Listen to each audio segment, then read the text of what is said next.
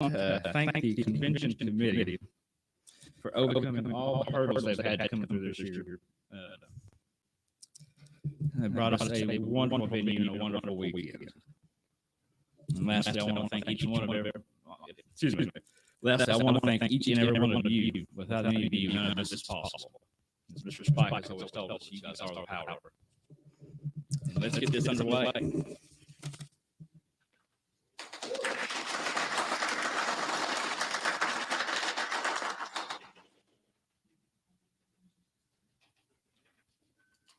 The credentials report.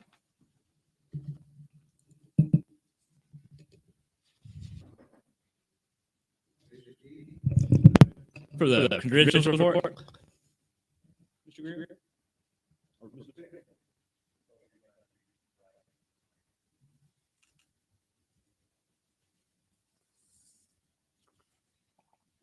As of now, we have 37 voting delegates registered for today.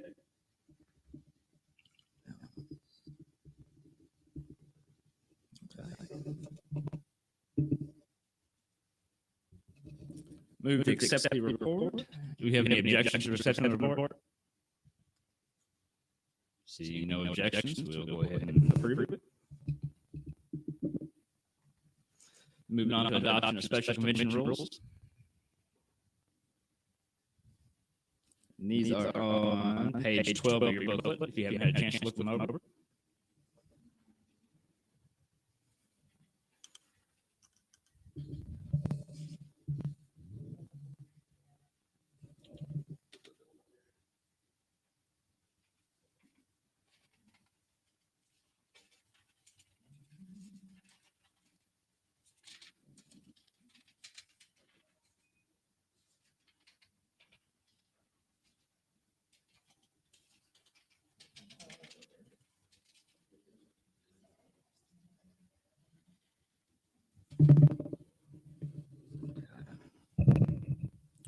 Sorry, I lost my copy of it. All primary amendments to the platform or bylaws must be submitted in writing to the convention secretary. All such primary amendments must be legible and contain the names of the author and co-sponsors. Contain the full language of the proposed amendment, specify the article and section of any current bylaw or the platform plank that would be impacted. Substitute motions to proposals from the bylaws and platform committee shall be submitted prior to these recommendations taken up by the Assembly. Motions unrelated to proposals from the bylaws and platform committee shall be submitted prior to new business when such motions may be considered. All resolutions, any motion to appeal a decision of the judicial committee, or any other action to be considered by the Assembly not previously addressed on the agenda, must be submitted in writing to the convention secretary prior to new business when such proposals may be considered. All proposals must be legible, contain the full language of the motion and resolution, and include the name of the author. Debate on any motion or amendment is limited to 2 minutes per speaker, and each delegate is allowed to speak only twice to their arguments. Discussion on any particular motion shall be a maximum of 20 minutes. Nominees will have an opportunity to speak to their nominations after the close thereof. Nomination speeches shall be limited to 1 minute per candidate. The chair shall have discretion to limit speeches further as necessary. And please step up to the microphone when you accept your nominations.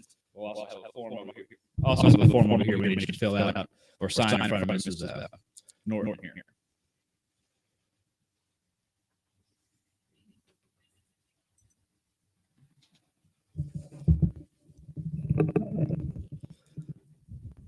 Right. Yes. And entertain a motion to adopt the special convention rules. Motion and a second. Motion, Mr. Daughtry. Do we need any discussion? All those in favor? All those against? Any abstention? Hearing none, the motion will pass. Move on to approval of the agenda, which is on page 14 of your booklet. And we'll entertain a motion to approve. Is it on page 4? I think mine's got different numbers on it, so I apologize.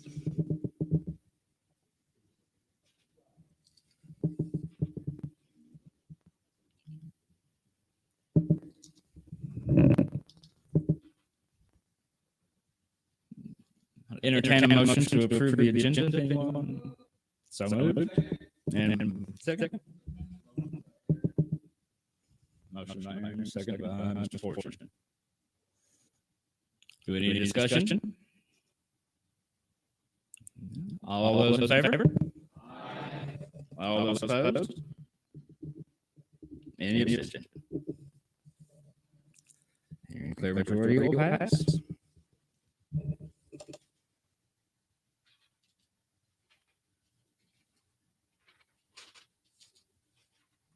Moving on to the chair report. I'll give you kind of a state of the party address. In an effort to save time and get us through business, I'll give the state of the party report now.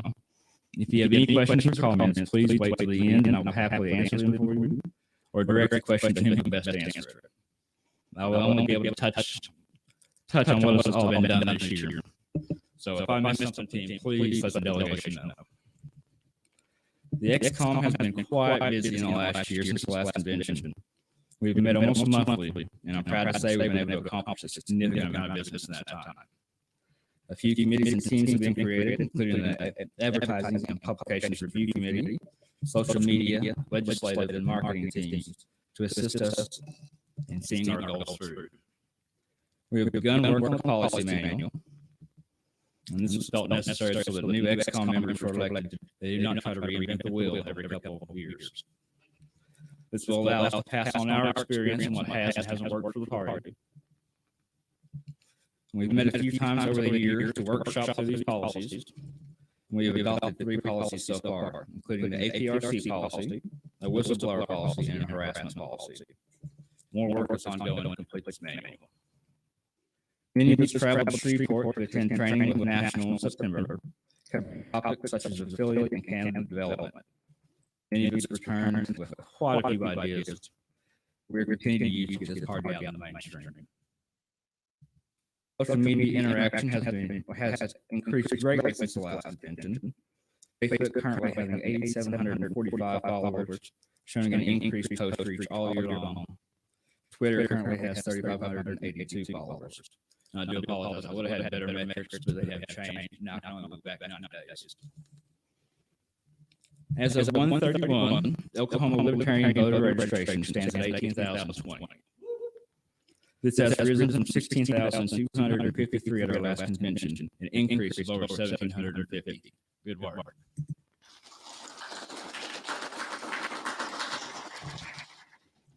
Unfortunately, Republicans stand at 1.1 million in the state, Democrats are at 696,000, and Independents at 381,000. There is still much work to be done, but we are growing and even outpacing other parties at times. So we've been doing great. Keep up the work. Membership stands at 145. We've had one membership drive this year with the beautiful metal OKLP cards, which will be handed out here. Lifetime members have grown from 33 to 46, maybe 47. I need to double check.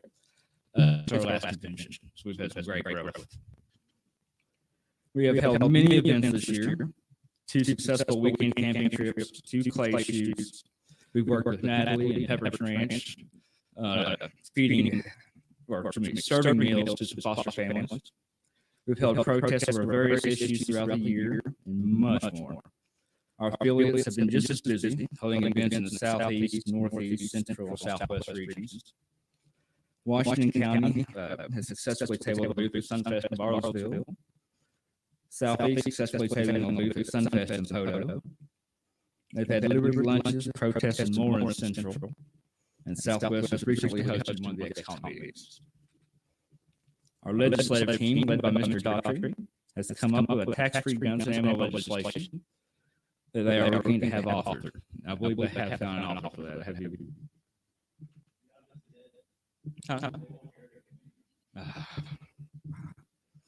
It was a genius idea. We would wish again next year. He has also carried and created many of our protests and events in the central region. Mr. Reese, our secretary, has been instrumental to the party over the last year. There are 13 of us on the XCOM. Many have never held a seat before. Without her guidance and work to keep us focused, we could not have been so successful. Cat herding is still the most appropriate term I have come across for what she does. She has had a hand in basically everything the party has done in the last year. Mr. Span has been working with announced candidates and is also writing a candidate survey we can send out. Great work on that. Mr. Rapp has been working with National to get Washington and Cleveland counties help in the affiliate scholarship program. He's worked with our regions and affiliates to keep the events going. Mr. Hagopian has wowed us time and again with his spreadsheets. As shown in the convention booklet, year-over-year comparison, we've raised almost $25,000. We're up 189% in 2021. Spent 192% more in 2021. And checking count is up almost 17,000 versus 2020. Mr. Fortune has worked tirelessly since March, working with JNIT, the LNC over membership initiatives, building the OKLP merch store, and much more. Seriously, check out that merch store. We have some here this weekend back there, and you check it out. He is no stranger to a spreadsheet himself, as we have learned. Poor Jay, our IT director, has had to deal with all of us young, energetic go-getters, all begging to have our CRM do things it doesn't do. Fix this or that, get our passwords fixed, get us signed back in, and so much more. Thanks to him this year, we now have an amazing portal to finally be able to adequately communicate with our members without being stuck immediately in the spam folder, without having to reach out or email you one at a time. He's got it attached to our CRM. It's working amazingly. Thank you, sir. Thank you for putting up with us. Lastly, our very own Vice Chair, Caleb, has tirelessly worked to get this convention off the ground. He and the convention committee have overcome many hurdles to ensure that we had the opportunity to enjoy this weekend. They've been planning this since the last convention. They have met almost weekly. It's been a business. The VP committee, led by the bear himself, Mr. Norton, and the judicial committee, led by the great Rex Lawhorn, will present their respective reports later on in the agenda, as noted in the agenda. Thank you all for what you've accomplished in the last year. It was truly a humbling experience to have the opportunity to serve as party chair. Thank you, guys.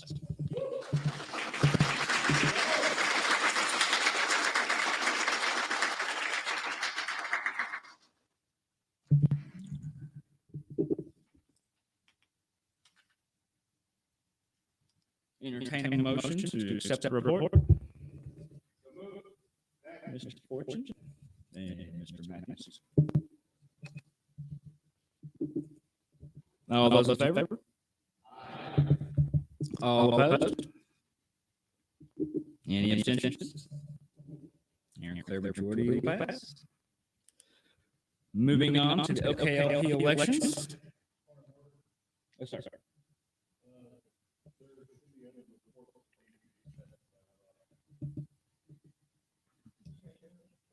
Oh, treasury report. My point of order is there should be a report that we accepted on the building.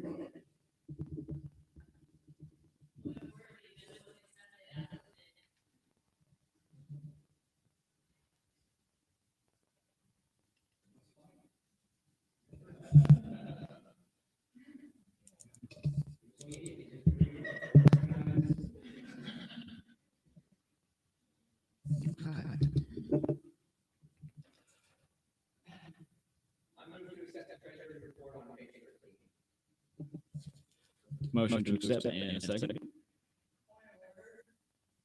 This is Matthews. Because the agenda has already been accepted as it is, in order to do that, we need to move to suspend the rules. We would have to vote in favor of suspending the rules, and then we can make that motion, but I really don't know about that order. I move to suspend the rules. I withdraw my motion and move to suspend the rules. So that we can pass We have a motion and a second. Did you get your doctor's motion? Can you come up with the mic and say it, sir?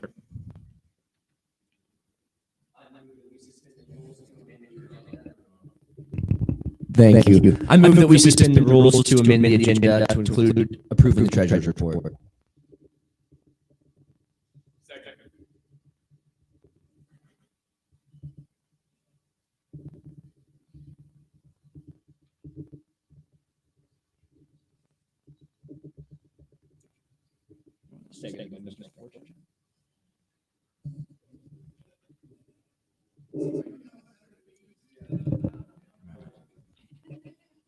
All those in favor of suspending the rules to approve the treasurer's report?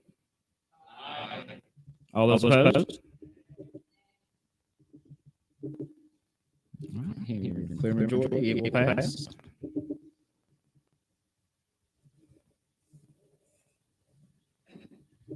Entertain a motion to accept the treasurer's report. Point of order. Sorry. And no requires a two-thirds majority.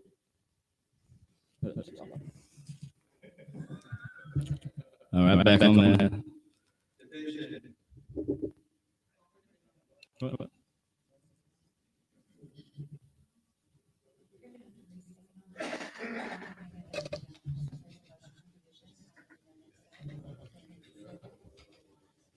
Motion for division was Mr. Lawler. Point of parliamentary inquiry. Is there a treasurer's report on the agenda in the first place?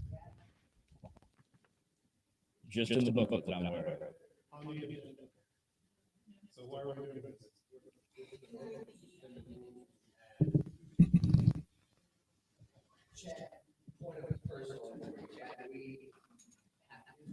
Yes.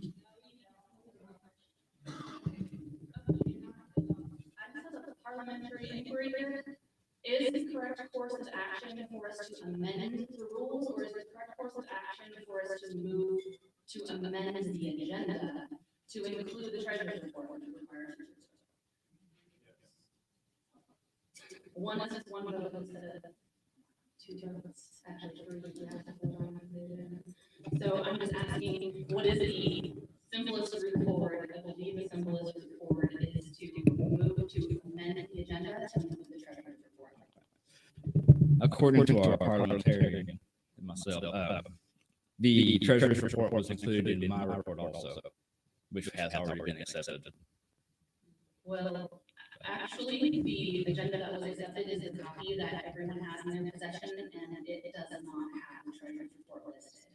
I think we all agree that we want to hear the treasurer's report and that we need to take the swiftest course of action to get us there. So I would request that we withdraw the motion on the table so that I can then move for us to amend the agenda to include the treasurer's report.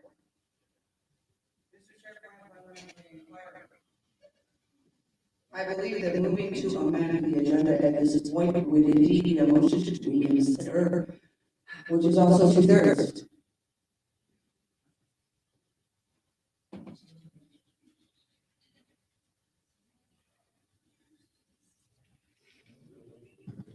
I'm going to withdraw my motion.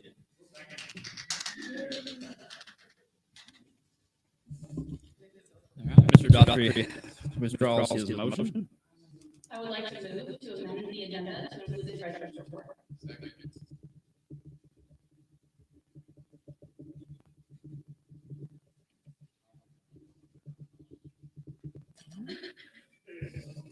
Ms. Whitfield moves to.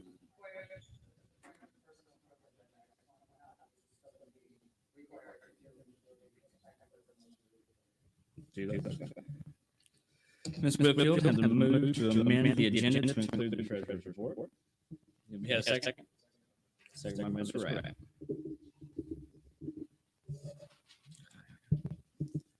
All those in favor? All opposed? That's pretty close run there. Do a standing vote. Do a standing vote so I can get a clear representation here. Need two-thirds on this one to pass. All those in favor, stand, please. The motion was moved to amend the agenda to include the treasurer's report.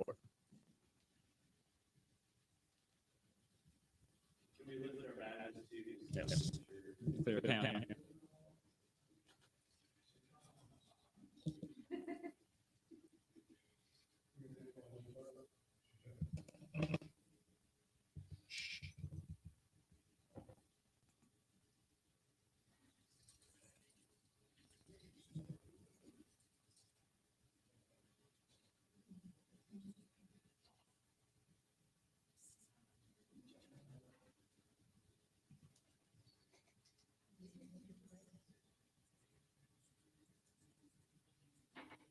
So the motion fails, there were only 22 votes, we needed 25 for the, or I'm sorry, we needed 26, because we now have 38 delegates in the room.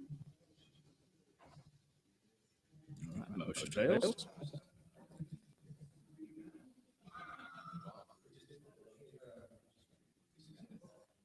Point of order, Point of order. the new delegate cannot be added without including them in an updated credentials report.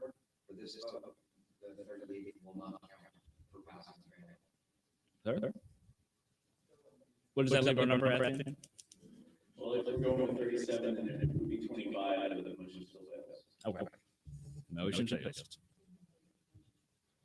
Can we have an updated credentials report, please?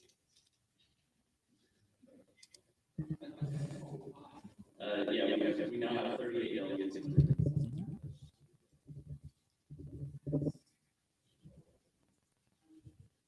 All in favor of accepting the delegate report?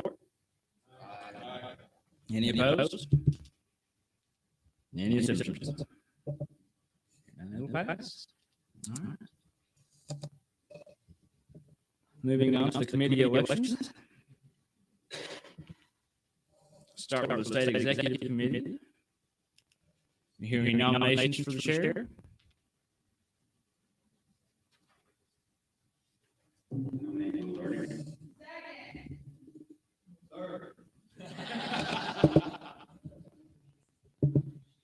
Mr. Wiggins has made the nominations for Will Daughtry. We can come up to the mic and over here and sign this. I accept. Mr. Daughtry will accept.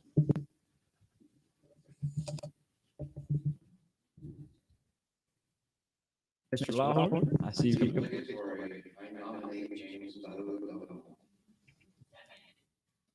I will not accept. I need to get back to professional business. People are wanting money.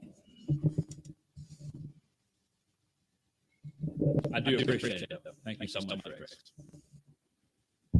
I nominate Noda for chair. Mr. Daughtry will nominate Noda. One personal. Yes, ma'am.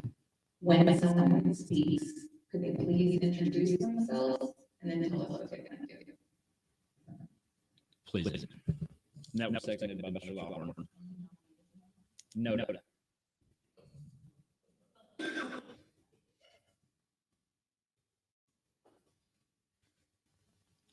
Any other nominations? We'll move to a vote. We don't need any discussion. All those in favor? Oh, that's right. We have two.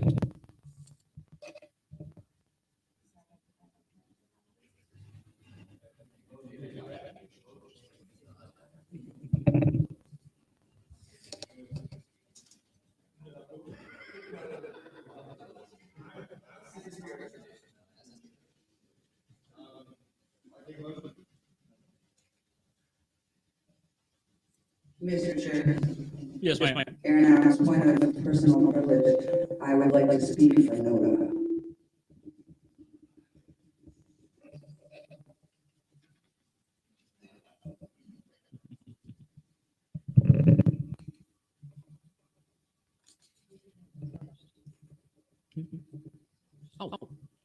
By all means, ma'am, if you want to speak to Noda, by all means.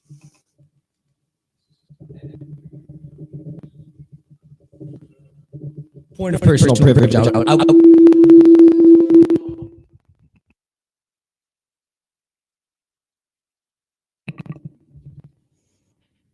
have no other nominations?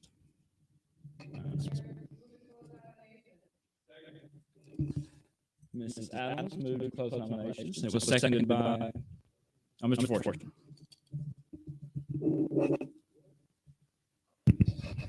If you would like to, Ms. Adams, would you like to speak first? No, you asked first. Oh, I'm sorry. We need to vote on closing nominations. I can't believe we forgot that. All in favor? All opposed? Any abstention? Clear and it'll pass. Mrs. Adams? So NOTA is always an option in libertarian elections because we always reserve to select one of the above. I don't know why there's feedback there. Something's about. I'm here to tell you, I believe NOTA has been a valuable option for members of this party many times. I don't necessarily think I'm leaning that way this election, but if you think Will is not the person for the job, even if you don't know what will happen if we don't elect him, because I promise you we'll figure it out. NOTA is the vote, right? NOTA is none of the above. If you vote NOTA, it doesn't mean you don't like Will. It doesn't mean you don't think Will's a great guy. It doesn't mean you don't think he probably loves his mom. It just means maybe you want to see somebody else in this position, and that's okay. But I did Will, so I hope you guys will consider him too.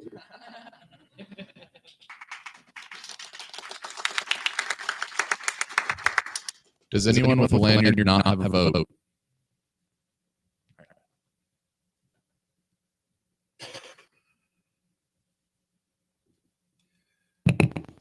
Mr. Daughtry, you'd like to speak to your nomination?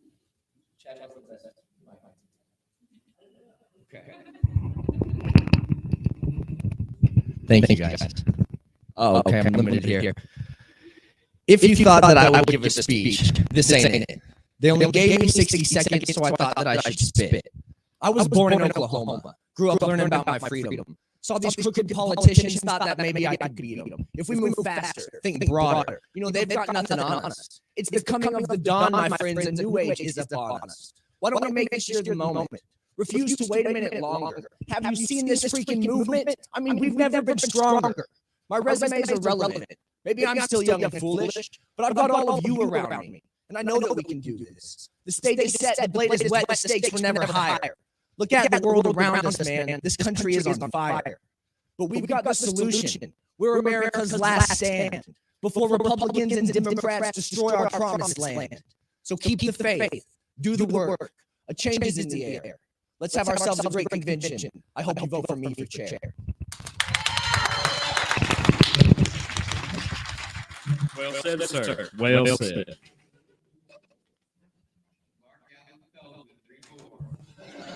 Miss Sapp, if you come up and tell us, please. Yes, the ballot counts. We want to go ahead and move on to vice chair elections or nominations.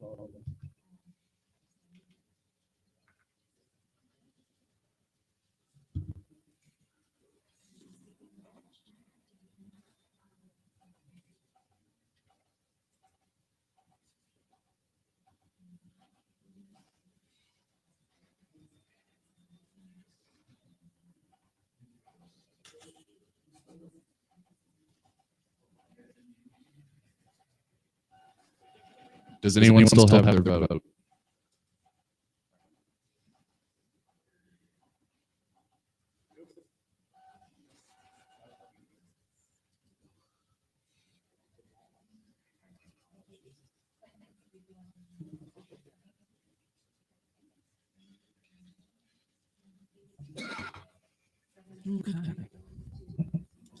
Is there, counting up the ballots here, we can move on to nominations for the vice chair.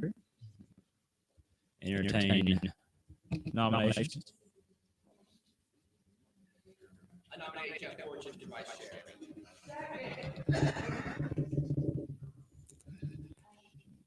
I've got it.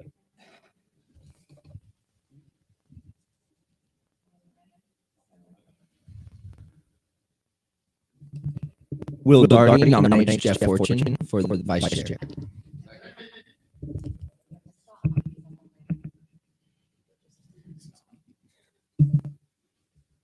Thank you, sir. You were just a second. Get caught up on the minutes. Yes. Mr. Jeff Fortune was nominated by Will Goddard.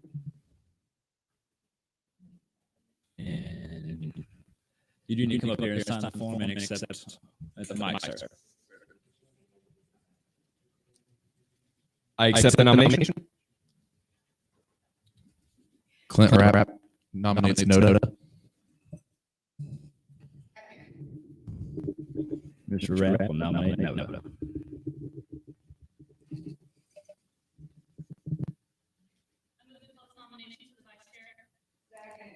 All right.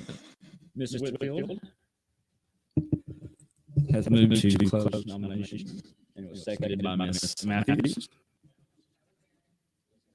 Oh, Adams, I'm sorry. I always say Matthews when I see your name for some reason.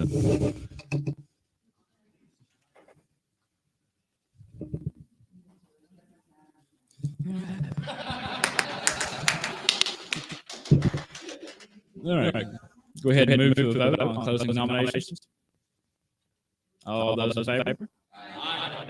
Any opposed? No abstention? Hearing none, it'll pass.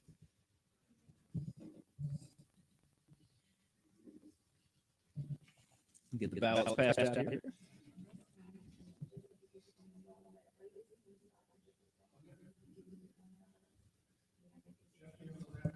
Thank you, sir.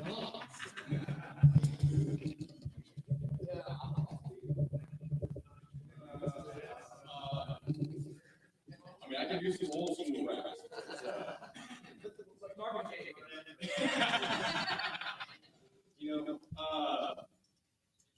I got involved in this party just over a year ago, and in that year, I've seen us go from relatively small to growing faster than I ever thought we would. I would like to help continue that trend, work with the development directors, the field development director to help increase our membership, help increase our presence all over the state. I'd love to work with Will and keep this party going.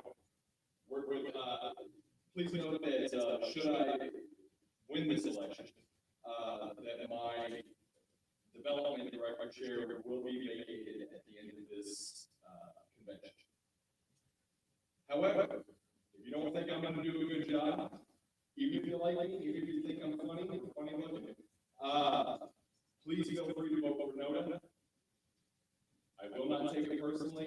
I just want to try to help us get things going. Thank you. Thank you, Mr. Gordon.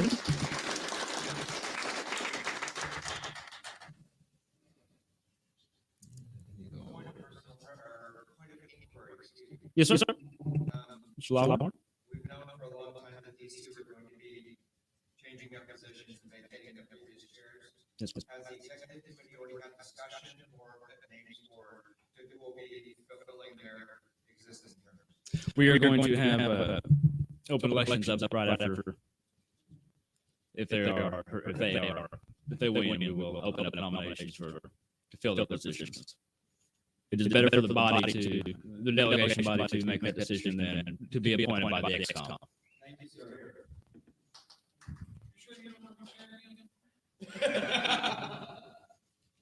I've learned enough to step back and then I can kind of help. All right. You got mine here too, brother.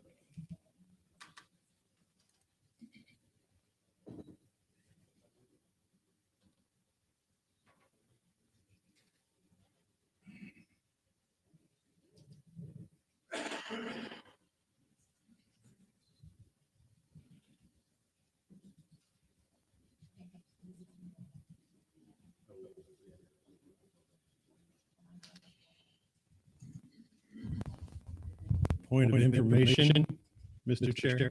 Oh, yes, sir. As everyone here may realize, every convention I try to cure one parliamentary bad habit. I would just point out to everybody, nominations are not motions. They don't require a second from the floor. Motions to close nominations are motions and do require a second. So shouting second is a great way of saying I love you, but it also says I hate Jay.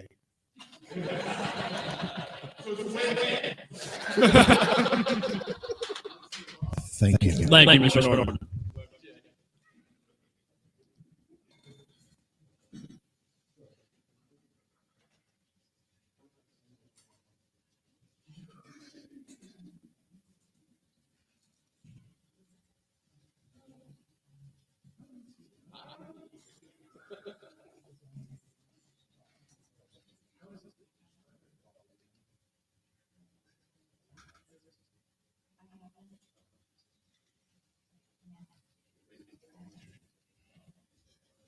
Are there any more votes out there?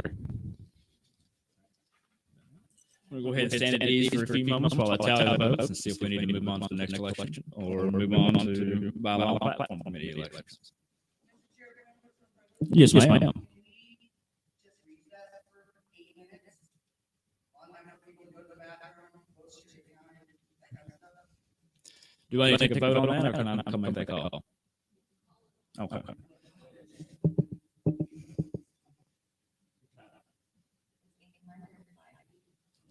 9:35. We'll come back in at 9:43.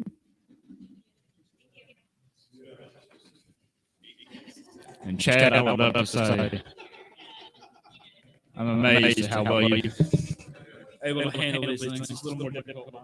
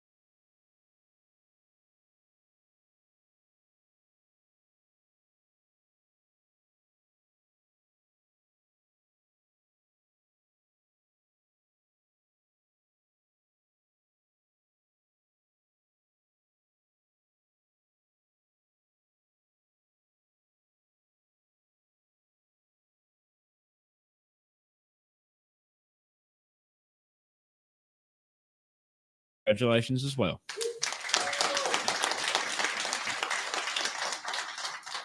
And that will open up our legislative and development at large positions. So we can start accepting nominations for legislative director or legislative at large.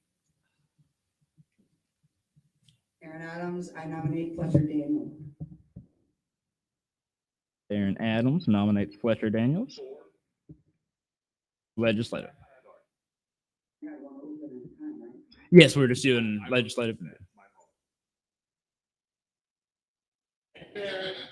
Mr. Fletcher, do you accept the nomination? Can you come up to the mic?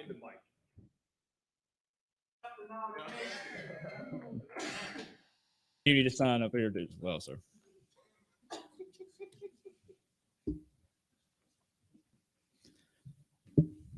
Will Darty, I nominate Dylan Fizel for at large. Dylan Fizel? Is it Fizel? Fizel? Okay. Is that the correct spelling of your last name? Fazell, like, I'm gonna decline. Right. And declines the nomination. Do we have any other nominees? Anybody? Nobody? Entertain a motion to close nominations. So moved. Do I need to get up to the Preferably. Motion by Mr. Fortune, seconded by Mr. Williams. microphone? Thank you. I thought he was going to come up and talk.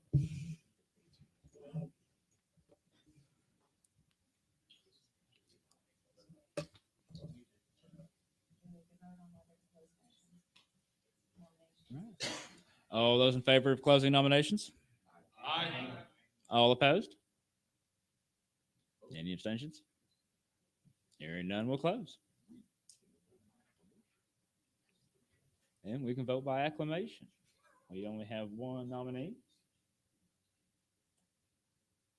All those in favor of Mr. Fletcher Daniels? Point of order. Yes, sir. A vote of acclamation would just mean that it's done without objection. Oh, well, thank you, sir. Mr. Fletcher, congratulations.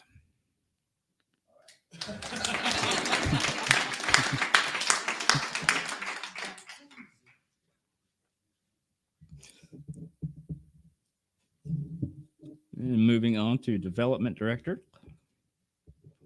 Go ahead and open nominations up for that.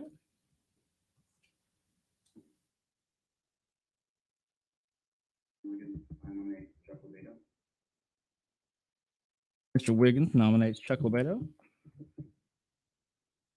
Caitlin Garcia, I nominate Natalie Bruno. Caitlin Garcia will nominate Natalie Bruno.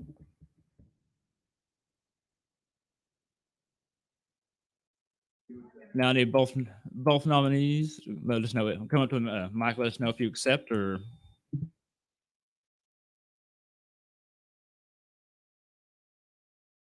Natalie Bruno, yes, I do accept. Ms. Bruno does accept. Mr. Lebedo?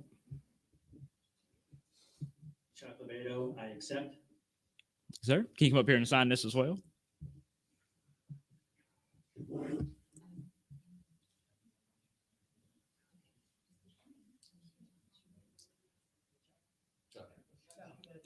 Here, sir. Come over here and sign the paper, sir. Sign the blood oath, Judge. That's right. We have any other nominations? Victoria Whitfield, I would like to nominate Noda. Miss Whitfield would like to nominate Noda.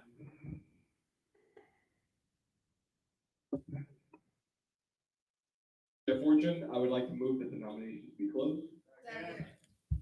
All right, Mr. Fortune moves. We close nominations. Seconded by everybody, but Mr. Matthews has his hand up. He wants his name on that one. All in favor of closing nominations? Aye. Any opposed? No abstention? Hearing none, we'll close. Mr. Chair, point of personal privilege. Ms. Adams? Can we hear from Ms. Bruno and from Chuck? Absolutely. If they'd like to have something to say, each one of them. Mr. Lebedo, you were nominated first, so if you'll come up, you have a minute.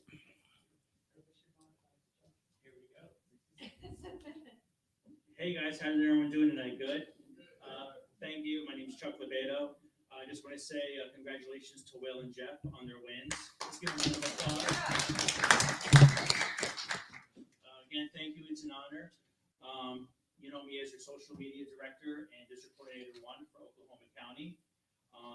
I propose a few things. I like to work with, if I'm delegate,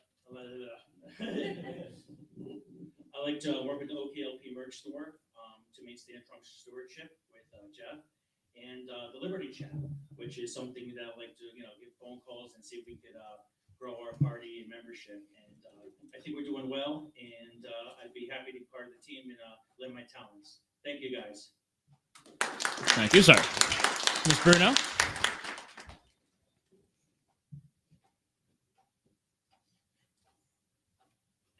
Microphone is like in the middle because I like to look at everybody whenever I speak.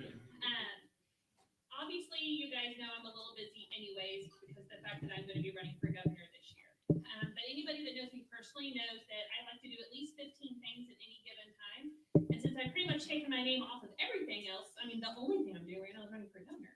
So, I mean, of course I have time for something else. But for anybody that doesn't know my philanthropy, development is what I do on a regular basis for the nonprofits that I do work for. I've won awards for the work that I've done for children last year by Oklahoma Lawyers for Children, and I have helped increase revenue and membership and pretty much any appointment that I've had in regards to development by minimum of 15%.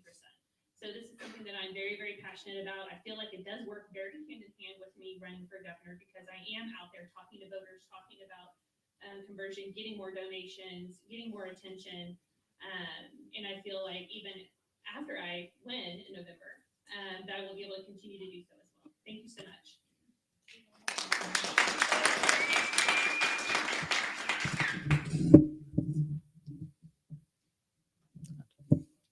Thank you, ma'am. Who, Ms. Whitfield nominated Noda? Couldn't remember who nominated Noda for a moment. I did not get one.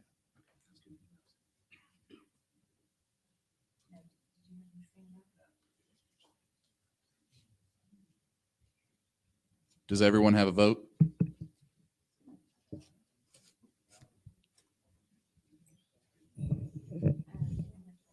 If you've got a ballot, just raise it up. You can come around and pick it up.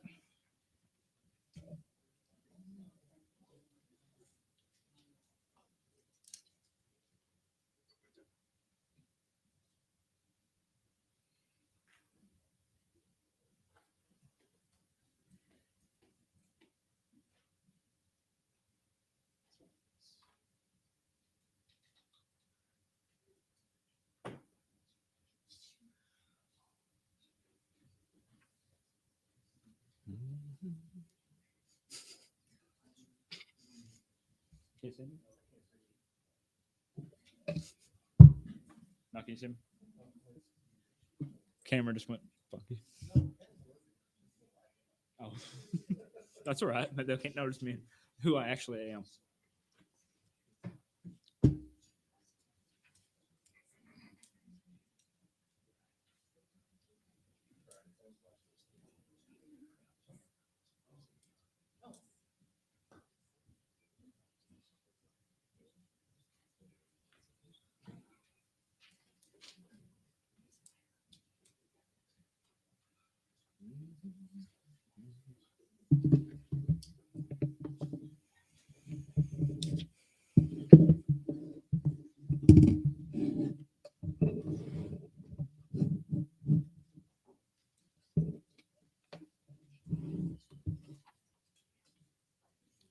Have all the ballots up. Okay.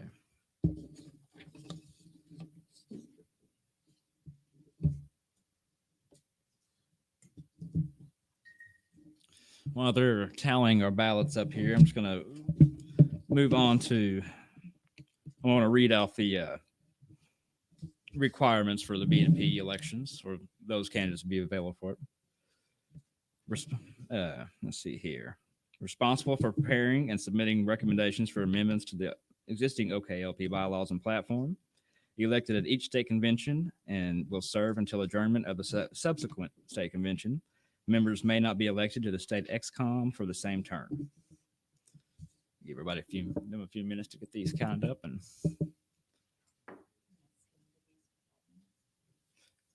we'll stand at ease for a few minutes.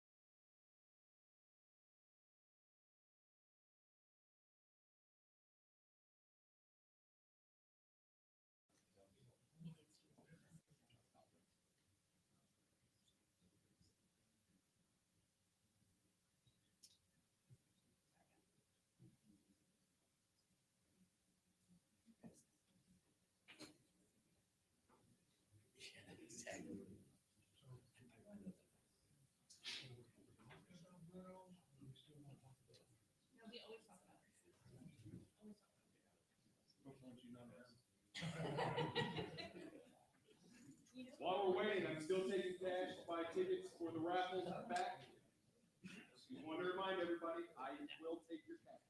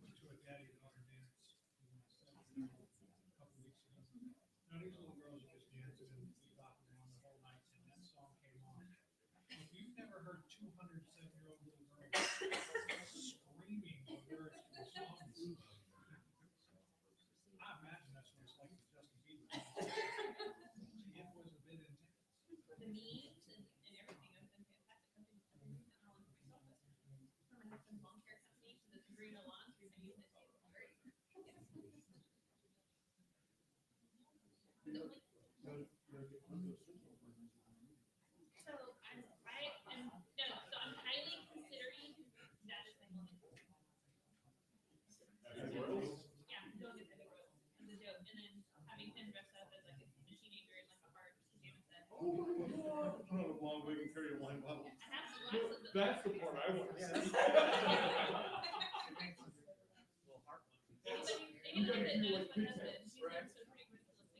That's his special power.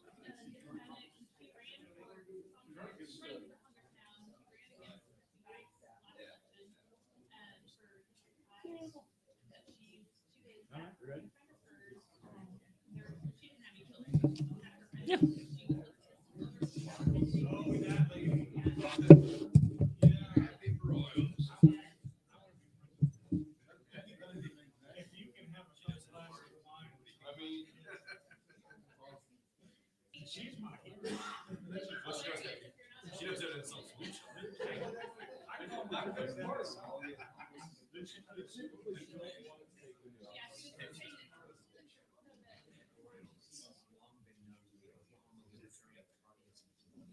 yeah.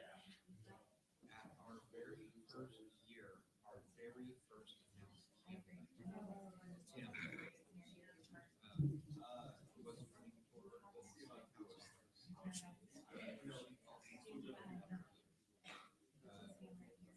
Was running for the city council. Well, Tim was not very tech savvy, and was also a bit of a pervert. He had to get kicked from these benefits. He had to but somebody had she ambushed him in his interview.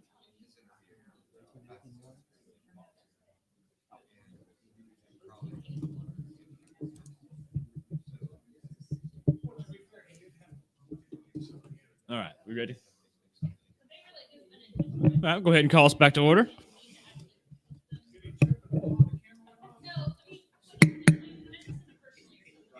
Yep.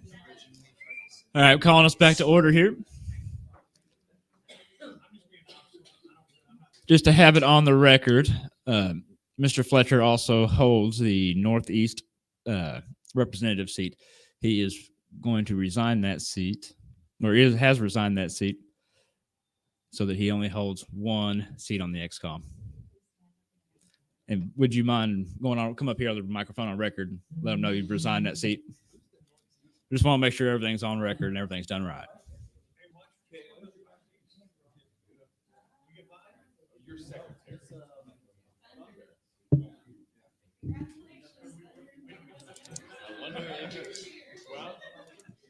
Point of personal privilege. We're in session.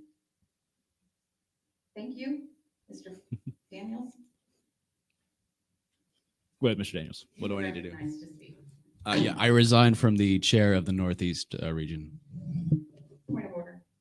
You do not have to resign as the chair of the Northeast region. You have to resign as the representative of the Northeast region on the XCOM. Should you choose to remain chair of the Northeast region will need to appoint a different representative to the XCOM.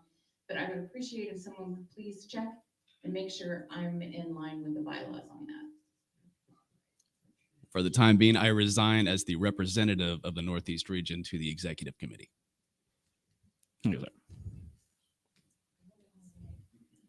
We do have results in for the development director runoff. Ms. Bruno has gotten 18 votes. Mr. Lobedo has gotten 18 votes. Noda has received 2. So we will be having a runoff. We could. Yeah, I mean. So please, as he comes up to give you your ballots, just kind of stand up so he knows who to get the ballots to, and we'll have a runoff vote. We're standing up. When he comes around with ballots. Please stand up, and when you've received your ballot, sit down. That way we make sure we get ballots to everybody. A little quicker.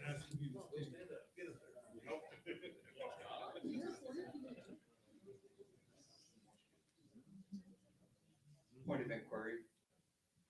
Yes, sir. As tradition, the bottom falls off and NODA is no longer an option. Is that correct? Sir, it is.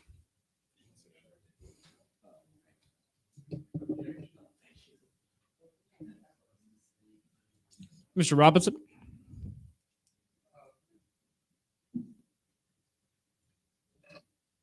As long as I've been in the Libertarian Party, NOTA has always been a valid option. Does not need to be proposed or seconded. It is always an option in any election.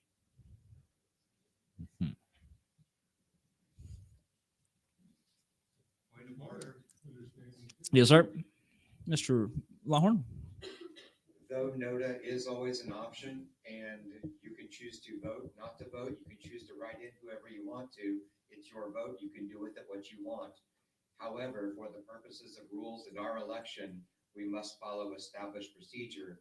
And it is my understanding that the Oklahoma and National Libertarian Party has always dropped the lowest vote getter before moving to a next round of balloting for the purposes of who can actually win. Is that correct? Does Ms. Mr. Matthews? Chair, Aaron Adams. No, Ms. Adams, I'm sorry. Oh, my Lord. Point of order, there's a question on the floor that has not yet been answered. speaking to the question, if I can. Please. This is an issue that has gone both ways at the national level. When you're dealing with RCV, it's NODA or another candidate. Typically, when you're dealing with RCV, if you vote NODA first place, Ms. Bruno second place, we would consider that a spoiled ballot at the national level. So it can be read both ways. The question, I think, is, are we considering NODA a candidate, or are we considering NODA an idea? Because that is where I could see discrepancy. If we're considering NODA a candidate, I agree with Mr. Lawhorn, and the lowest ranking candidate would drop off. If you're considering NODA as an idea or a philosophy or whatever else, then maybe you would consider ruling otherwise. But if NODA is a candidate, I agree with Mr. Lawhorn. I think he's correct. All right. I do tend to agree with Mr. Lawhorn and Ms. Adams.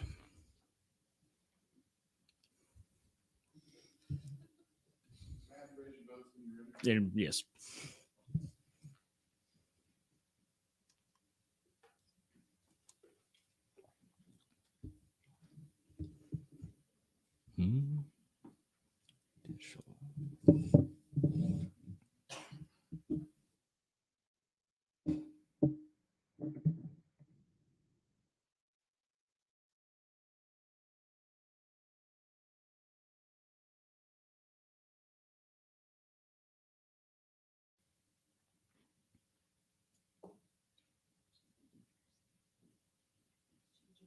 Yes.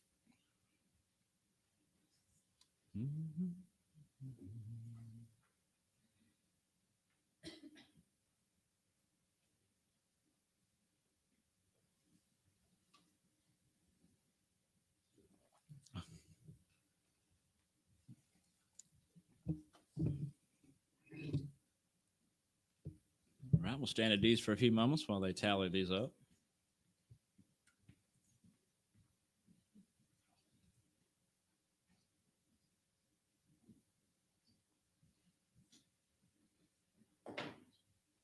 Point of personal privilege. Oh, yes, Mr. Chad. If this current election does not affect the next one, can we move on to nominations so that way we can try to move things along?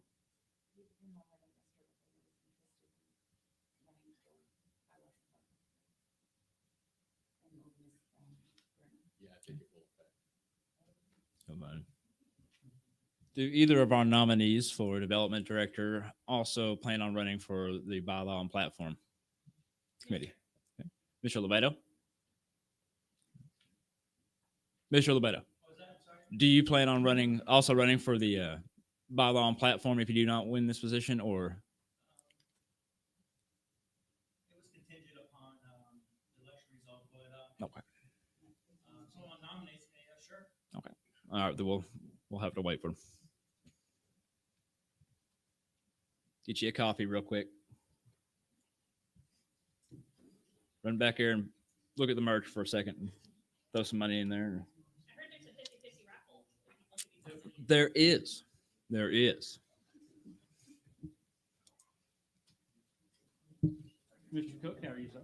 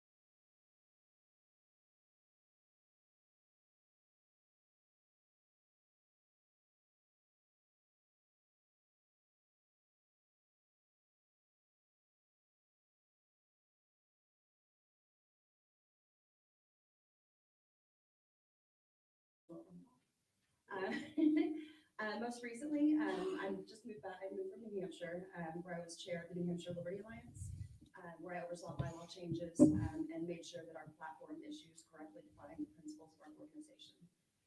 So I hope you will consider me for bylaws and platform.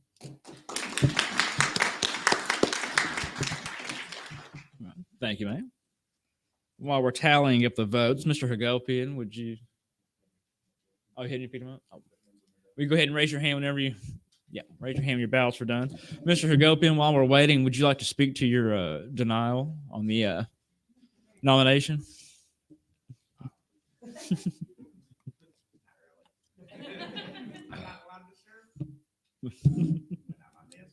That's right.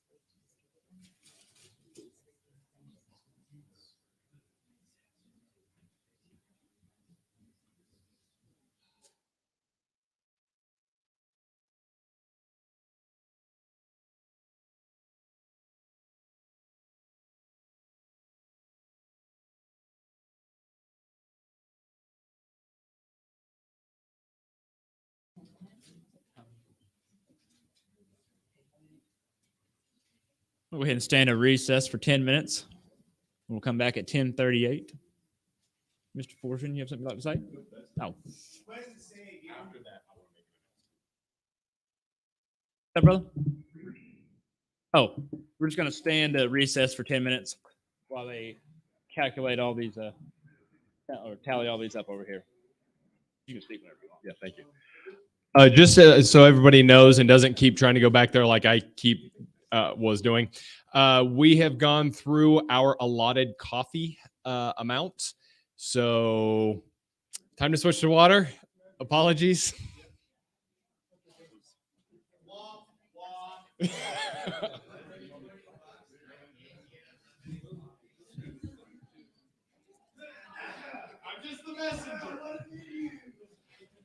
I hope you enjoyed that coffee because it was very expensive. Very expensive.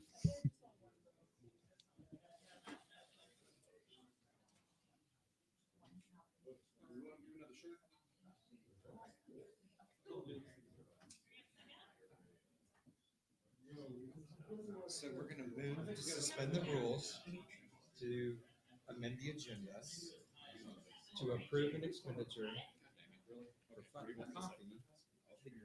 in our convention. $30 if I remember correctly.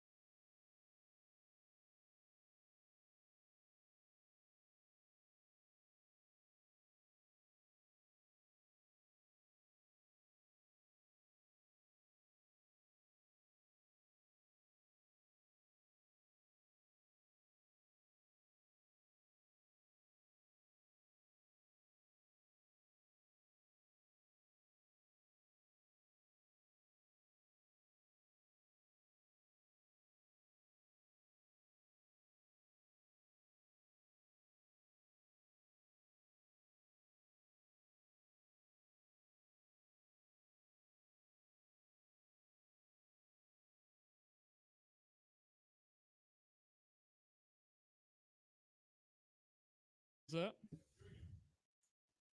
Go ahead and get his call back to order. We're still tallying up some votes here.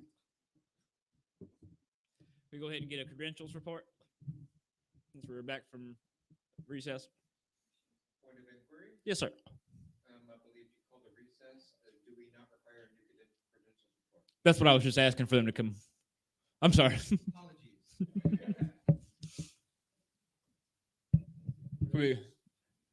Mr. Ficker. Oh.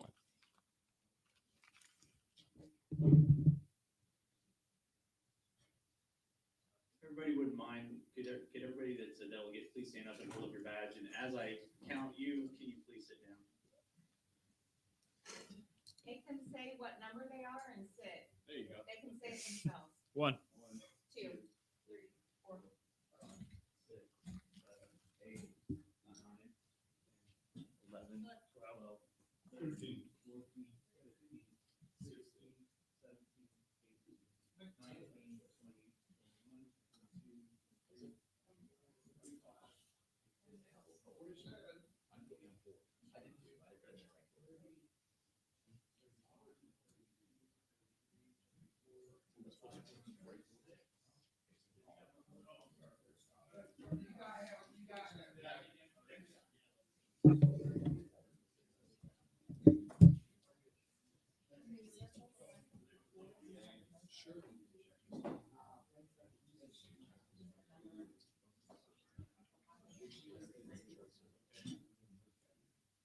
So we have 36 delegates present. That would give us for 50%, it's 18. 2/3 would be 24. 3/4 would be 27, and 7/8 is 32. Thank you, sir.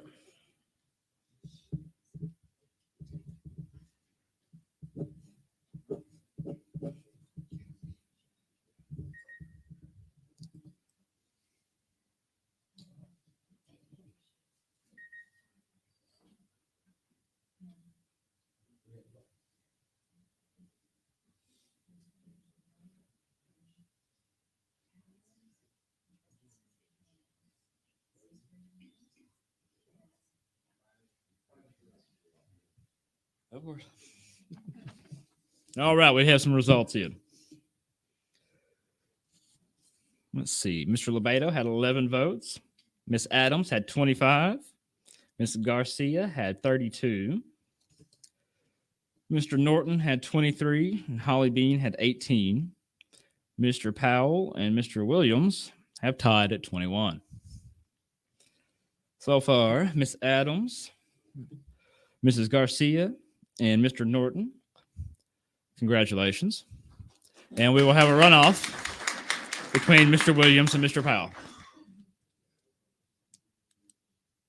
Would you please read those again in descending order of total? Descending order of total. Highest vote total was Miss Garcia, 32. Second highest was Miss Adams at 25. The third highest was Mr. Norton at 23. Chad Williams and Chris Powell have both tied at 21. Chuck Lebedo, Holly Bean had 18 and Chuck Lebedo had 11. Point of order, Mr. Chair. Yes, sir. Point of information. Am I allowed to just go ahead and concede to Mr. Williams? I believe so. Yes. You are allowed to, sir. I concede. All right. Congratulations, Chad.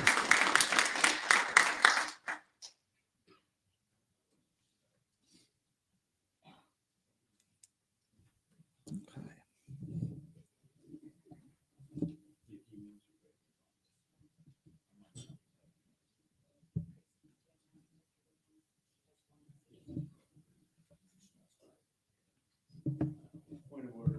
Yes, sir. We had 2 more come in, so this is Tim Pick, by the way. I haven't introduced myself yet.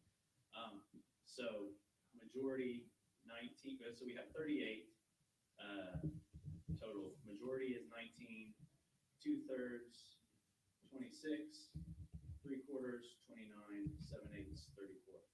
Could you repeat that, please? Yes. So we have 38 delegates present. The majority is 19. 2/3 is 26. 3/4, 29, and 7/8 is 34. Thank you, sir. Point of order, Mr. Chair. Yes, sir. Our majority is half plus one. Majority would be 20. That would make it 20. Even of 38 delegates, is that not correct? That does seem correct. Yeah. Okay. Right. That is correct. My mistake. Majority is 20. Thank you, Mr. Lawhorn. Appreciate your help. Keep after me. We'll be moving on to judicial committee elections. The appellate authority for the Oklahoma LP. 5 members elected to 2-year terms beginning in even number years. Members shall have been OKLP members for at least 2 years, have attended at least 2 state conventions, which does include this one because you will not be taking your seat until after the convention closes. Oh, my apologies. The requirements there, just make sure you guys heard them. Members shall have been OKLP members for at least 2 years, have attended at least 2 state conventions, including this one, and not be members of the state executive committee. 3 alternates are elected to fill any vacancies which may occur. Point of inquiry. Yes, ma'am. Mr. Chair, I'd like clarification from the delegation as to whether when we wrote or whether they understand those bylaws to mean that a requirement that a judicial committee member sits at 2 conventions includes the current convention. Our bylaws say that you have to have attended in order to be seated as a judicial committee member. It does not say you have to have attended 2 previous conventions to be nominated and accept that. Our judicial committee members do not take their seats after the election today until after the election has closed. So at that point, they can be deemed to have attended 2 conventions, but they cannot have attended 2 conventions when they're sitting in one at the time that they are nominated. So I would like clarification from the delegation as to how we are going to interpret that bylaw. Mr. Chair. Mr. Williams. In writing the bylaw requiring the requirements for the judicial committee, the intent was to mean 2 previous conventions plus 2 years, so that way someone doesn't come in after a convention, and have like 90 days prior to a convention, and then serve, be a member for like 1 year, and then at the 2-year mark, if they're attending a convention that day, to mean they've attended 2 and been a member for 2 years. It's 2 years plus 2 previous conventions. That was the intent. Mr. Chair. Yes, Ms. Adams. Aaron Adams, I would also object to the interpretation that you just gave that includes this convention. Until this convention concludes, you have not attended a convention, this convention. You are in attendance at this convention, but you could leave. You could come, sign in, and walk out the door. Does that mean you attended this convention and participated in this convention? So I would say no. It would be 2 previous conventions, not including this convention. At the close of this convention, you could then count this convention, but not until then. Right.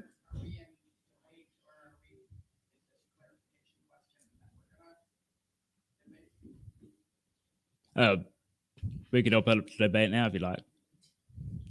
Mr. Chair? Yes, sir. If we interpret your statement that this convention accounts that could be considered a ruling of the chair, so I appeal the ruling of the chair so that we can enter a debate and have a vote to the delegation. Thank you, sir. Do we need a second on that? In a second. That was seconded by Ms. Adams. Okay. And take it. Go ahead, Mr. Hagopian. As always, my position is that we need to go by what the bylaw says and not what was intended. And I believe that the bylaw says that you've been to 2 conventions, and this convention would count.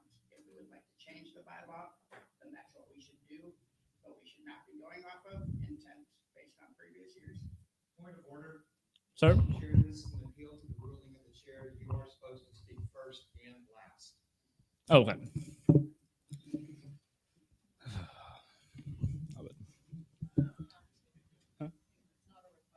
Okay. Well, I'll allow you to continue before I make a. Hold on. Go ahead, Mr. Williams. All right. To speak to Mr. Hagopian's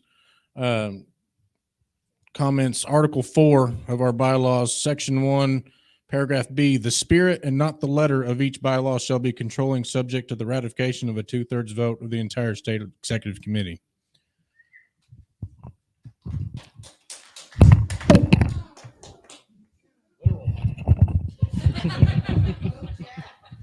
All right. Mr. Chair? I can do that. Therese Norton. Speaking to the spirit of this bylaw, we need to look carefully at what we mean when we say things. And the bylaws and platform committee members have acknowledged that this is a problem with our bylaws in relation to the judicial committee. And I believe the members who were seated at on the last bylaws and platform committee intend to address this. So moving forward, we should have a better answer. For today, as we talk about what we mean when we look at our bylaws, we can interpret them a number of different ways. This may come up again later. And what we need to ask ourselves is what we want to have as our baseline when it comes to seasoning requirements. Are we going to... A seasoning requirement is there in order to make sure that the people who are participating in the elected positions in this party have some sort of background in the party, and that they have the ability to speak with some sort of institutional knowledge about what is happening.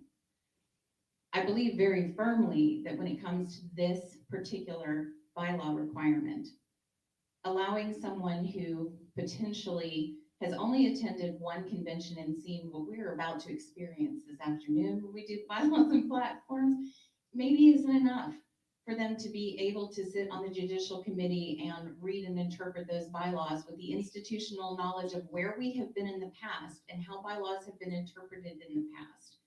So I would encourage the chair to rule that what is meant by this bylaw is to overturn his ruling. And what is meant by this bylaw is that it is a seasoning requirement to ensure that the people who are sitting on our judicial committee have institutional knowledge and can speak to where we've been in ruling where we need to be.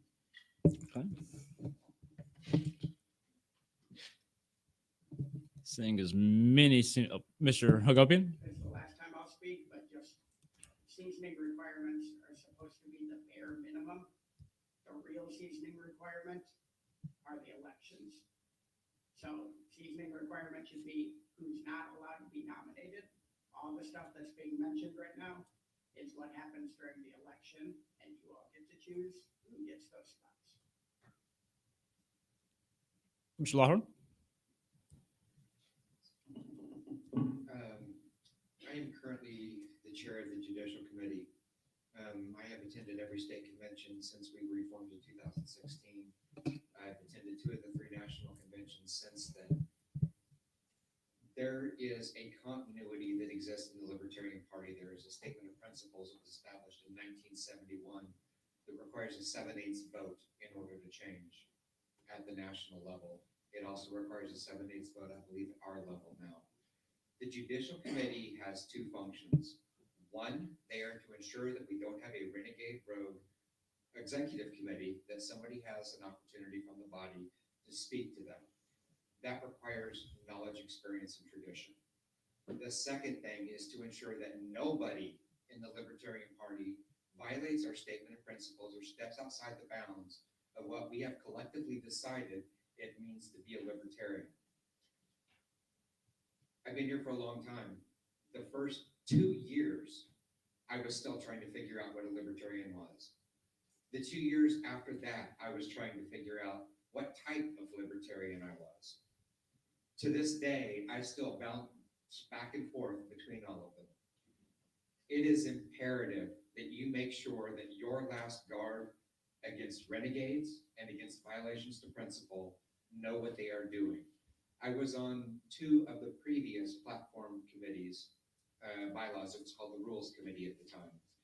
And the reason that we only wrote in 2 years was because at the time, we had only had 2 previous conventions.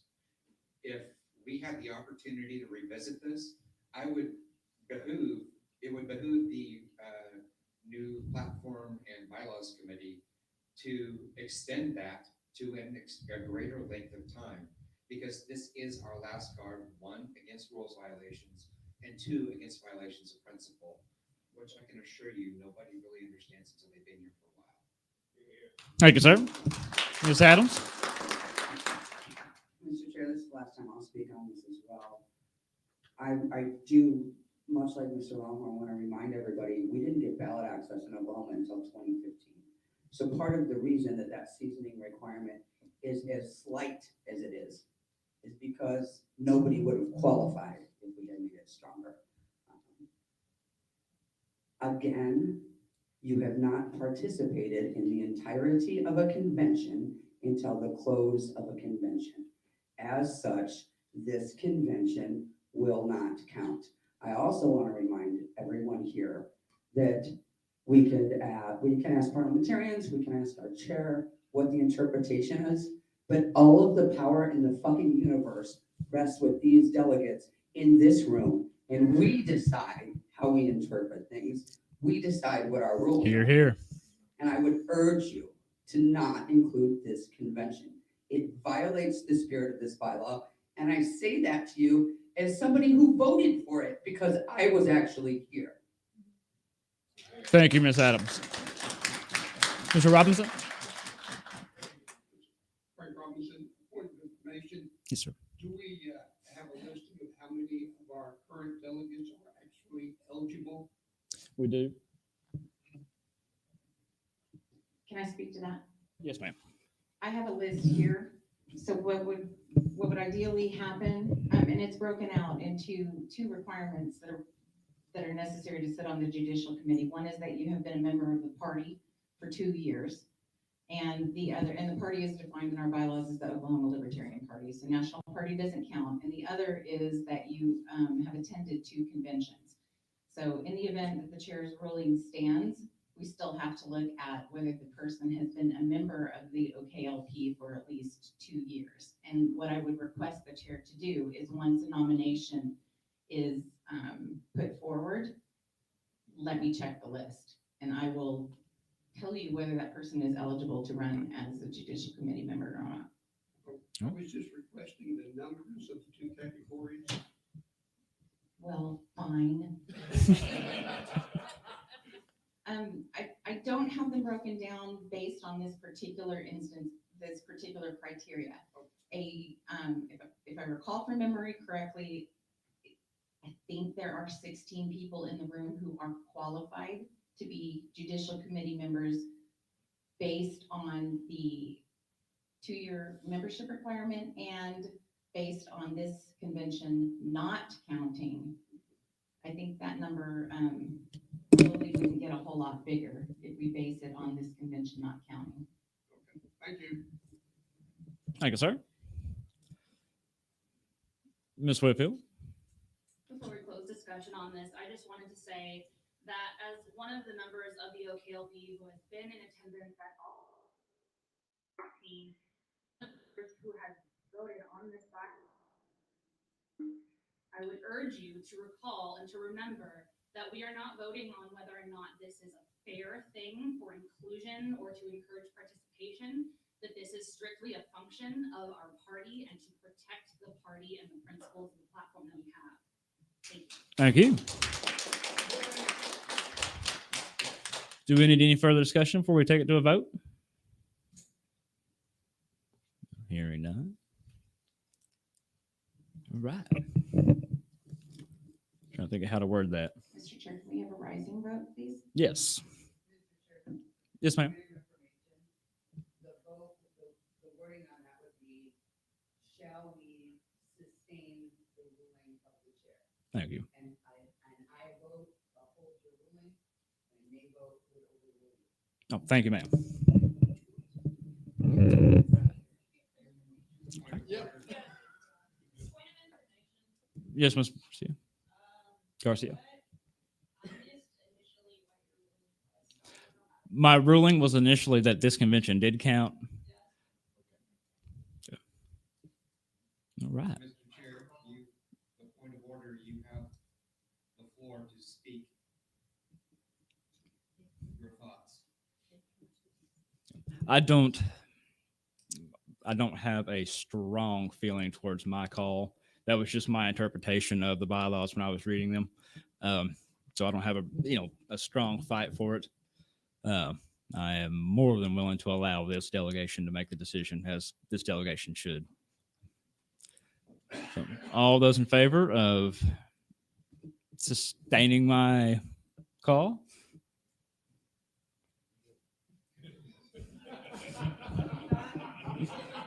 Thank you, Todd. All those against? Seeing an absolute clear majority. Okay. So it will require having been to 2 previous conventions, but not counting this one. Thank you, everyone. Now, moving on to nominations. Will Darty, I move to nominate Kaylin Wiggins. Yes, ma'am. Give me just 1 minute to catch up, please. Okay. Also, I move to nominate Billy Roberts. Hold on. Hang on for a moment, please.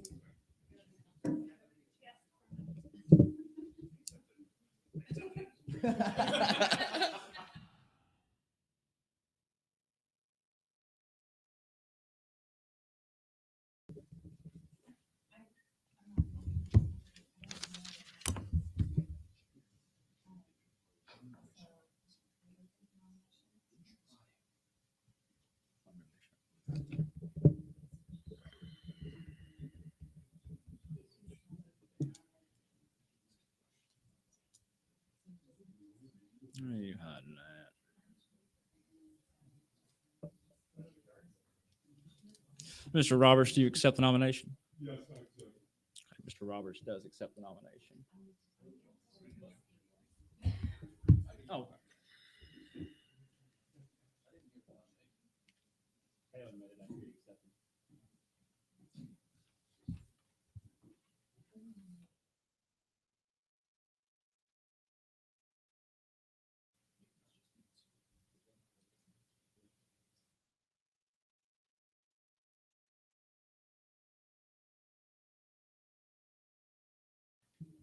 I think I know, but I'm just going to verify.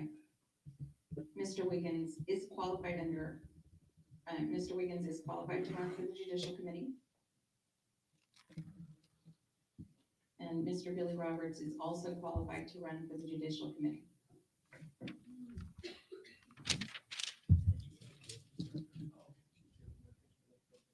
guessing this means Billy accepts. Yes, he accepted a moment ago. Ms. Matthews? I nominate Aaron Adams.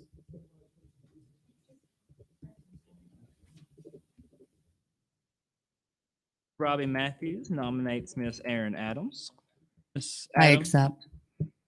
beat me to it. Mr. Powell? I nominate Rex Lawhorn.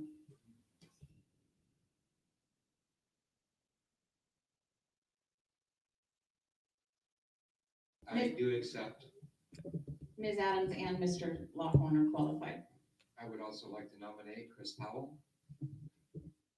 Mr. Lawhorn nominates Mr. Powell. Out of fair play, I accept.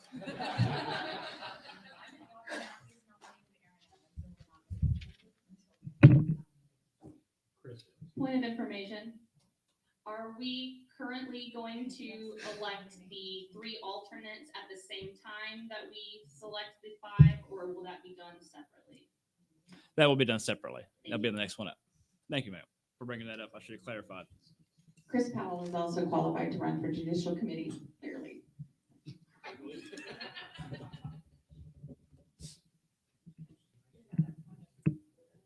That was Miss Victoria. If we were having the Judicial Committee alternates along with this election or not, we're going to have them next. as is in the agenda. Mr. Matthews? Mr. Matthews nominates Dean Frank Robinson for.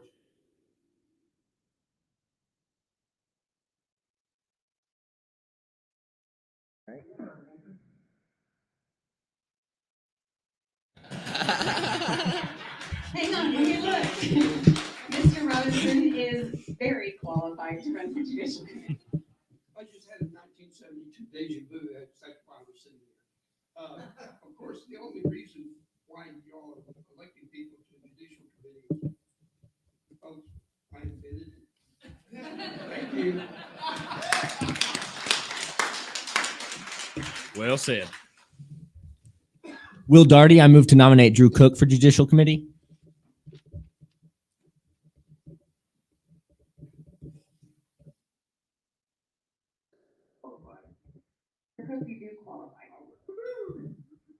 Bill Darty, I move to nominate Caleb England for Judicial Committee. Yes, he nominated Drew as well. Mr. Engel? No. Oh, that's right.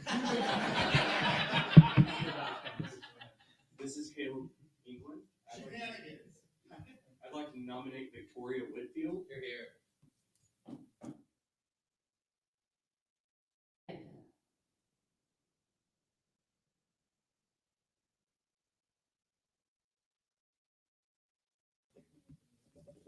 Mr. Chair, I would like to nominate Chad Williams. Personal privilege. We are trying to get caught up here. Just one second. Please don't make nominations until I have confirmed that the last person who has been nominated is qualified to sit on the judicial committee. And that person can then accept. So that was Chad. Drew Cook is qualified. Victoria Whitfield, I'm just certain she is. But we'll just verify. She is also qualified. Did we have a nomination after? Yes. Mr. Norton nominated Mr. Williams. I accept. Mr. Williams is accepts. qualified.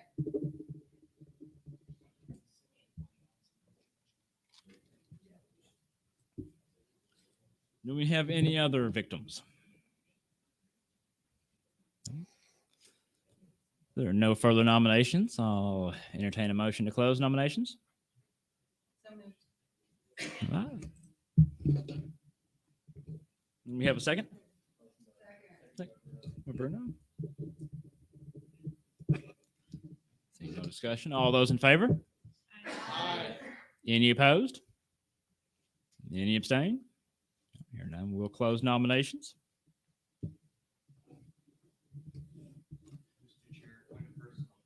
Yes, sir. Mr. Lawhorn. Beautifully melodious, tender voice is not carrying well. You gotta speak directly into it, but don't eat the mic. Don't eat the mic, but talk in the mic. All right. Got to find this perfect spot here. Okay. And we have.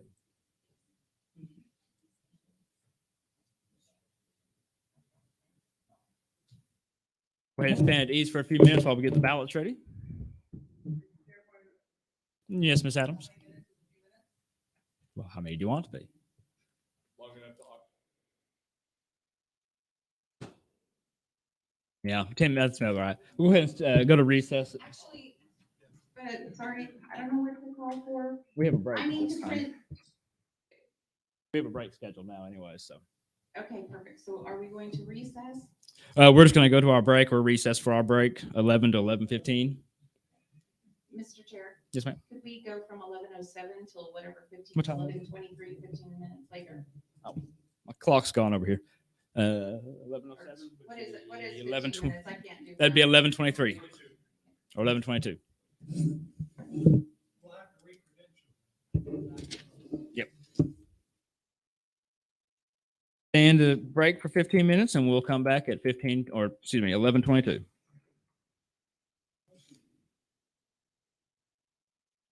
Yeah, absolutely. Those of you who stay in the room, we will be auctioning off the next Buffalo Pine t-shirt to do with, again, Mr. Williams, as you wish. If you stay, you have to bid. All right, up for bid, we have another extra large Buffalo Pine t-shirt. $5 this time to Mr. Williams. Do I hear $10? $10 to Mr. Blevins. $10. I have 20. I need to see a hand. To John, Mr. Porter.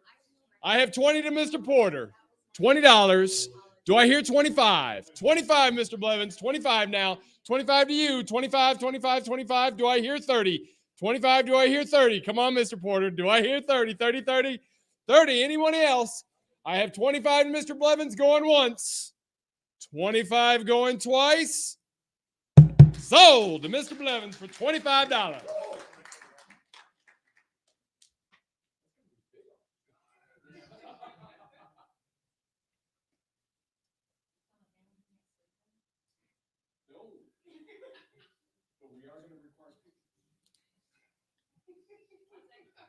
I'd be very careful asking Mr. Blevins for pictures.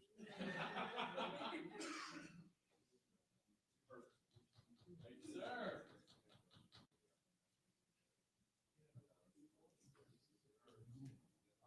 Really?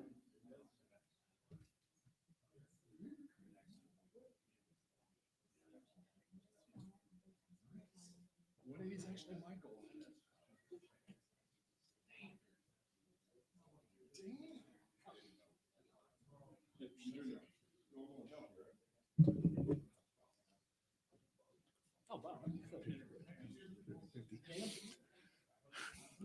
We also have the 50-50 cash raffle. We are now at 395 for the whole pot, or 390 for the whole pot. So the split is 195 to you for a one ticket for $5 or 5 tickets for 20.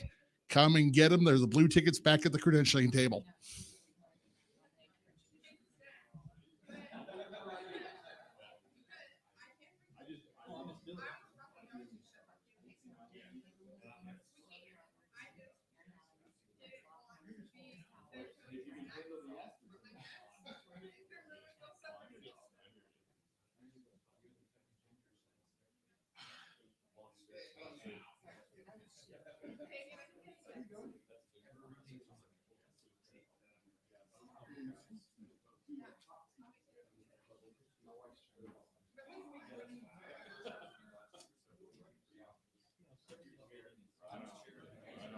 Doing well. Results.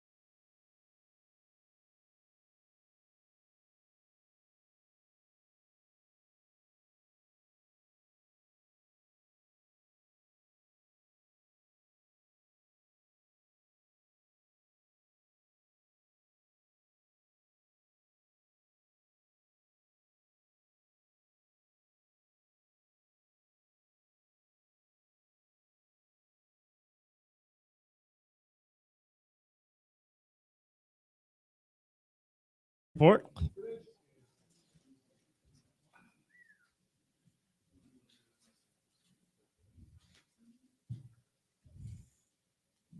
Can we get the standing count here?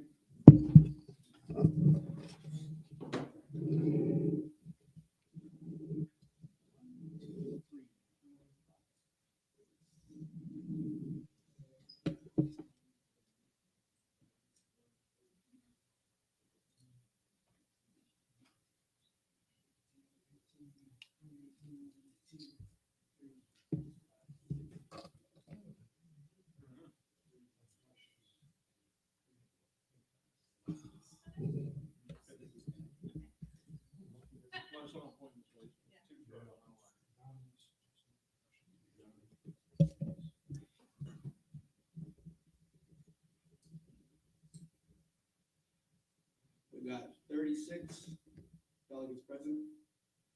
Majority will be 19. 7/8 will be 32. 2/3 will be 24. Do we have a 3/4 also? 27. Thank you, sir.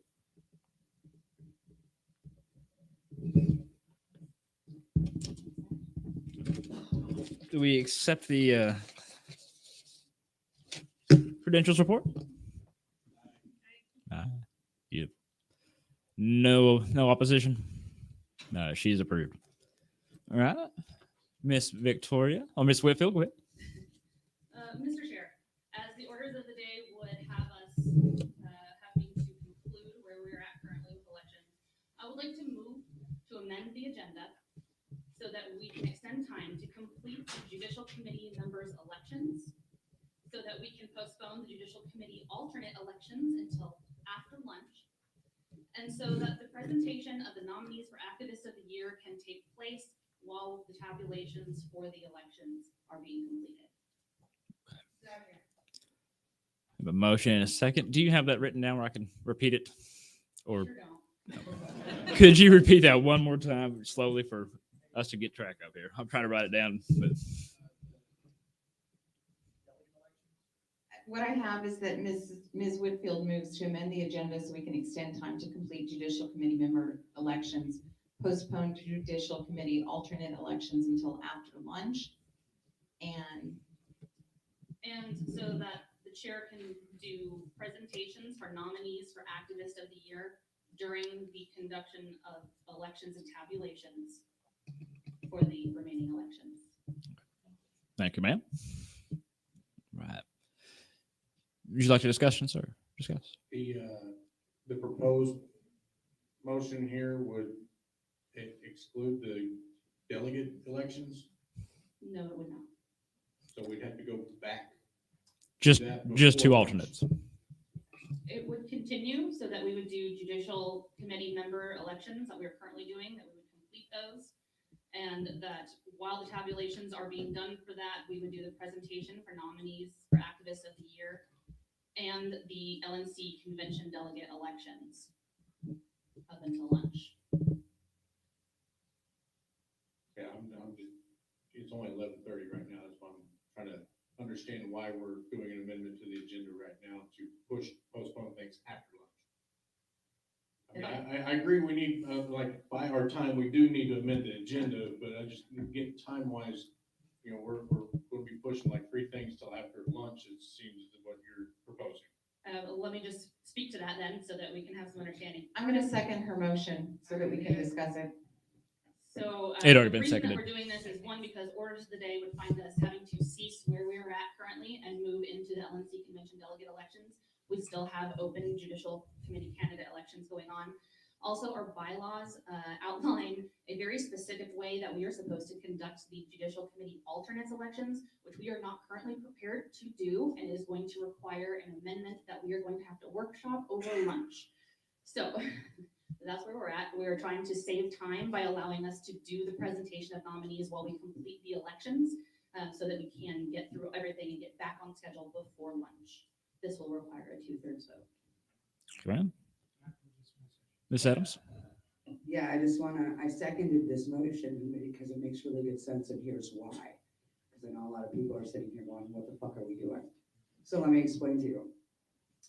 If you look at our bylaws, when it comes to judicial committee alternate elections, it says they must be done by ranked choice voting, with the individual receiving the highest number of votes becoming alternate 1, then alternate 2, and so on. That violates ranked choice. In order for us to hold that election and be bylaws compliant, you're talking about multiple ranked choice ballots, which would mean we're going to elect alternate 1 first using ranked choice. We have to tally that ranked choice, decide who alternate 1 is, hand out a new ballot, elect alternate 2 using ranked choice, tally that ranked choice, decide who that winner is, hand out a new ballot, elect alternate 3 using ranked choice. And ranked choice is an entire process that today we will need to do manually. So this is why Ms. Whitfield is making this motion, so that we can try and find a solution to this as a body, because we're good at that shit. Mr. Chair, I call the Thank you. question. Okay.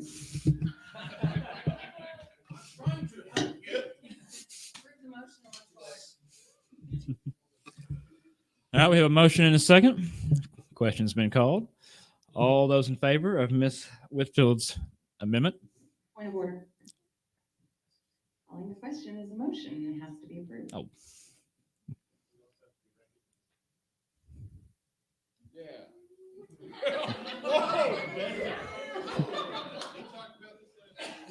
All right. Question's been Why I married him, y'all? question's been called. Do we approve? It's a motion. It needs a second. Oh, do a and second. We need to vote on it. Ms. Whitfield has seconded. Do we need any discussion? I know, right? All those in favor? Aye. All opposed?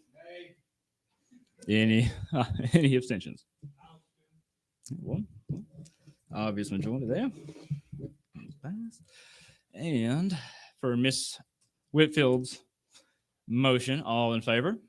Aye. All opposed? Any abstentions? Mr. Chair, point of information. Yes, Ms. Adams? Very personal privilege. I believe this requires a 2/3 vote, which is a substantive vote, which means we need to do a. Just do a standing vote. All right. All in favor, please stand.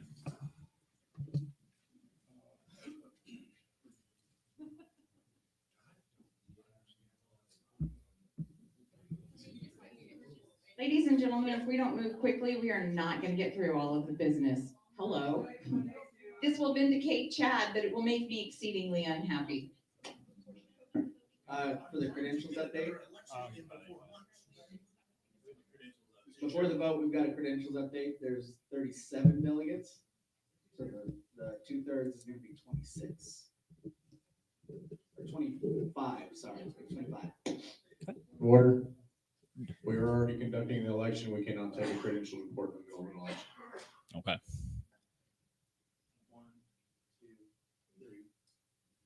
Thank you, Chad.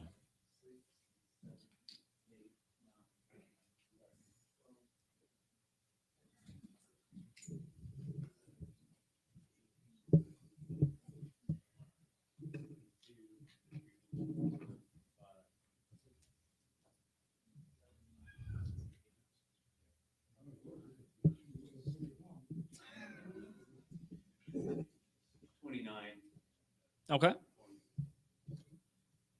All opposed? Yeah, I do. I'm just muted. We just want to make it All right. Hit the threshold. The motion is approved. Now, let's turn the ballots out for the Judicial Committee members. Mr. Rao. Everybody please stand up until you've been given your ballot. Thanks.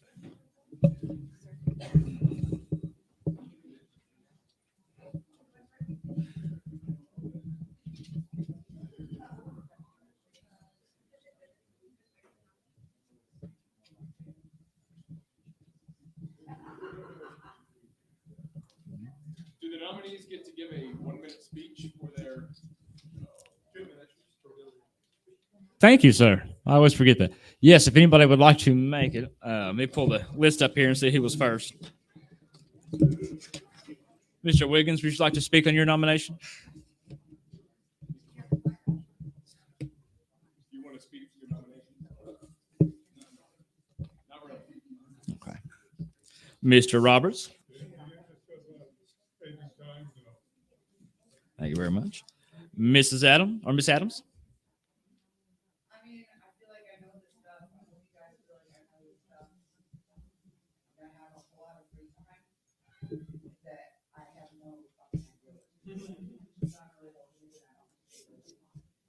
My national obligation is going to end my last term. I'm a national section of the my last term. My last term. EBCC, ERC, all that stuff at the national level. I'm no longer a regional chair. So I'm looking at the state with a busy federal country. And I hope we all can do that. Thank you. Mr. Lawhorn?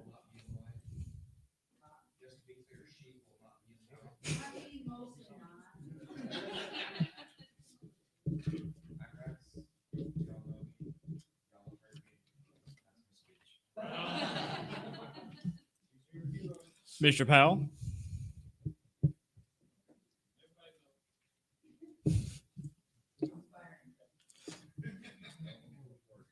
Mr. D. Frank himself? I'm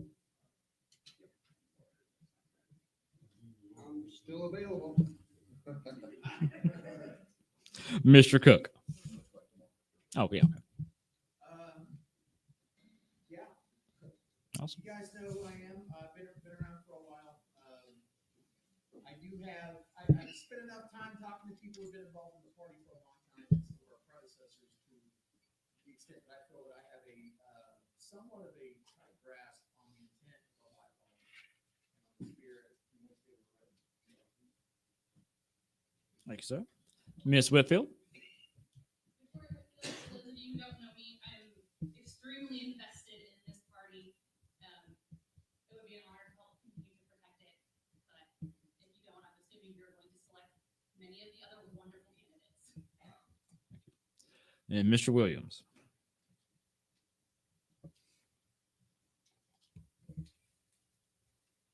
Hi, most of y'all know me, former chair. Just like to say that if you're voting, you're wanting to get the institutional knowledge on the judicial committee. There's 4 previous chairs currently nominated, and I'd like your vote, and I encourage you to vote for the other former chairs of this party. Thank you, sir. We're still tallying up. Point of information. Yes, ma'am. Does Mr. Rapp have any other blank ballots? Yeah, right. Thank you, sir.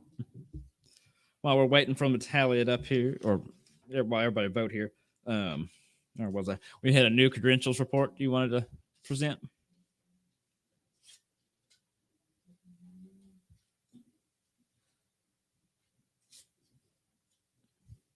Yes, sir. The new credentials report is 37 current delegates here.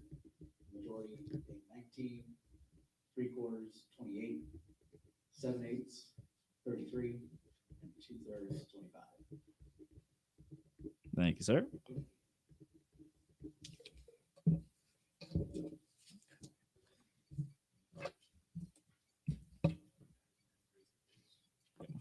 Okay, everybody raise your votes if you're done with them.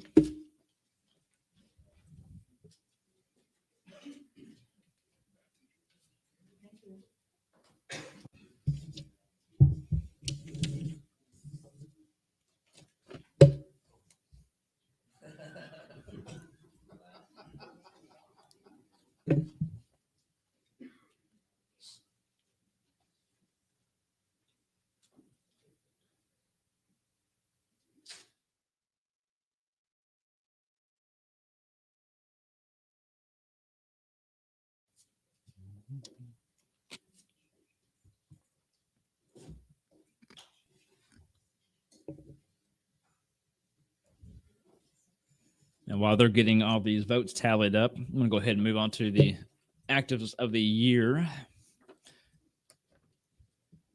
Go ahead and let you know a little bit about everybody out there so you guys can vote later on.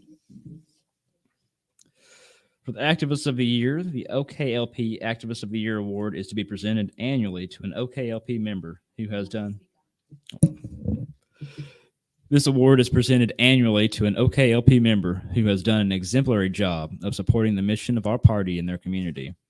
Any OKLP member may nominate any other members for this award.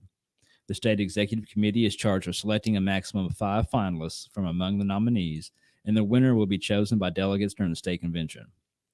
The deadline for submission of nominees was in November 30th, 2021. The following 7 people listed in alphabetical order received timely nominations. No nominations were received after the deadline.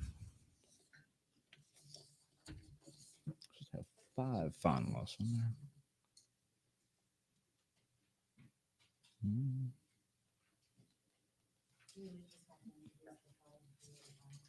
That's one. Give me 1 second to get this list here.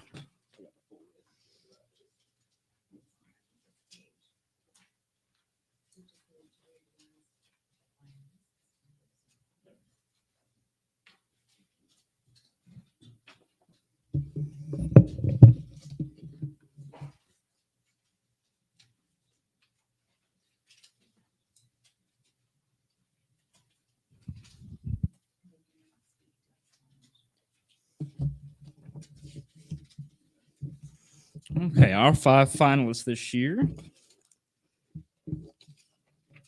Natalie Bruno, Will Daughtry, Drew Cook, Caitlin Garcia, and myself. And I will read off a little something each one of these nominees was written for each one of these nominees. All right, Miss Bruno was nominated by Sharice Norton. I am nominating Natalie Bruno to receive the 2022 OKLP Activist of the Year Award. Activism is inherent in candidacy for public office, and Natalie is not only running a serious campaign, but has shown herself to be devoted to bringing the libertarian message to Oklahomans. Her appearances at pro-liberty events and traditional media interviews and stories, and her multi-platform online presence are among the most visible libertarian outreach efforts in Oklahoma. Please strongly consider Natalie Bruno as a recipient for this award. For Mr. Drew Cook, he was nominated by Kaylin Wiggins. Come on, let's back up.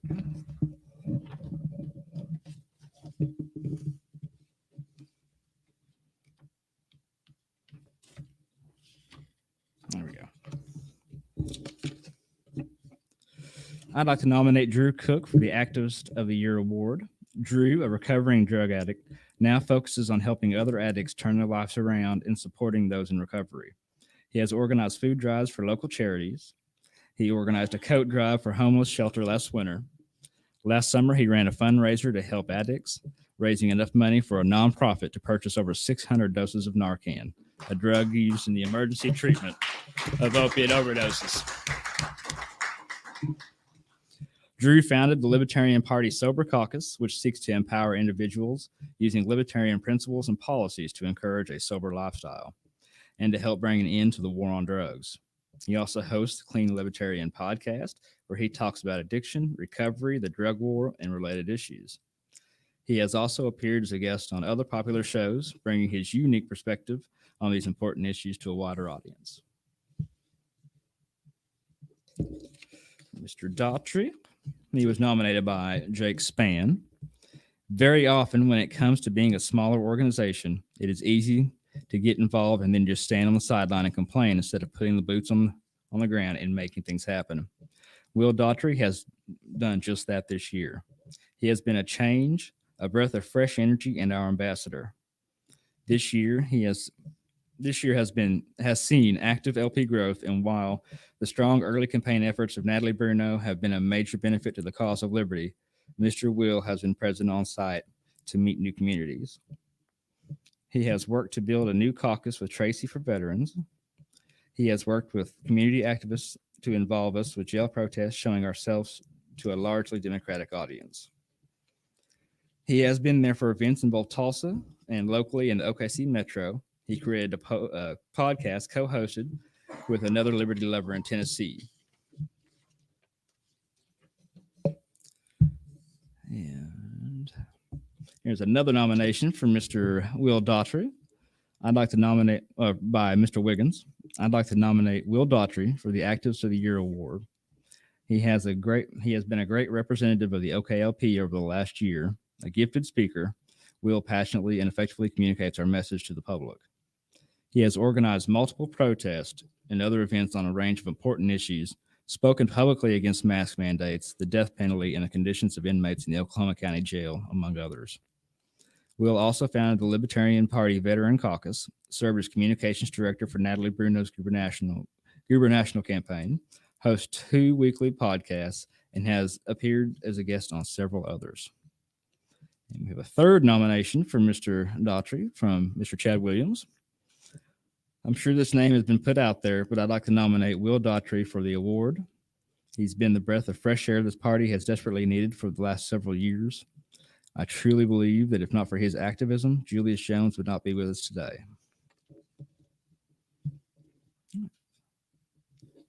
Moving on to Ms. Garcia, was nominated by Will Daughtry. I would like to nominate Caitlin Garcia for Activist of the Year. Her positions: Washington County Libertarian Party Chair, Northeast Oklahoma Libertarian Party Secretary. She's on the Bylaw and Platform Committee, on the Convention Committee, and the Legislative Committee. Events: she has spurred organization of cannabis protests, set up and ran Sunfest booths for Washington County, and also set us up to work with the Safe Now charity walk, which was a lot of fun. Caitlin is a Liberty warrior. She regularly travels a long distance from Bartlesville to OKC to support the party and our causes. She is always encouraging to other members and listens to their ideas and concerns. She absolutely deserves this award. Thank you.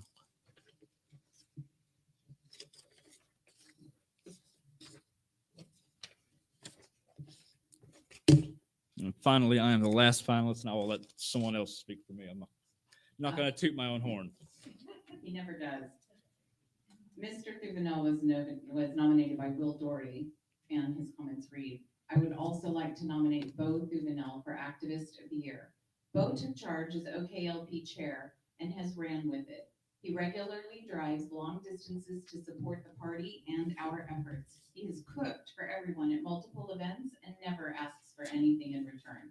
He has attended protests for criminal justice reform and against vaccine mandates in Oklahoma City. Bo exemplifies what it means to put the movement before himself. Thank you, Mr. Will. Mr. Williams, you had to. At a point of information, could you please restate the motion that was passed amending the agenda?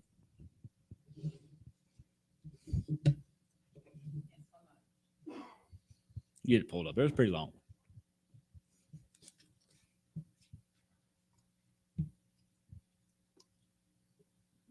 Ms. Whitfield moved to amend the agenda so we can extend time to complete judicial committee member elections, postpone judicial committee alternate elections until after lunch, and so the chair can do presentations for nominees for Activist of the Year during tabulation of the judicial committee elections. My next thing is on orders of the day. Okay. We're still calculating over here.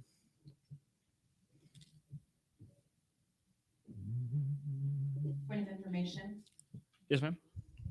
There is a motion already on the table of orders of the day that requires I'm looking for a decision first. Privilege motion.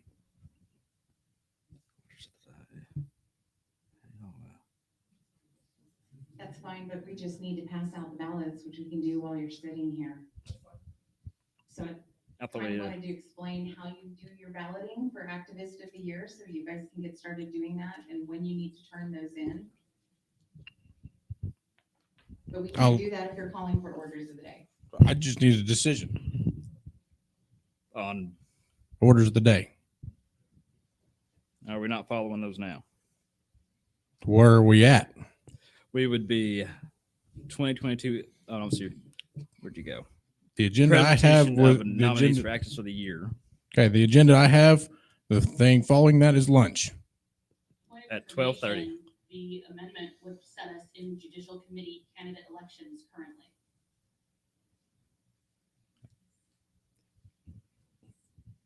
What time is it? I mean, we could have gotten it handled in the time we've been doing this. I don't even know where I'm at right now. See, we're waiting on the tabulations on the judicial committee members. And they're still counting over here. Okay. So I gave the presentation of nominees for the activists of So the year. we're still on judicial committee members. Yes, they're still Okay. tabulating. I'm sorry, brother. I'm trying to keep up with what everybody's actually asking me. I don't always understand it. With the chair's permission, I'm gonna finish this bit on the activist of the year. We will have ballots to pass out. So Clint, if you wouldn't mind, everybody please stand up, and when Clint hands you your ballot for activist of the year, you can take it and sit down. When you are finished with, you have until the close of business today to turn in your activist of the year ballot. So take your time. You don't need to rush. There will be a black ballot box over there on that table. You drop your ballot inside of it and you are done. Just make sure you turn it in before we close business or by the close of business today, okay?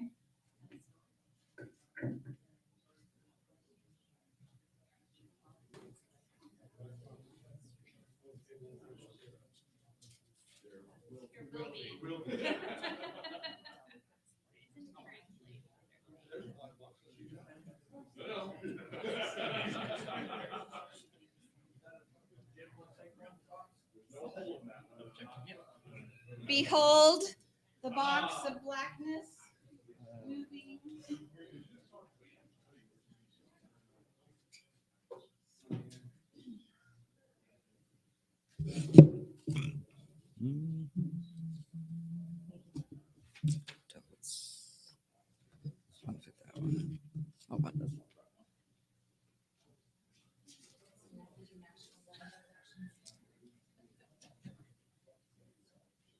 Point of order, Mr. Chair. Go ahead, Mr. Lawhorn. Parliamentarian and our secretary are working off of conflicting copies of the bylaws. They should both be the 2021 approved bylaws. There are multiple different variations of those bylaws that appear to be floating around. There should only be one approved set.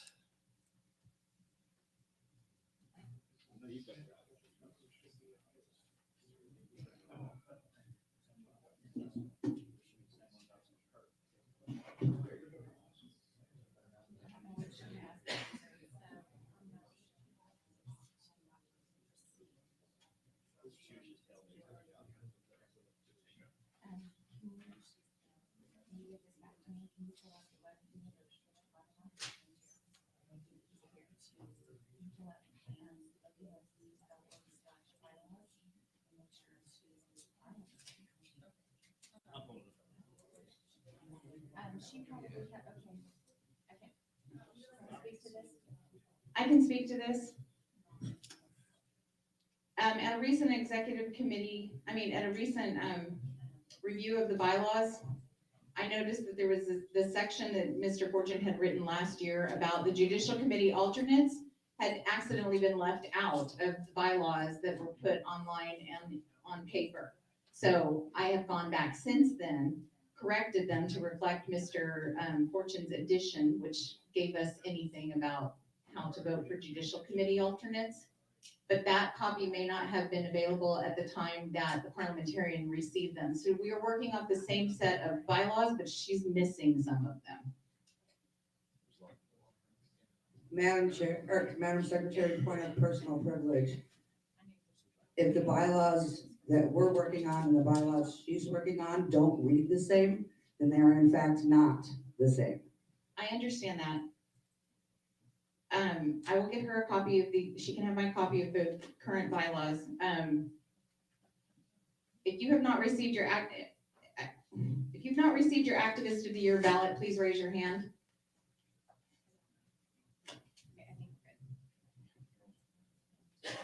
Jane, can you give her your copy of the bylaws, please? I need to keep one. Thank you.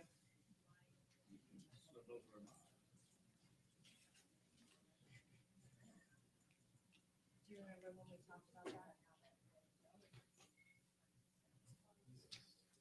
Yeah, this one.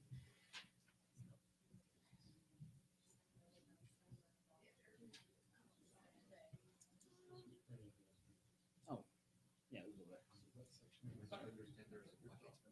Oh, is this the active of the year?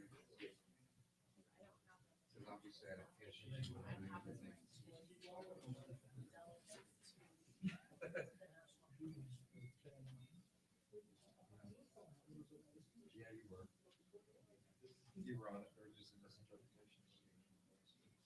You did say finish. You can hit me. Maybe so. Smart thing, last thing.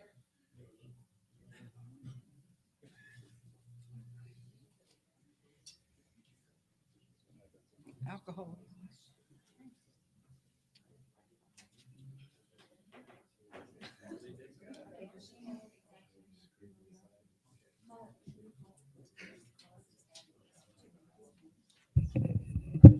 Go ahead and put us at ease for a few moments while we finish calculating everything.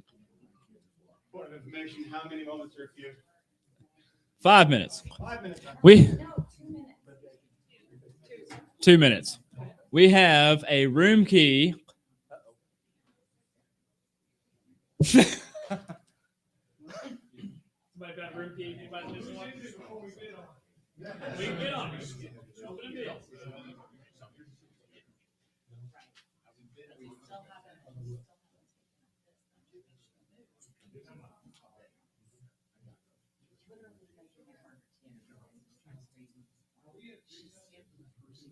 We're just to rest for a few minutes. Ready, ease.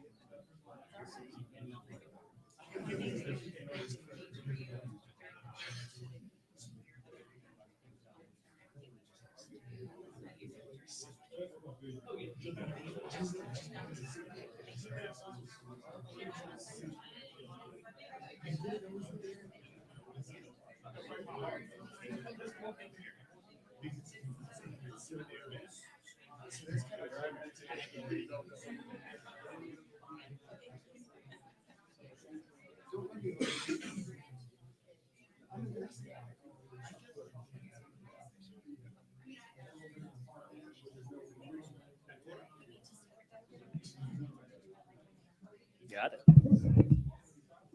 Okay, while they are still counting up, we're going to move on to the L. Oh. Go ahead and call us back to order here. We're going to move on to the 2022 LNC Convention Delegate Elections. We'll entertain some nominations.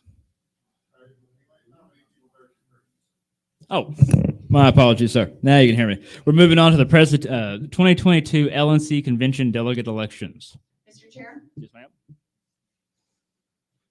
I move that we accept the slate of delegates that will appear shortly on those who have declared in advance of convention that they were willing to run as delegates. I can't keep up with what I'm saying. I'd like to move that we accept the slate of delegates presented on the screen: Aaron Adams, Tim Fick, Chuck Lebedo, Clint Rapp, Drew Cook, Jeff Fortune, Sharice Norton, D. Frank Robinson, Will Doherty, Todd Hagopian, Jay Norton, and Kaylin Wiggins as nominees for LNC delegate.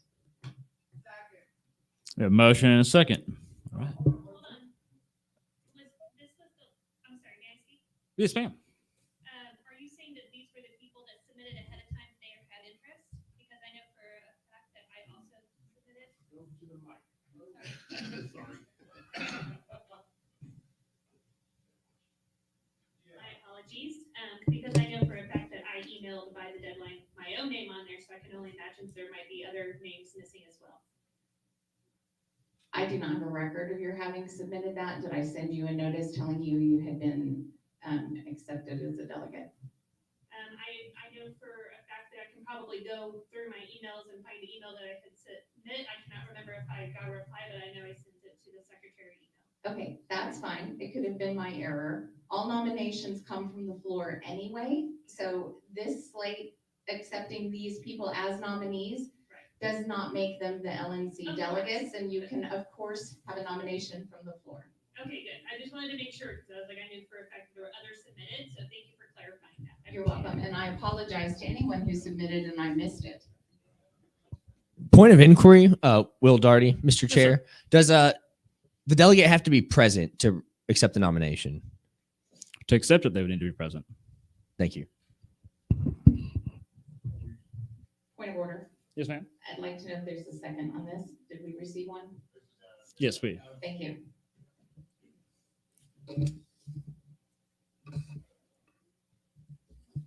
Okay, do we need a motion? Do we need to vote to approve these before we open up any more nominations? Maybe. No, I'm on the. Okay. Do we have any objections? Thank you, John.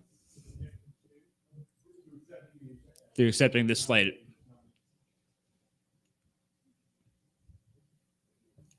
No objections? Okay, we'll accept these. Do we have any floor nominations? Jeff Fortune, I'd like to nominate Drew Cook. Oh, God. Natalie Bruno. Which one? Well, which one are you doing? Drew or Natalie? We're going to do Natalie Bruno since Okay. she's already up there. Mr. Fortune nominates Natalie Bruno.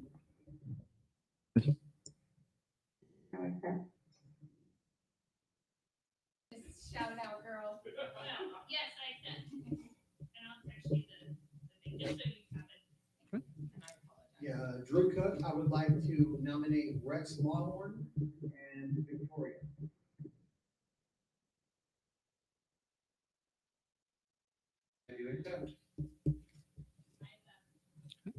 Mr. Drew Cook nominates Rex Lawhorn and Victoria Whitfield, and they both accept. Mr. Matthews? Mr. Matthews nominate the wonderful teddy bear of the Southeast, David Greer. Matthews nominates David Greer. And he accepts. Mr. Hagopian? I'd like to nominate James Stubino.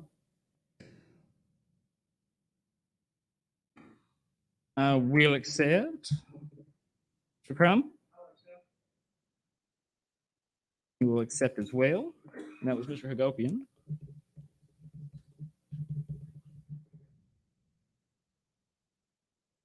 Have any other floor nominations?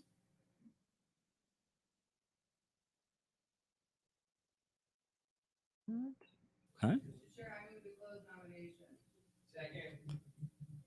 Ms. Adams moves to close nominations, and it was seconded by Will. Okay.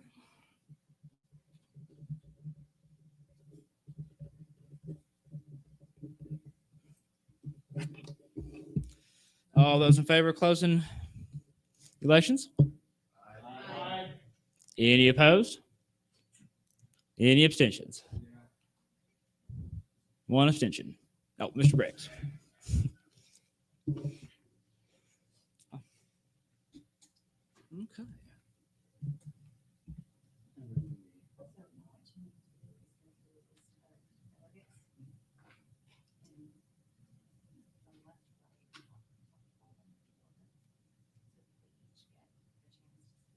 Oh, that's right. I keep forgetting to let you guys speak. My apologies. I'm going to go ahead and start with the Miss Adams. Would you like to speak to your nomination?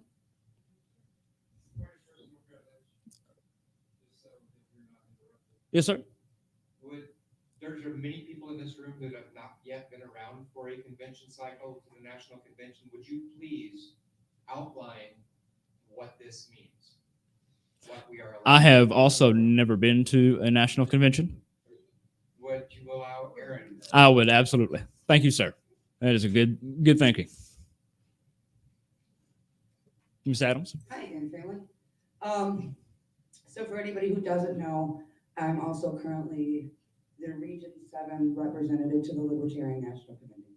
So a bunch of states in our region, I do my best to represent the constituents, the members in those states. This is also, I don't know, my third 2-year term on the Convention Oversight Committee for the National Convention. So here's what this means. This means, yes, all of those fun things you're hearing about, galas and Libertarian prom and all of that. But what it really means is that you're there to do the business of the party. It means you're not going to show up just for the fun, sexy vote, but you're going to sit your happy behind at the table and work on platform and bylaws with all of the rest of the delegates from Oklahoma, because that's how we roll, right? You're not showing up last minute just to vote in the chair. You're not going to show up late because you're hungover from the party the night before. You're going to show up on time, and hungover is cool. You just have to be there, right? That's what it means. It means you're going to expend somewhere between probably $800 and $2,000 to make this trip. You're going to buy a convention package. You're going to book a hotel. You're going to arrange transportation. Right now, flights into Reno are running between $400 and $700 round trip. So it means a commitment. It does not mean, please elect me, and then in a couple of weeks, I'm either going to check my finances and ask for a refund and not go. That's not what it means, right? That's what Mr. Lawhorn is asking that you be informed of. Thank you, ma'am. Now, yes, sir. I have heard whether or not there is going to be an online component to this year's convention. There is not. Thank you, God.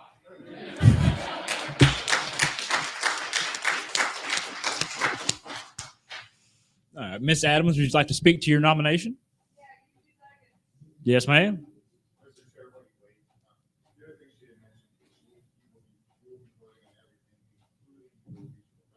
Point of personal privilege. We- Mr. Phillips, could you please move to a microphone and restate that? Who is this strange person? Mr. Phillips, Region 6 representative. The one thing, for a few more months, the one thing Ms. Adams did not mention is that you will also be voting on your regional representation at the regional breakout. Since she is not running again, you will have that opportunity to select a new representative to the LNC.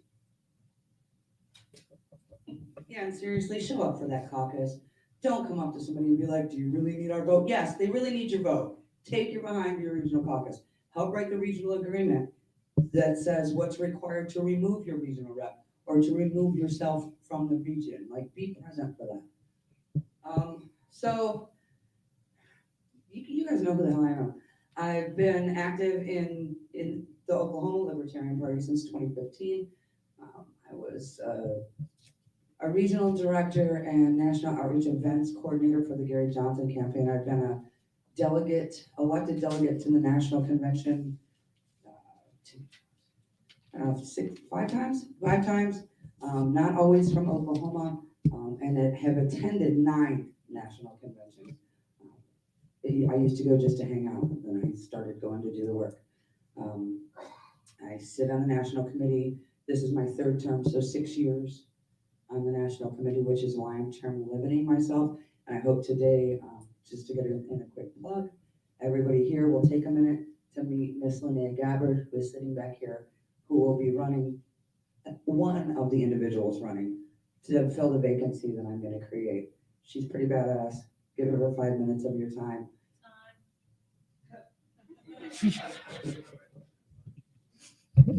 Thank you, Ms. Adams. Up next, Mr. Cook. Hey guys, I handed out these nifty flyers on the table in front of you. Let me explain what that is.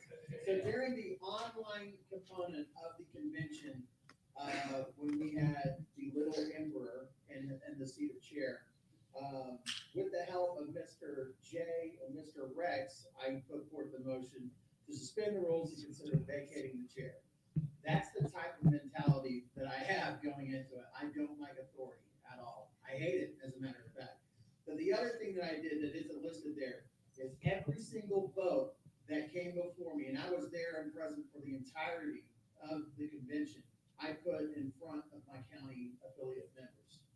And so not only am I carrying my own opinion and my own vote, but I'm also putting that back to the people that chose me to represent them.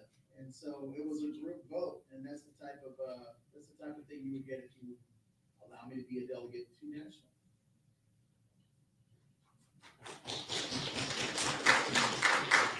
Thank you, sir. Mr. Daughtry. Hey, everybody. My name is Will Daugherty. I've loved liberty for a very long time, and I'm extremely passionate about it. I am loyal to nobody in this room, so sorry for all of you. If you want to fill my ears with your opinions, I don't care. I'm extremely loyal to the principles of liberty, the non-aggression principle, and that's what I'm going to take to Reno. I will be there whether I'm a delegate or not, so it makes it that much easier for you to vote for me. Yes, sir. Point of order. Mr. Chair, could the delegates who have been nominated please come up and fill Oh, this yes. one out? If you could all come up here and sign this, please. When you sign it, may I read it real quickly? Oh, yes.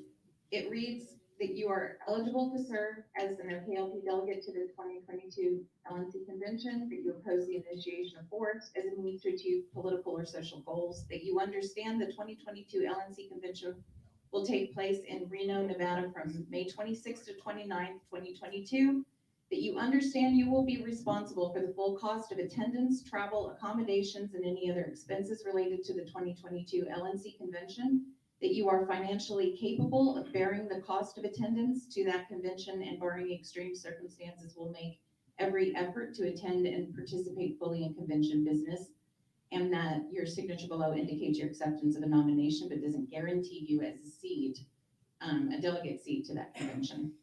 Thank you. Okay. That's not that one. Mr. Fick, would you like to speak to your nomination? Certainly.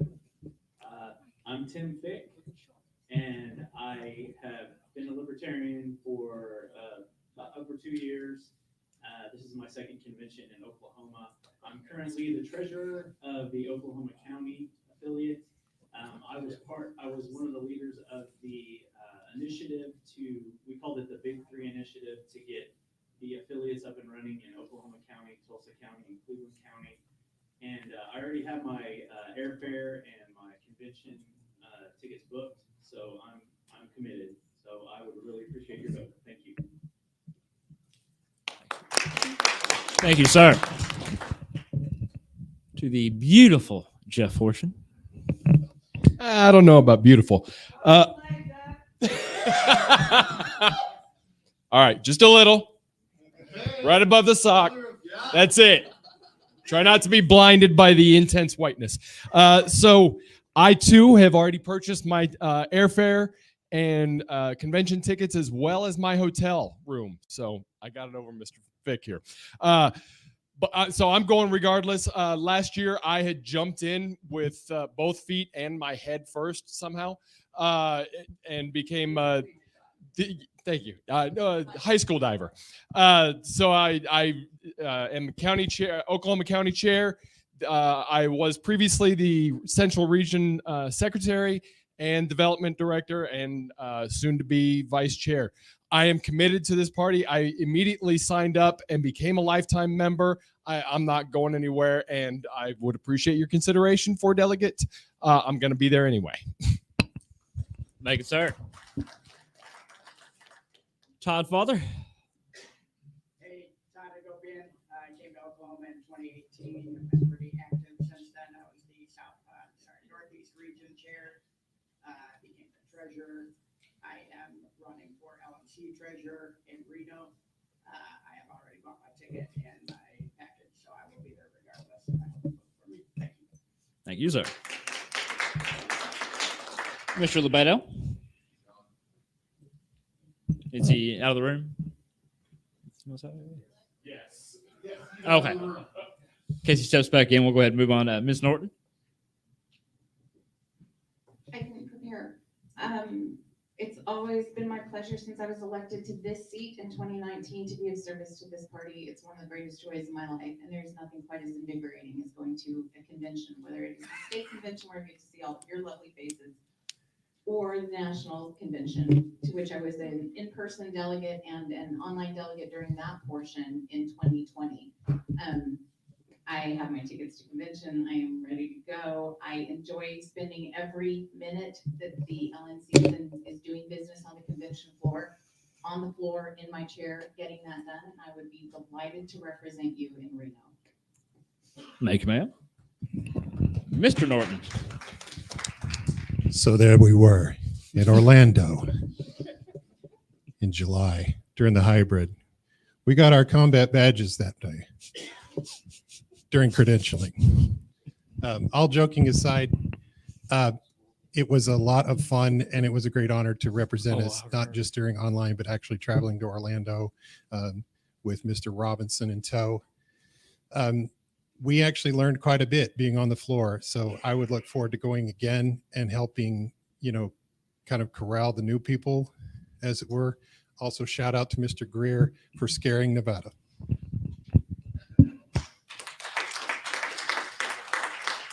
Thank you. I'm not one for speeches. Name's Clint Rapp. I'm the sitting at large for field development. Jake Spann and I got the Cleveland County affiliation up and running for the first time ever last year. I'm the chair of that committee. I'm going regardless. So I would like to make my time there worth as much as possible.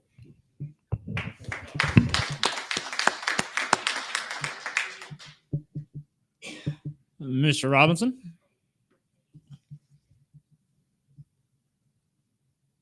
Well, I've been to quite a few libertarian conventions, and I will expect to make one more. My eligibility is contingent upon my son returning from Australia in April, and I expect that he and I will travel to the convention together at that time, and as he will bear the expenses involved in that. So I believe I'm pretty well assured that I'll be able to make it.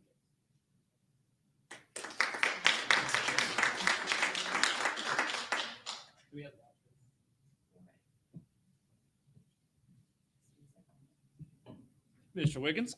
I'm Caleb Wiggins. I've been filling in as vice chair for the past several months. I've been on the bylaw the past 2 years. Committee, I don't hold that against me.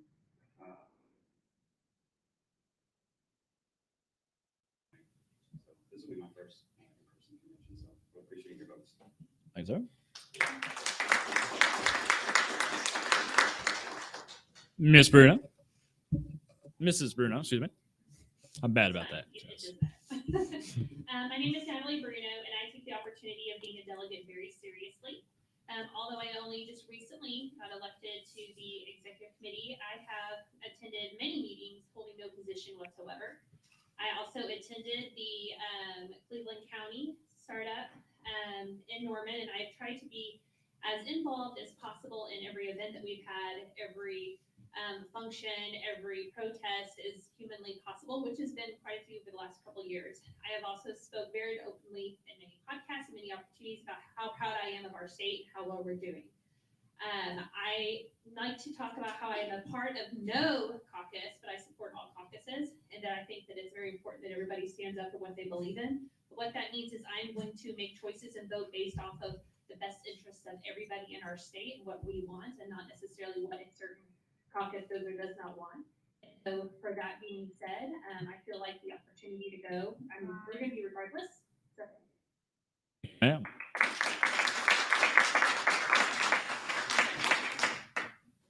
Huh. Somehow the line got off there. Mr. Lawhorn.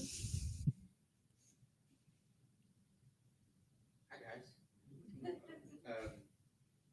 went to the 2018 convention in New Orleans. Didn't miss a single minute of floor business, didn't miss a vote. I was your online chair 2020 for the convention in Orlando. Despite the fact that we flew down there to deliver cookies, we flew home to fulfill those obligations and did not miss a single vote, did not miss a single minute of business. We've already got our package, and I do not intend to miss a single minute of business, whether you vote for me or not. Do with that what you will. Thank you. Thank you, sir. Mrs. Whitfield. I have been involved with the Oklahoma Libertarian Party since I was still a resident of California. I actually moved here to help work on Rex's gubernatorial campaign in 2018, and I have been in love with and dedicated to the OKLP ever since. I served on the XCOM. I was a chartering member and the vice chair of the Tulsa County LP. I was also a chartering member and the chair of the Southeast region. I've served as the convention committee chair. I am extremely invested in this. I have attended all of our conventions since 2018, both in state and elsewhere. I'll be there. My package is purchased. Please vote for me. Thanks.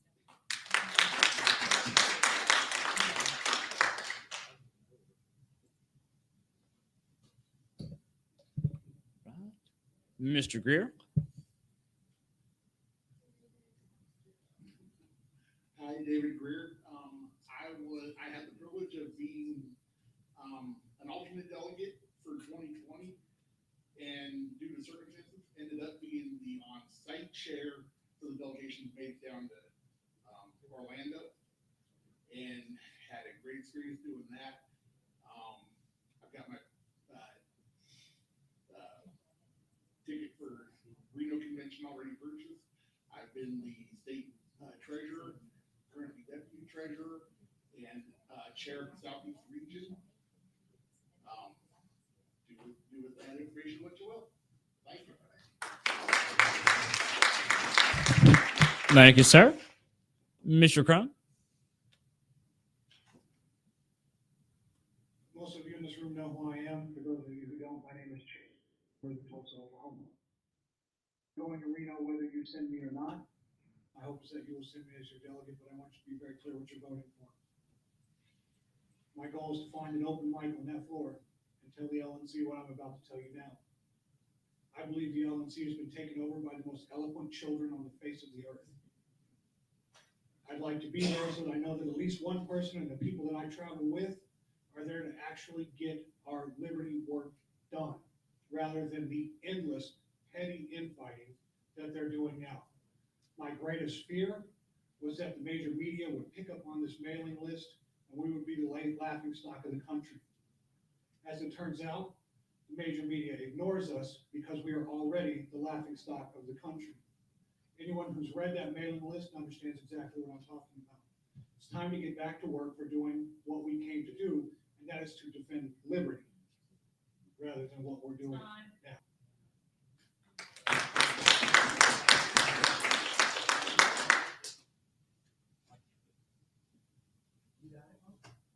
Go ahead and speak to your nomination.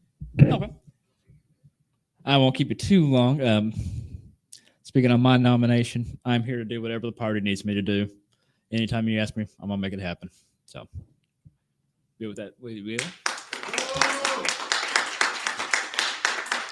Miss Adams. Mr. Chair, I'd like to make a motion to reconsider the closing of the nominations because I believe there was someone whose name was left off this list who should be added to this list.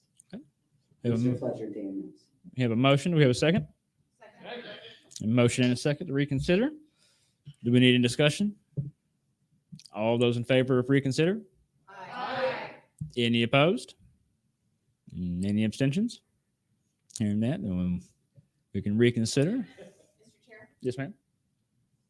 I'd like to nominate Fletcher Daniels as a candidate for LNC delegate, please. Okay. Second. Mr. Daniels accepts the nomination. Have you signed the paperwork up here, sir? Okay. Okay. And would you like to speak to your nomination?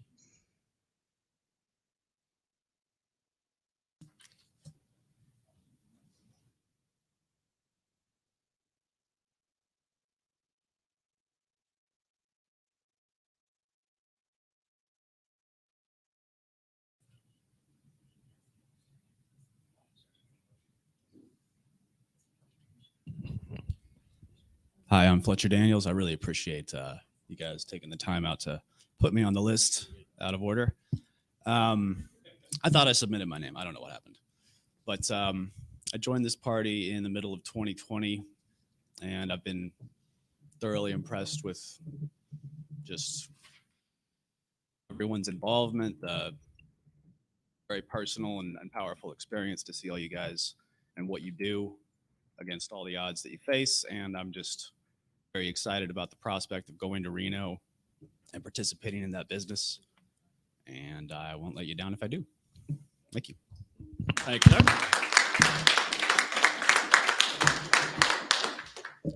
If we have no other nominations, I will entertain a motion to close nominations. Ms. Adams has made a motion to close. And who was the second? Oh, Victoria. I'm sorry. I can't see everybody. Okay. Do we need any discussion, or is everybody okay with it? All right. No objections. Oh, yes, Ms. Whitfield. Point of information, we will be selecting 12 and how many alternates? Believe, do we have a number on the alternates? Is it 12? Okay, 12 and 12. No? Mr. Chair, point of information. Yes, ma'am. We get 12 delegates and per national bylaws up to 50 alternates. Point of information, based on the bylaws, we vote for 12. And then we name additional delegates. Yes, we will be doing the judicial committee alternates after lunch. Alternate delegates. What is wrong with this microphone? Thank you.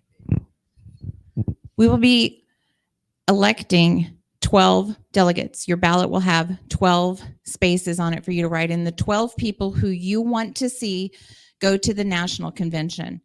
Everyone else who is not chosen as a delegate, and the 12 people who receive the most votes will be delegates. Everyone else who does not make those 12 seats is listed as an alternate in order of the highest number of votes. Did I say that clearly enough? Okay.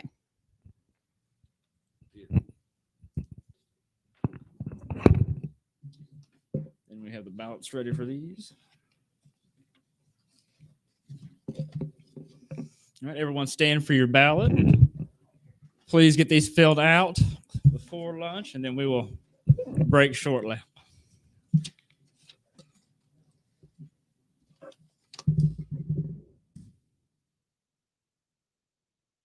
While he is handing these out, we do have the results in for the Judicial Committee.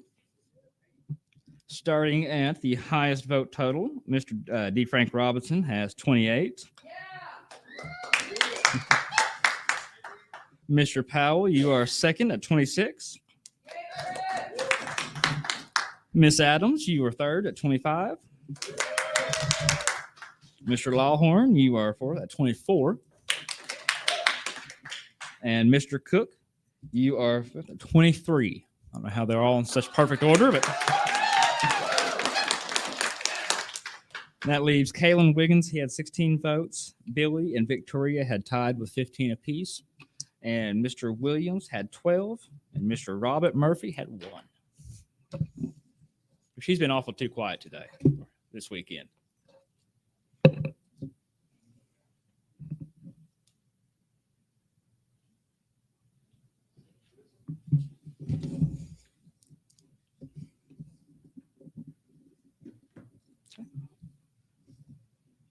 As soon as we get these ballots in, we will be breaking for lunch. So everybody, get ready to eat.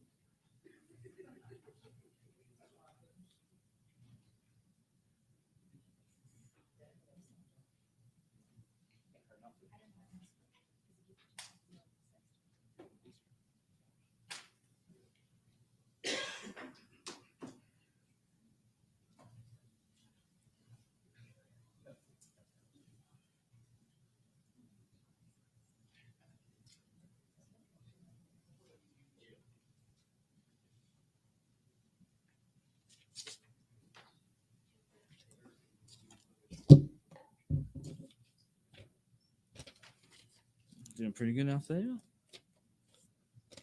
Let's go ahead and hold your ballot up whenever you're done with it. We need to get these turned in so we can get to lunch and get you guys fed. I know you're all starving for some of that wonderful Cajun food.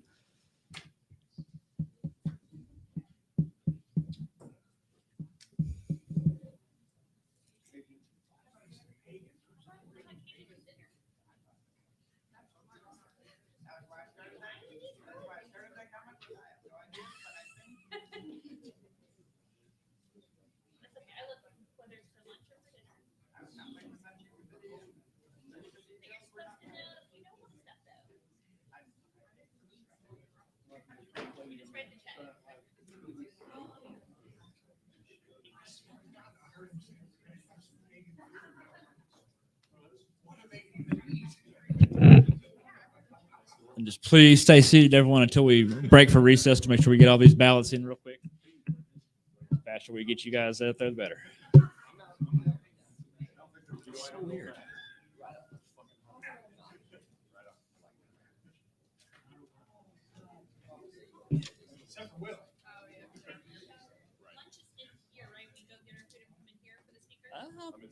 I don't remember now.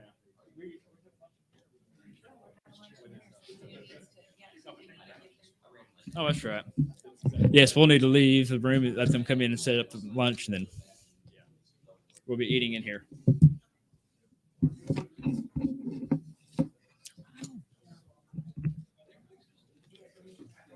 So many things to remember.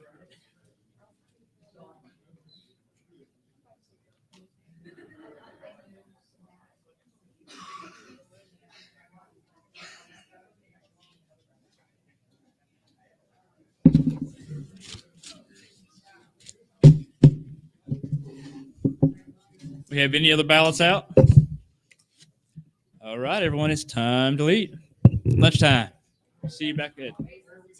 Go ahead and call us at recess, and we'll see you back at 2. What time? 2. Delicious. Cajun.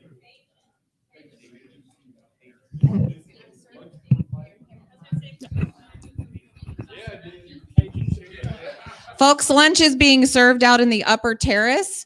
And because we have a speaker starting in about 10 minutes, I would encourage those of you who are eating here with your silver sticker on your tabs to go quickly out to get your lunch from the buffet and come back in as soon as possible. We've got Mrs. Kibbe starting her talk at 12:50.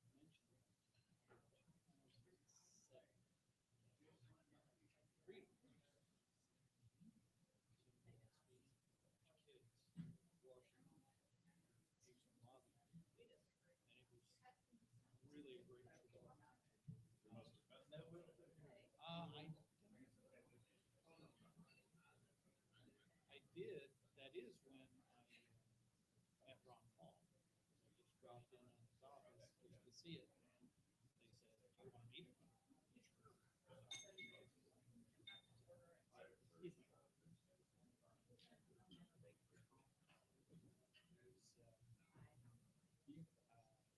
Got married, had kids. She's so passionate. My dad, which is he had the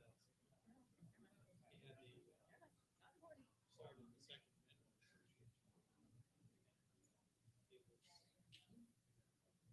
It was when he became less active.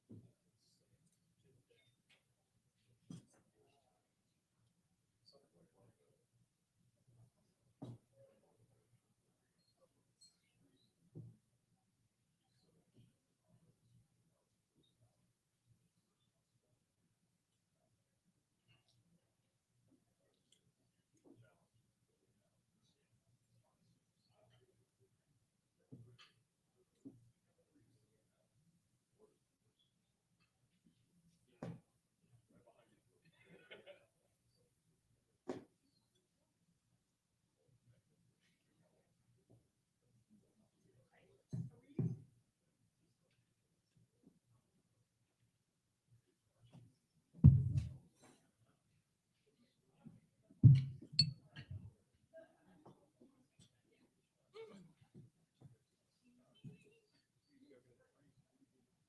Yeah, probably should have thrown a couple away.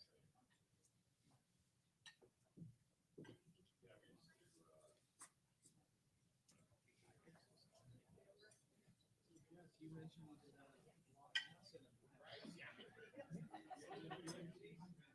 Never did the MT. Always wanted to. Ever since reading some shit from Terrence and whatnot, used to spend a lot of time on lyceum.org. Back in the late 90s, that was the premier psychedelic internet repository. express my appreciation for the organization. Oh yeah. I worked at AOL at the time. At a call center at Shepherd Mall. Yeah? Yeah. For a while, he was going to count say, yes, yes, he did. I was in CAT. Yeah. Community action team, we did the terms of service violations.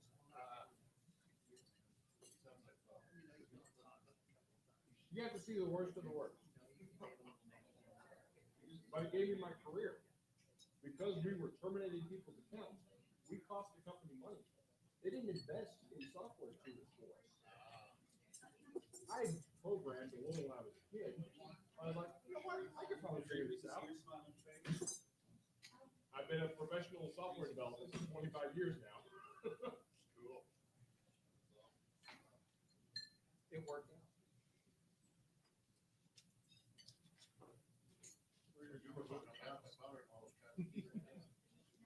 He was trying to keep them, yeah. Do you see an anonymous starting a cyber war on Russia?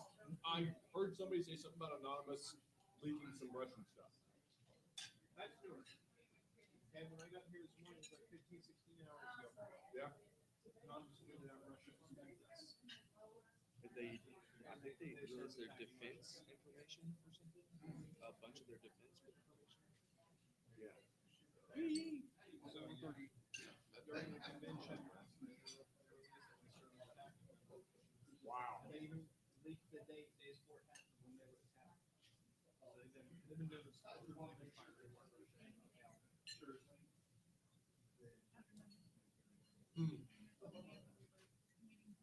So who warned Russia?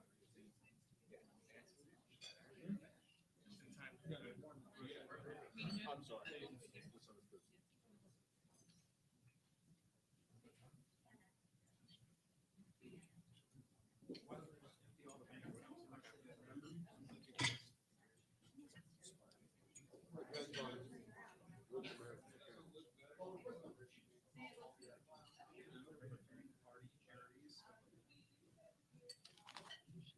Yeah, that would be more. I mean, I don't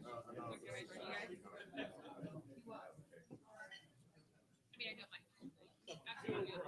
I always do that, and then I always get mad at myself after.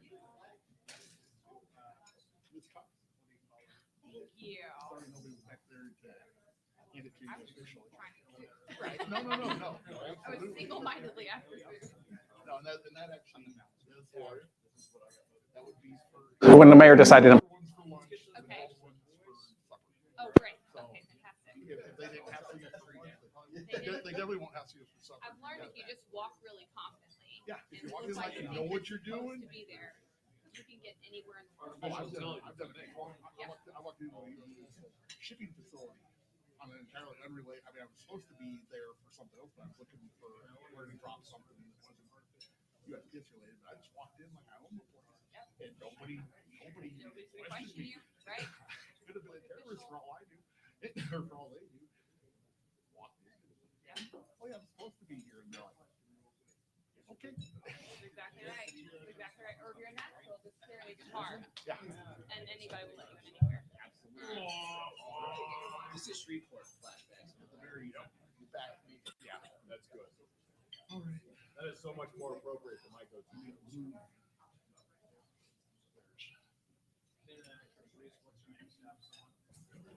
With a spoon? That one.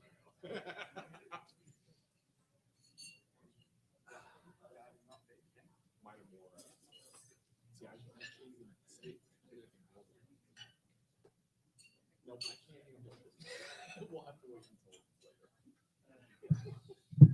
As long as they're not facial. No. I want to know the whole two plates with just wildly inappropriate. That's fine. It's called blue humor.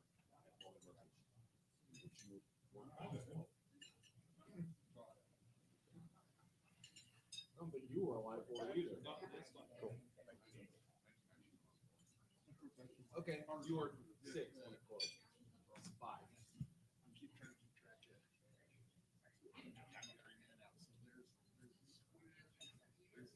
Sometimes I feel like I should have born in a different generation. I was born in 98. No, that's fine. Either or. You were born between my two youngest. Again, most institutions, John, Dave,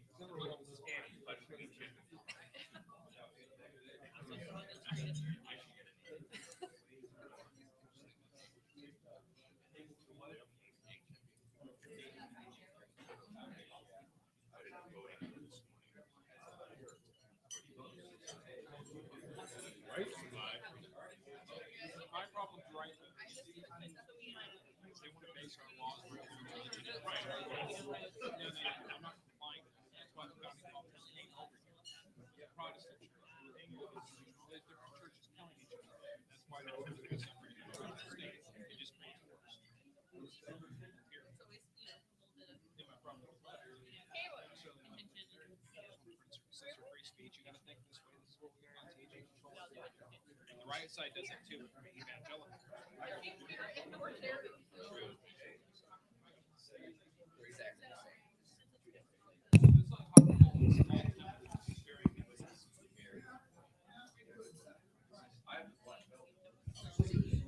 How does that sound? Is that good? Keep it right there. If I go down here, you can't hear me. It's up there.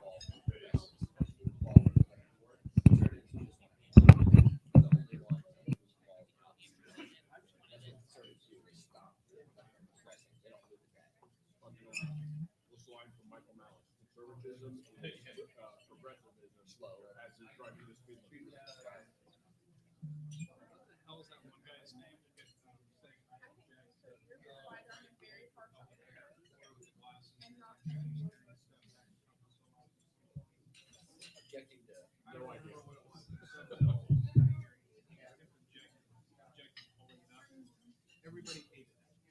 They was on the studios, whatever. He's the reason we don't have marijuana. Oh, you know what I'm talking about? No, I'm just going to take issue with that statement.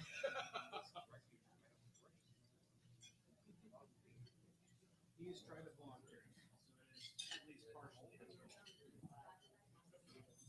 And my argument would be, if it wasn't him, it would have been somebody else. Oh, that's more. He probably drew. He drew the short straw. Because they're all fucking in. They're all bought out by the corporate.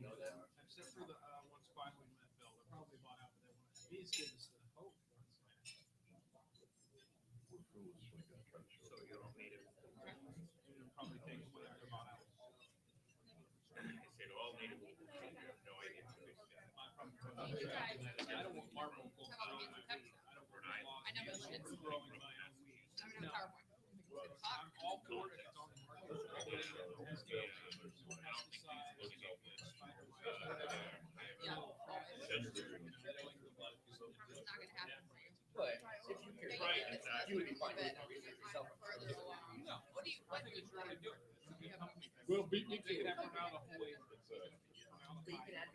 When the mayor decided to implement these mandates.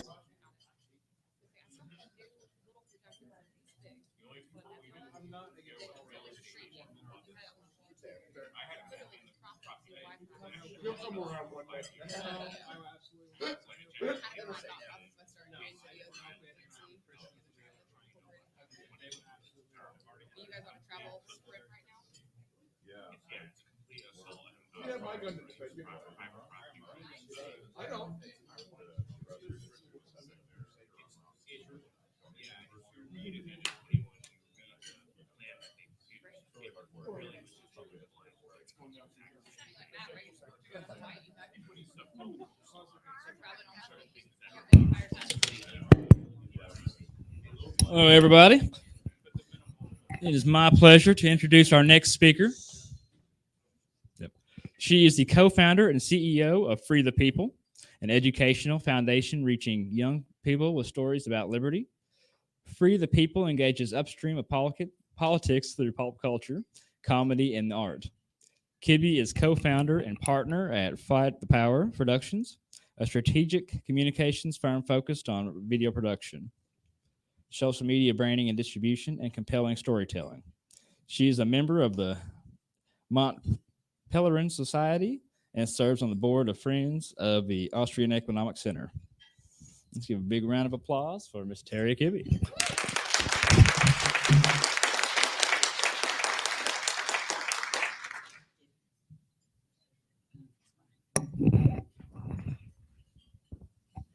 I think I always sound so much better on paper in my bio than who I actually am. Although he did forget to leave, he left the last line off of my bio, which is that I am considered the better half of one of the top libertarian power couples in the country.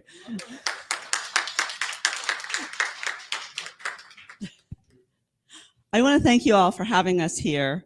I'm going to apologize a little bit. I'm suffering from a little bit of vertigo, which happens with me on occasion. So if you see me walking around in circles instead of a straight line, we'll get past it. So, as has always been the case for us, everyone is welcome. This rule applies yesterday, today, and tomorrow. That's pretty controversial, right, for someone to say? This guy tweeted, and his name is Eric Flannery. He's a bar owner of the Big Board restaurant in DC.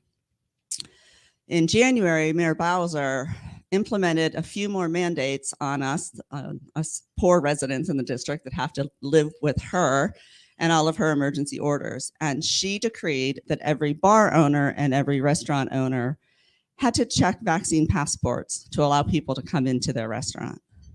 Well, Eric had had enough. In the beginning of the lockdown, he had started and he was following the rules. He was doing everything that he had to do. And then as the 2 weeks turned into 2 years, he started to get really fed up. One of the regulations was that his employees, his team members, had to wear masks. But yet customers, once they came in and sat down at the bar and started eating, they didn't have to wear masks. And he said, this isn't right.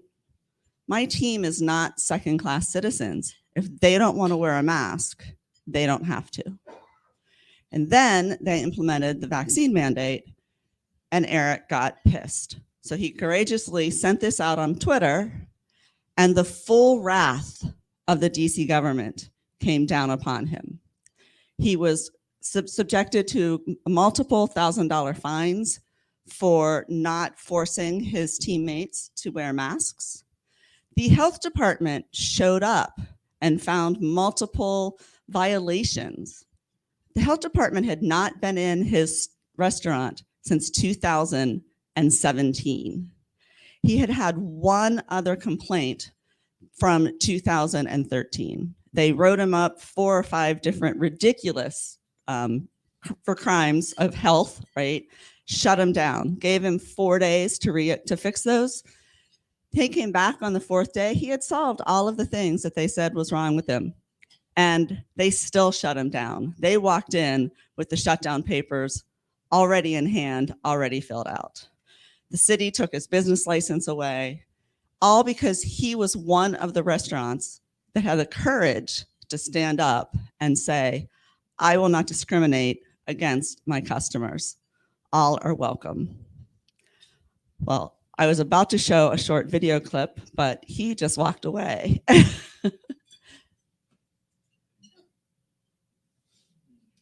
See, showing videos is the hardest part. It's much harder showing them than actually making them.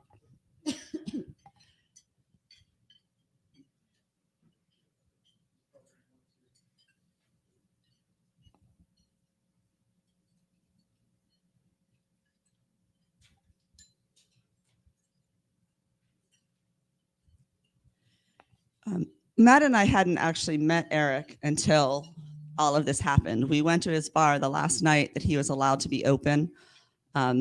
Senator Rand Paul was there. Thomas Massey was there. The bar was packed. He could only serve food.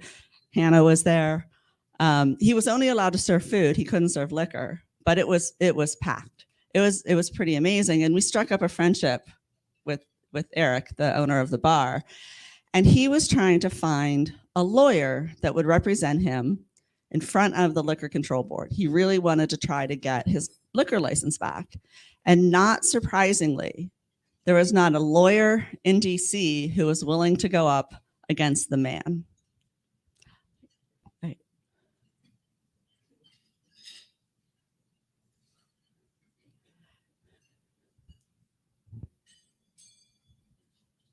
When the mayor decided to implement these mandates, I looked at him and I said, hey, that's just not the right thing. That's not the American way. There's not a reason why we should exclude anybody from this bar, because that's the right thing to do. The right thing to do is to welcome everybody into the bar. Everybody should be welcome. That should be true everywhere in America. What happened from that was, man, full force from the DC city government. We closed because the mandate, was mandate in DC where restaurants and bars are required to check the vaccination status of anybody 18 and older. And we didn't want to do that, so we did it. I'm Robert Alt. I'm the president and CEO of the Buckeye Institute. So Buckeye is a free market think tank based in Columbus, Ohio. We work on economic and legal issues, and we also have a legal center that litigates. And in that sense, I'd say I have the best job in the world, which is to say I sue government entities when they overstep their power and when they infringe on individual rights. They took away my liquor license, they took away my health license, and they took away my basic business license. And for the basic business license, I don't have any right to appeal until the mayor declares an end to the emergency.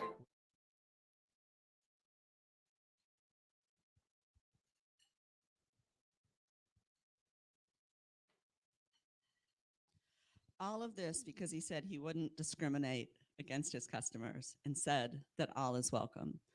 So we brought on Robert Alt. He's a good friend of ours. Robert was the lawyer that took on the employee mandate, the OSHA mandate, and got it struck down.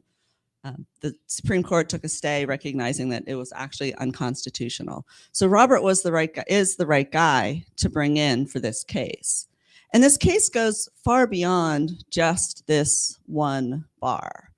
If we win, when we win, it should serve as a very clamping down on the overreach of governments all across the country, right? When all of these bureaucrats and these mayors and these governors, they make up these rules as they go along under an emergency declaration, and no one is allowed to question them. In the case of DC laws are supposed to be reviewed by Congress, and except under an emergency, so they can't review them. They've shut down the courts in DC for people like Eric to be able to appeal. So he has no way of appealing. It's a very, very interesting law case. it'll be fought in courts, not necessarily in DC, but in higher federal levels. So we teamed up with them to tell Eric's story, because that's what we do. We tell stories. We recognize that the best way to convince people to change their minds is to tell a good, compelling story. I'm an engineer.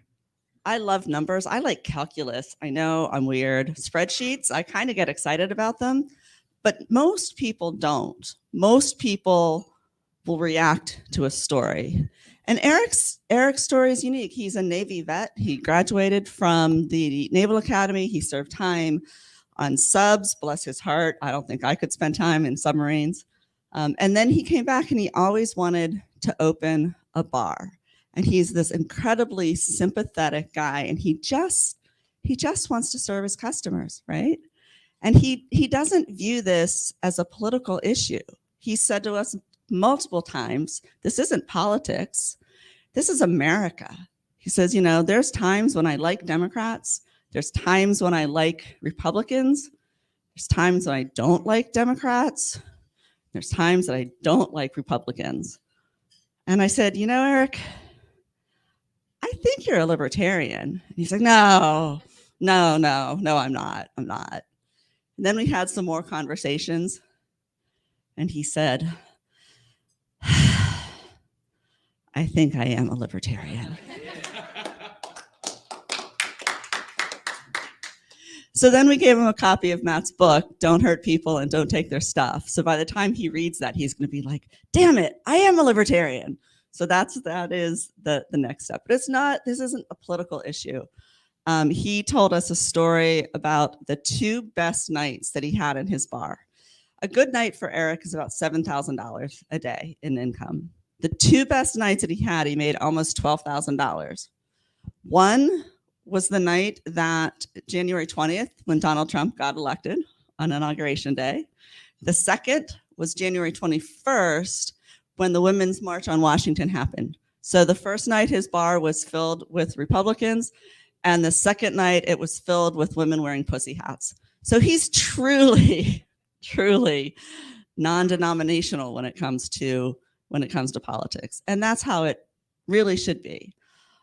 We did another project with another bar. I do promise that we do things outside of bars on occasion, but these has just been some really good stories to tell. There's a bar/restaurant in Brooklyn, New York called the Schnitzel House. Thank you. It's run by Freddie, I'm drawing a blank now, Fred and Amber Urban, and their son Richie. And so the family had struggled throughout this whole lockdown. Tragically, a couple weeks before the lockdowns happened, their son Richie, he's an adult son, had a grand mal seizure. And then with the lockdowns, he wasn't able to get the health care that he needed because his health care was considered non-essential because it wasn't COVID. That's the exact right answer. He ultimately he ultimately died from these seizures because he couldn't get tested. He couldn't get the medicines that he had.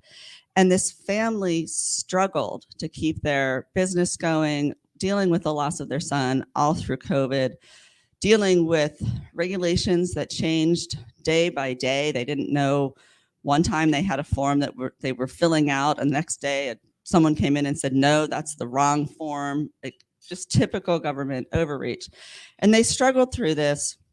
We told their story in a beautiful, beautiful, heartfelt way.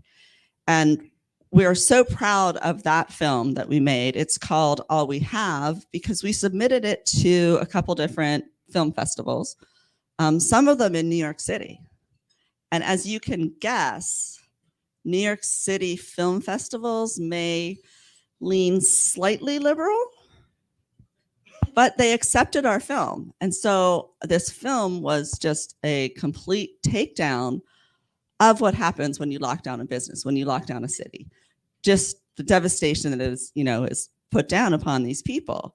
So it was shown at 2 different festivals. It was shown in person in Tribeca. We didn't get booed, which was pretty amazing. But it won awards at both of these festivals. It won Best COVID Film. It won, and then the other one was very similar to that. So here we have an anti-lockdown film being shown in one of the most lockdown cities, and people are agreeing with it. So how did that happen? How are we able to get this messaging to people who don't agree with us, right? Well, it's because we told a story. We told a very compelling story about a family and their struggles. We didn't call Cuomo names. We wanted to, but we didn't. We kept politics out of it. We kept data out of it. We told stories. And that's how and I would not let Matt quote Bastiat. One of the biggest struggles in my life is to keep him from quoting dead economists, and we argue over it at least twice a week or longer. They're not arguments, you just tell me what to do. And I'm usually right. So that's what we do. That's what we all need to do when we're trying to persuade people about our ideas and our values. Tell them a story. We all know stories, right? We can talk about them all the time. Try to stay away from quoting facts and figures and dead economists, dead economists especially. Reaching people is through their hearts and their minds. And now, I always hesitate to do this. Sometimes it gets me into trouble, but I'm going to quote AOC. She famously said, "It's better to be factually right than morally correct." Damn it. It's better to be morally right than to be factually correct. It's that vertigo thing. So think about that, right? They don't care about the facts, but they know that if they tell a heart-wrenching story, it doesn't matter if the facts behind those stories are correct. They know that they'll win. We, on the other hand, have historically focused on the facts, right? Not talked about the morals, and we tend to lose the arguments. What I like to say is that libertarians are both factually correct and morally right. And that's what we have to do. We focus on the morals, focus on the stories, but knowing that that you have the correct facts in your back pocket, and then that's how you'll win. When you're talking with people and you're telling stories, start with the things that you know people will agree with you on. Dear God, don't start yelling at them for walking on public sidewalks. You'll never get them convinced to our ways. But the best thing is to start on common ground, and then you can take it from there. 20 minutes, right on time. Time for questions. Anyone? Yes, please.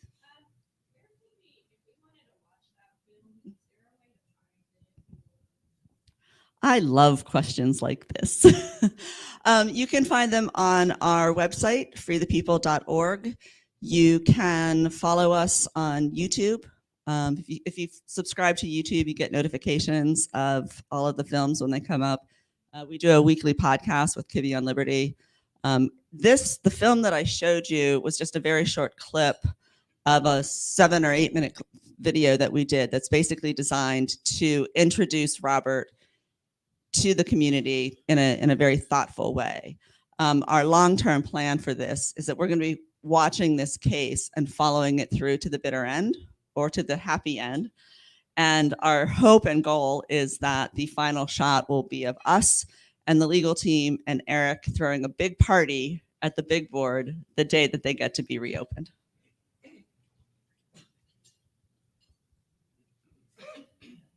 Yes. I'm not sure how to phrase this, but I want to know where your messaging is seeing the biggest gains in terms of demographics. I know you target younger people, but where in that community of younger people do you get the most response? Is it college students? Is it young working adults? Is it some other demographic that really seems to respond to this more than others? I think over 70% of the people that watch our things are under the age of 44. We do a lot of talks on college campuses, so we do reach them. But I think online, it's the young professionals that are watching it more. People always ask us, well, how do you know if you've been effective, right? And we try to reach the liberty curious. Y'all agree with us, and so I'm happy to be talking to you, but I'd much be rather talking to people that may not agree with us on everything. And when we're out, if we're at a concert or wherever, and somebody comes up to us and says, oh, I just saw you on YouTube and I really liked what you had to say, and it's a guy at a Grateful Dead show or something like that that would never be caught dead at a libertarian conference or a Students for Liberty conference, when those guys come up to us and say that, to me, that's the best proof that what we're doing is correct. Matt mentioned last night the t-shirt that he's wearing, that don't hurt people and don't take their stuff. And half of you were here last night, and we have a good friend, fairly liberal friend from college, and he wore that t-shirt to one of the largest Black Lives Matter rallies in DC, and had so many people coming up to him, complimenting him on that shirt and on that message. So the key is to always find the messaging that reaches across parties.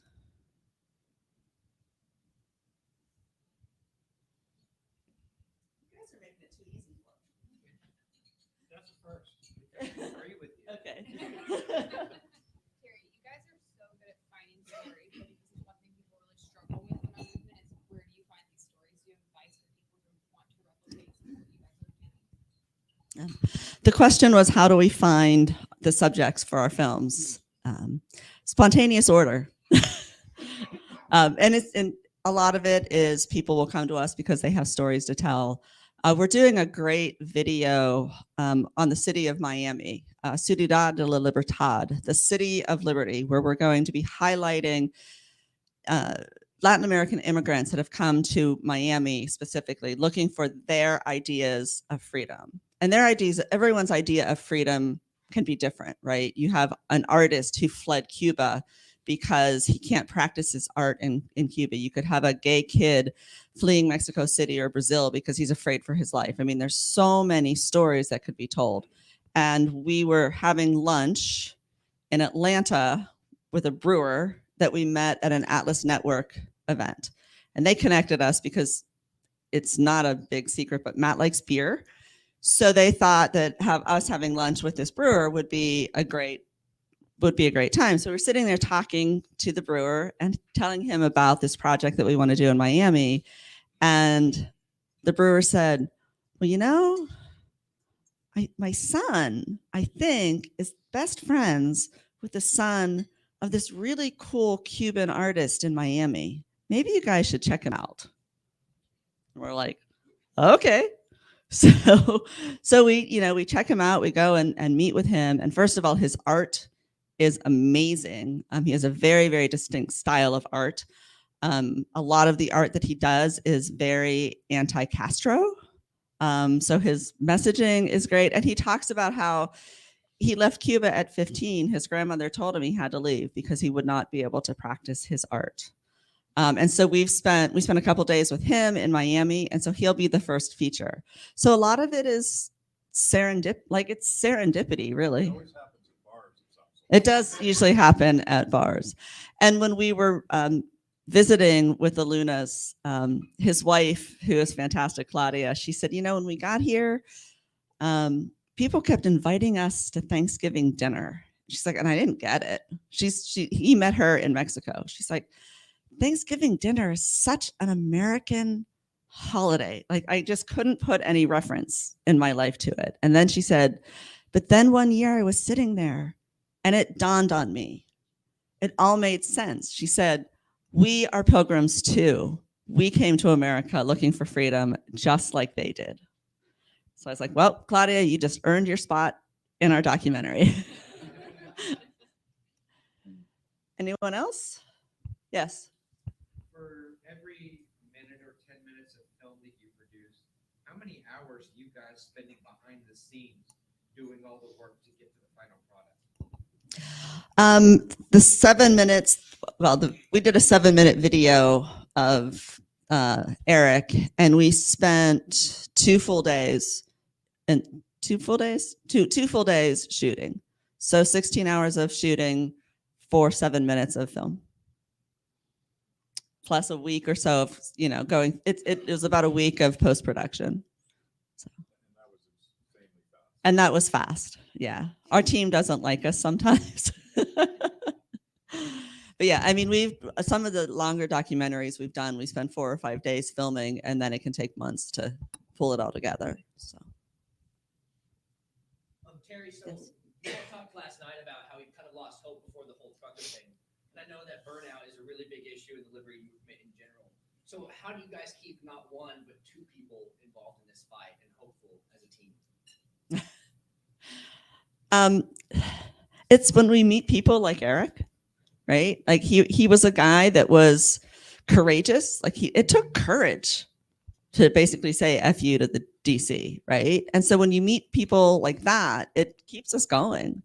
Matt can be grumpy at times, but he keeps saying that he's long-term optimistic. We just met a guy this last summer. It's a weirdly interesting story. A guy named Robert Rothbart. He is a Bosnian basketball player, 7'1" tall Bosnian basketball player, playing professionally in Israel. And he reached out to us because he knew something wasn't right? Like Israel was so shut down and commanding, and he's just like, this isn't right. And it was driving me crazy. And he started reading, he started researching, and he found Mises and he found Hayek. And then he found the Mont Pelerin Society meeting. And so he reached out, and I did an interview with him to see if he would fit with Mont Pelerin. And it was amazing. And he was able to come, and he went to every single session and soaked it all in. And he said, I didn't travel 12 hours or 20 hours from Israel to Guatemala to not go to the sessions. But it's people like him that make us optimistic. It's people like Robert or Eric, who at the beginning, he was complying with the government mandates, but then he started reading, and he started realizing that it was bullshit. And so the long-term advantage of this is that people are waking up. And I think more and more people can find their way to our way of thinking.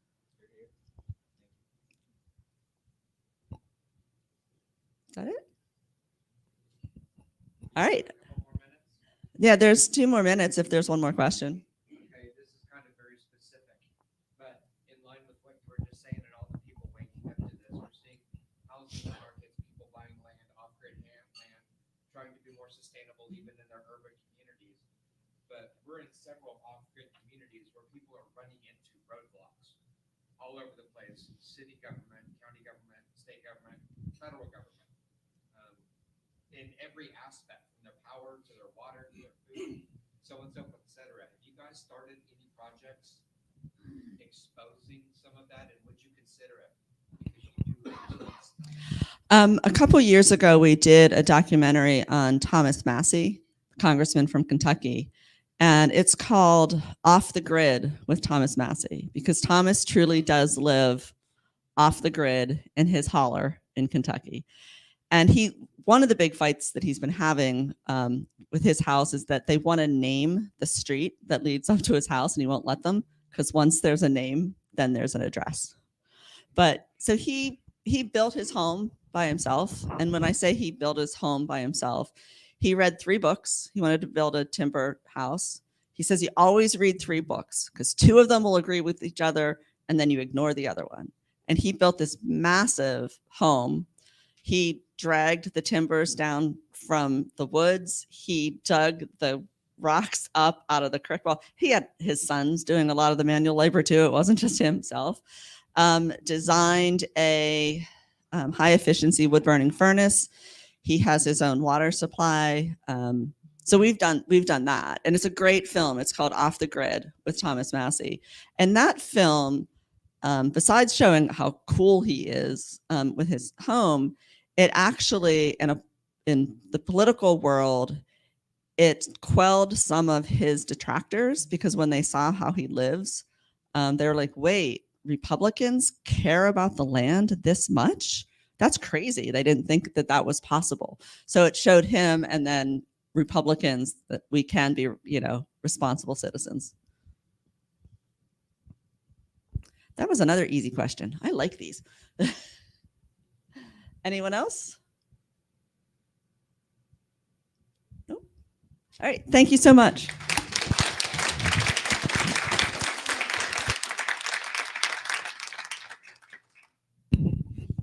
Thank you, Mrs. Kibbe. That was a good one. I'm going to give her another round of applause, everyone.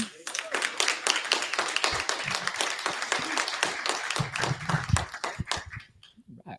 Our next speaker, she is a libertarian conservative writer, activist, and commentator.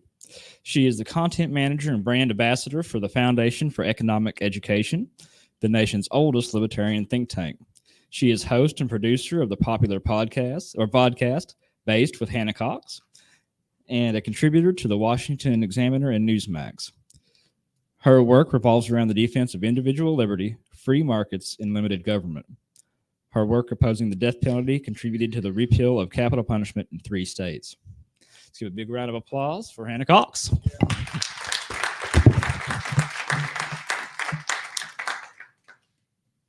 Thank you so much. I am so excited to be with you all today. It's my first time in Oklahoma. So, woo! I love checking off new states. I love meeting all the people, taking off my heels while I do this because I get very tired standing in them. I love meeting all the people doing this work across the country. When somebody asked Terry, what keeps her optimistic? For me, it's seeing people like you. It's seeing the work the Kibbies do. There's so many good people who are fighting on the front lines, and so I'm just really enthused about it. For those of you who don't know me, I actually had somebody in the lunch line ask, where did you come from? You kind of seem to have just popped up. And that's a fair question because I kind of have transitioned from what I was doing to more of a media focus in recent years. So I'll give you a quick summary of kind of my background. Unlike many people who work in politics, I did not mean to end up here. I wanted to be Selena growing up. I did not want to run for office. I wanted to work in music, and that's what I did. I went to college for music in Nashville, and I worked in the industry there for 3 years during school and 5 years out, so 8 all in all together. But I just found myself really very bored in my career at one point. I felt like it lacked a lot of meaning and purpose, and I just remember looking around and thinking, there are so many other things I could do to make a difference. I really want to do something where I feel like I'm helping people. And so I started looking at either going back to school to be a lawyer or to be a psychologist. And I wasn't sure which one I wanted to do for sure. So I just started taking on jobs on the side, started volunteering. And it was through this that I kind of stumbled into politics. I started working on the side for an attorney who had a Second Amendment group. And I thought, I love the Second Amendment and I'll get to see what his day-to-day is like, and maybe that will help me decide. And then I started volunteering for NAMI, which is the National Alliance on Mental Illness. And I thought, I'd love to learn more about this. I feel like in politics especially, we always say no to the left's ideas of what we should do about healthcare and mental health, but we often don't have our own solutions. So I want to learn more about the industry. And so I went in there, started answering the suicide hotline. But they found out very quickly I was doing this other work with the Second Amendment group. And they said, we really need a lobbyist. We don't have funding for a lobbyist. Do you think you could do that for us pro bono? And I was like, I've never lobbied before, but sure, let's give it a try. And so I ended up doing politics in both of these spheres without really meaning to. And I really actually fell in love with it and decided that was what I wanted to pursue. So I moved into politics full time in 2016. And since then, I have been a part of overturning the death penalty in 3 states. I've worked to pass workforce development and reentry criminal justice reforms. I've worked to pass better protections for people with mental illness in our justice system. I helped pass Tennessee's first school choice program and eliminated their last income tax. And I also helped pass protections for things like direct primary care, overturning certificate of need laws, repealing numerous occupational licenses. And I also worked alongside our pro bono economic litigation department at the Beacon Center to help sue the government and pass better protections for property and economic freedom. And along the way, at every step of my journey, someone has said to me that I wouldn't be able to get done what I've gotten done. I was told that I would never overturn the death penalty in another state, that all the blue states had already done it. I was told that I wouldn't be able to build a career as a libertarian. There just weren't that many jobs in that. I'd have to pick Republican or Democrat and get in a lane. I was told that I wouldn't be able to get people to care about the issues I was working on because they were too niche and the media wouldn't care. And I tell you all of this because I want you to know that people are wrong about us, that you can get big things done without the proper education, without the pedigree, and without the backing of the two major parties. And today, I want to talk about how. I think the liberty movement has a lot going for us, despite what others might say. Our movement is made up of a lot of strong-willed and independently minded people, and I think that's fantastic because our movement is comprised of leaders, not followers like you see in most of the other political movements. And I know we often joke about the infighting among libertarians, and I'm going to call some of that out because I think there are some problematic behaviors. But when it comes to the rigorous debate that you find here, I think it's really great. There's a lot of iron sharpening iron, and there's a lot of people who are passionate about beating back the government, both for their own sake and for the sake of others, which I think makes you heroes. And the good news is that we don't have to agree on everything to affect large, meaningful, long-lasting political change. The way that I've been able to get so much done in my 6 years in politics is through building diverse coalitions, convincing people to work with me, and creating movements that were able to energize a base without a lot of money. And I know these successes can be replicated all over the country, and I think it's imperative that we in the movement commit ourselves to doing that. Because while I love Bastiat and I love Hayek, and I do work for the Foundation for Economic Education, so I can quote them with the best of them, this isn't about sitting around and talking about economic theory for me. It's about getting stuff done because there's real lives on the line. And I know over the past 2 years, a lot has happened. And for libertarians, it's kind of been this one big, long, I told you so. And I don't want to minimize the impacts of what have happened to many people across this country because there have been lives lost and real impacts of that. But I do think there's a silver lining to all of this. And that is that people are waking up. People who were previously totally unreachable to us and our ideas are all of a sudden paying attention. And for those of us who've been active in politics for a while, we know that the pandemic policies were merely just the latest infringements on our rights. The truth is that these violations of individual liberty were only possible because we had decades of executive actions and legislation and bad legal precedent that had already greatly expanded governmental power when COVID came along. These things don't just happen overnight. And there are a lot of people who want to use these times and events to make you angry because there's a lot of money to be made off your anger. It produces clicks. It keeps you watching TV longer. It keeps you scrolling social media. And I want to be clear, I think there is a lot to be angry over, but we need to be careful that we don't leave it there and that we don't leave other people there. We need to learn to turn anger into activism and to give that to other people. So I want to teach you how to do that today. And most of all, I want to give you hope because I think hope is the one thing that's really lacking in our society right now. A lot of people feel beat. They don't feel capable of fighting back. They look around and they see endless amounts of corruption.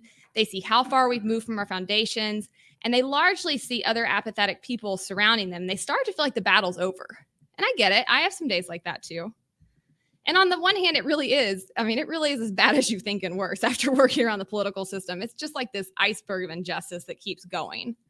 But on the other hand, there has never been a better time to fight back. Because we have never had the age of information like we have right now. There's never been a time where people knew more about what their government was doing to them. There's never been a better time to educate people, to be able as an independent person to go online and talk to people and inform them and get real news and information to them, to meet other people in other parts of the country who are aligned with you and start organizing and building coalitions. There is so much possibility. And so in my mind, I think it's go time. So where do you start if you're one of these people who's feeling small or boxed out of the system? I have some really good news for you that I stumbled across a couple of years ago. And that is that you only need 3.5% of the population to affect political change. That's right. There's research by a woman named Erica Chenoweth, who's a political scientist at Harvard. And she found that it only takes 3.5% of the population actively participating in nonviolent civil disobedience to ensure serious political change. Not only that, the research actually goes a bit further, and it indicates that civil disobedience is not only the moral way to affect change, it is the single most powerful way of shaping politics by a long shot. And furthermore, she and her team found that there were not any campaigns that failed to affect change after they achieved 3.5% participation during a peak event. They studied all the movements in our history and in other Western countries, and this held true. And while her research is more recent, it actually builds upon what many significant leaders in our history have known and preached for some time. From the African-American abolitionist Sojourner Truth, to the women's suffrage campaigner Susan B. Anthony, to Indian independence activist Mahatma Gandhi, and to U.S. civil rights leader Martin Luther King Jr., all of these people have convincingly argued for the power of peaceful protest. For most of my adult life, as I mentioned, I lived in Nashville, Tennessee. And what you may not know about Nashville is its importance in the civil rights movement. I know most people think of Alabama or Mississippi when it comes to the civil rights movement, but it's actually really important that you know about the Nashville sit-ins. The Nashville sit-in movement is widely regarded as one of the most successful and sustained student-directed sit-in campaigns of the civil rights era. There used to be these really large department stores on Fifth Avenue, downtown Nashville. It was this big shopping district. And in them, at the bottom, you would have these lunch counters, which were segregated. And there was a known pacifist in Nashville named James M. Lawson. And along with the Nashville Student Movement, which was an organization comprised of students from the city's 4 Black colleges, they started making plans to launch a large-scale sit-in campaign targeting these segregated lunch counters. And the backstory to this is every bit as important as what ultimately happened. Lawson actually trained these students to sustain physical abuse and other kinds of assault leading up to the sit-ins. They actually practiced self-discipline and self-control through simulated workshops for weeks before the actual events. Why did they do this? Well, one, they knew without a doubt that while their actions were peaceful, they would inevitably result in violence against them. But also they did this because Lawson and Martin Luther King Jr. himself both held to a theory of nonviolence. And this theory revolved around 6 principles, which were heavily influenced by the teachings of both Jesus and Gandhi. And so briefly, I want to go over these 6 principles of nonviolence because I think they're revolutionary and they're a really big part of my own personal theory of change. And the first of these is that nonviolence is not for the faint of heart. Practicing nonviolence takes strength and resolve. It is not a pathway for those who seek to avoid conflict, as there's nothing passive about it. Rather, this is an active stance, emotionally, mentally, and spiritually. Those who practice are always looking for ways to persuade their opponents and looking for methods to effect change. They're actually in community with people who are suffering and who are being oppressed, and they're working to build bridges of influence to those who are in power and seeking to build support for their cause. 2, they taught that nonviolence seeks to defeat injustice, not people. Martin Luther King said, "Is it not true that those who commit evil are also victims of its power?" King knew that the true battle for justice lies between good and evil, darkness and light, and he saw those who would oppress him as actually being victims of systemic injustice as well. And I think this is really powerful because seeing one's enemies in this light helps us to view them more sympathetically and focus on the root cause of the problem. King also echoed the Bible when he said that our struggle is ultimately not against particular people, but systems, which he labeled the principalities and powers. 3rd, he taught that the goal of nonviolence is reconciliation. He said a wise man knows that you don't change a person by mocking or humiliating them. And on this topic, King wrote, "Nonviolence does not seek to defeat or humiliate the opponent, but to win friendship and understanding. The nonviolent resistor must often express his protest through non-cooperation or boycotts, but he realizes that these are not ends themselves. They are merely means to awaken a sense of moral shame in the opponent." He said the aftermath of nonviolence is the creation of a community, while the aftermath of violence is tragic bitterness. We're not trying to own the libs or pummel the Republicans. We're trying to win friends and persuade them and convince them to join us. And in doing this, if we're doing nonviolence resistance, as the owner of Big Board was that we discussed earlier, it does evoke moral shame. When you see somebody having their business taken from them over something like masking, that actually makes the other side wake up and recognize that maybe they aren't the good guys here. Maybe they're not in the right. 4th, and to me, this point is the very most important. King said that redemptive suffering holds transformational power. In other words, he said there is power in undeserved suffering, which I just think is incredibly deep. He said the nonviolent resistor is willing to accept violence if necessary, but never to inflict it, knowing that the suffering they endure has great power to change hearts and minds. King again paraphrased Gandhi when he wrote, "We will match your capacity to inflict suffering with our capacity to endure suffering. We will meet your physical force with soul force. We will not hate you, but we cannot in all good conscience obey your unjust laws. Do to us what you will, and we will still love you. Bomb our homes and threaten our children. Send your hooded perpetrators of violence into our communities and drag us out on some wayside road, beating us and leaving us half dead, and we will still love you. But we will soon wear you down by our capacity to suffer, and in winning our freedom, we will so appeal to your heart and conscience that we will win you in the process. That kneecaps me. That's phenomenal, and you only have to look at his movement to see the proof of this. It's just, I'll keep going, but that point just, I can't stop thinking about it. His fifth point under his theory of nonviolence is that nonviolence pertains to physical acts and internal thoughts. He said the nonviolent resistor refuses to physically harm his opponent, but they also refuse to hate them. And at the base of a nonviolent philosophy is the principle of love, which for King meant specifically the agape kind of love discussed by Plato. And he said it's proof of the power of God working within us, enabling us to care for those who would seek to harm us. Nonviolent love is in a way a weapon because it disarms your opponent and shields you from becoming them, which we need to be on guard against in politics because I've seen it happen in many people. You can very quickly become what you originally hated. And lastly, the principle you're probably most familiar with is that the universe is on the side of justice. King was an eternal optimist, and to do this work constantly means you have to be optimistic. It's an essential outlook. King said, the believer in nonviolence has deep faith in the future. He knows that in his struggle for justice, he has cosmic companionship because there is a creative force in the universe that works to bring the disconnected aspects of reality into a harmonious whole. And I believe that. I believe we're going to win. I wouldn't be doing this work if I didn't think we were going to win. But we have to be willing to play the long game. And so to bring this theory back to the Nashville sit-ins, in their workshops, the students were doing more than simply learning not to physically fight back. They were actually training their minds with the principles of nonviolence. And they needed it because once the sit-ins began, there was mass violence towards them. They were burned with cigarettes. They were spit in. They had horrible things said to them. They had feces thrown at them. They were beaten, kicked in the head by police. And through it all, they did not react. And because they were able to live out these principles, they woke a nation up. The pictures that appeared on newspapers were of these well-dressed, respectful, young, beautiful people quietly trying to peacefully eat their lunch and being violently attacked and still not fighting back. And that suffering that they sustained, it invoked sympathy and outrage and moral shame and demands for change. That small group of students sat down at a counter and they changed the nation. It really didn't take long after that for them to rally 3.5% of the population to their cause. We in the liberty movement need to take lessons from those who have come before us. There's really no excuse for us to not be successful. Because while we're constantly told that we're in the minority or that we cannot compete with the two-party system, the numbers tell a different story. According to a 2020 Gallup poll, 31% of Americans identify as Democrats, 25% identify as Republicans, and 41% are independents. They're up for grabs. There are more people who are fed up with the corrupt two-party system than there are disciples of it. And again, we only need to activate 3.5% of the population.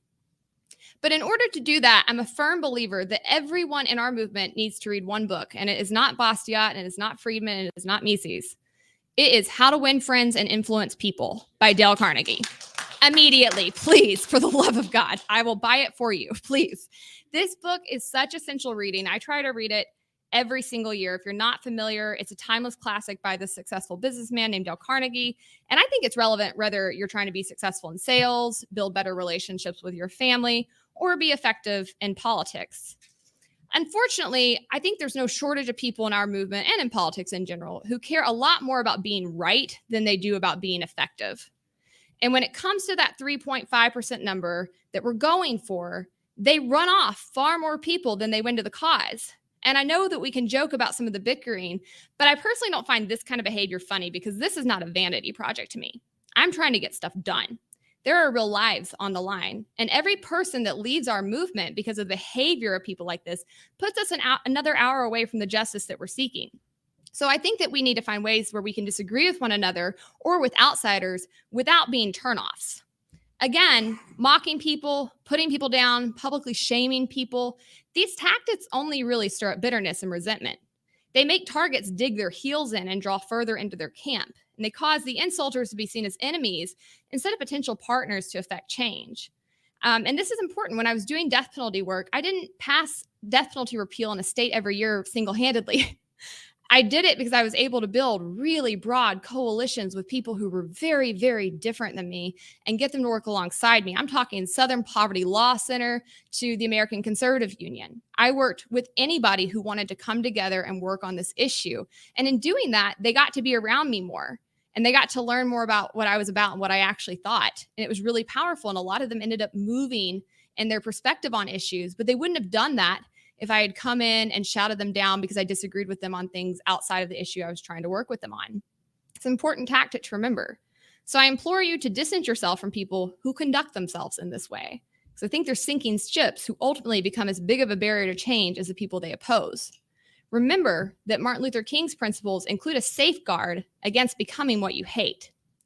So if you actually want to affect change, you cannot use these tactics because they will only further divide us and create disharmony. And instead, I think we need to look at some of Dale Carnegie's practices. I cannot possibly summarize this book. This is not a get out of jail free card. You still have to read it, but I'm going to try to give you a couple points here that I think are important.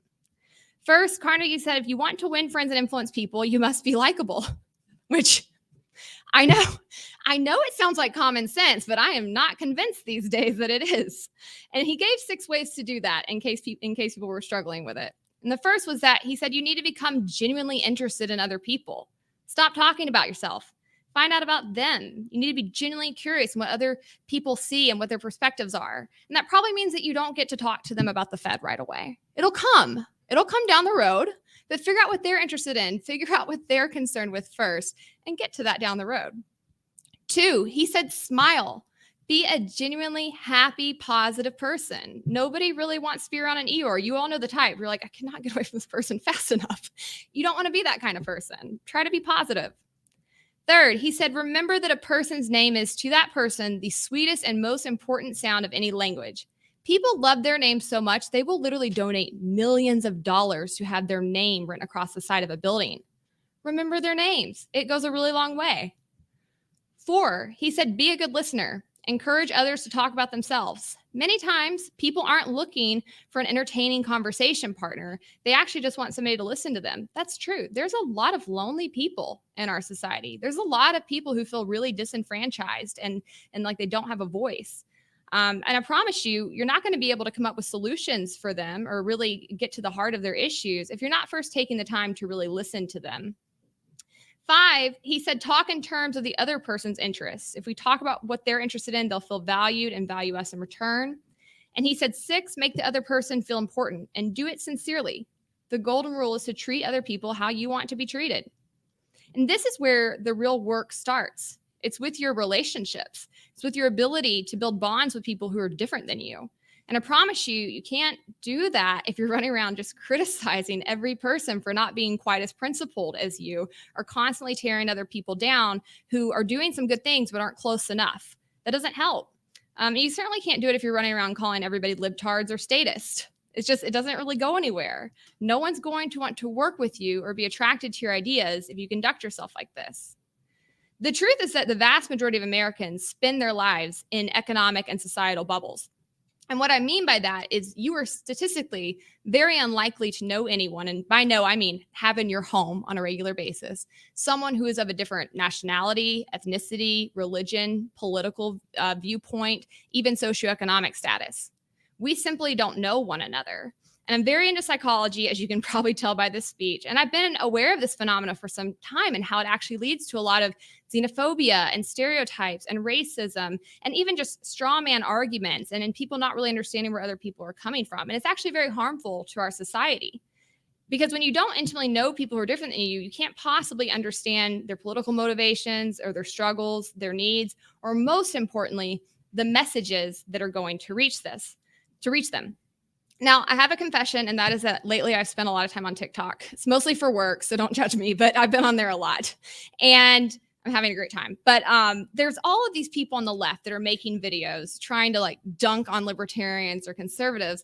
And I see this play out over and over where you can tell they've never met anybody right of center in their lives because the things that they're saying make no sense. Like I saw one video the other week, the guy was just sounding off on trickle-down economics and talking about how stupid people were who thought that, how dumb it was that capitalists supported this.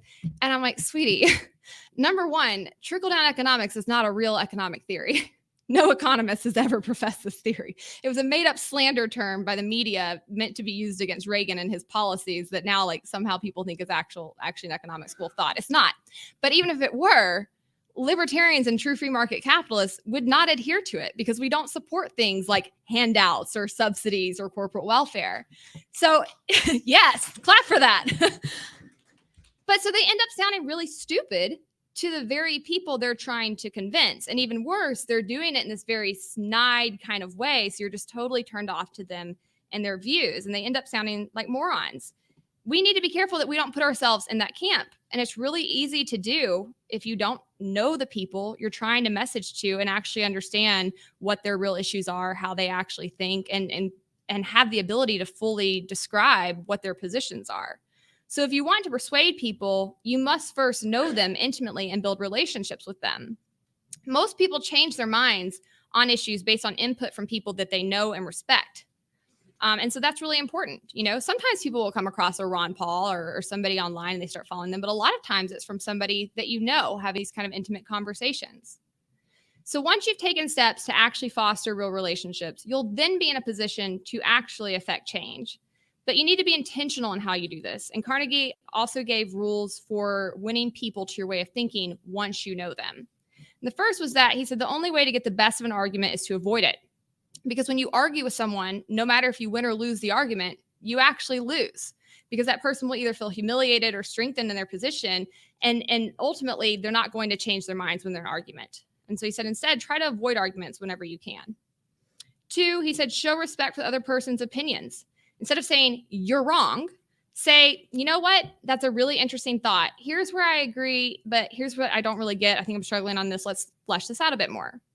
And libertarians are really smart cookies, right? I think we have a really high intellect, if I have to guess, in this movement. But we have to start using that and being more intentional about how we talk to people and how we work with them on our messaging.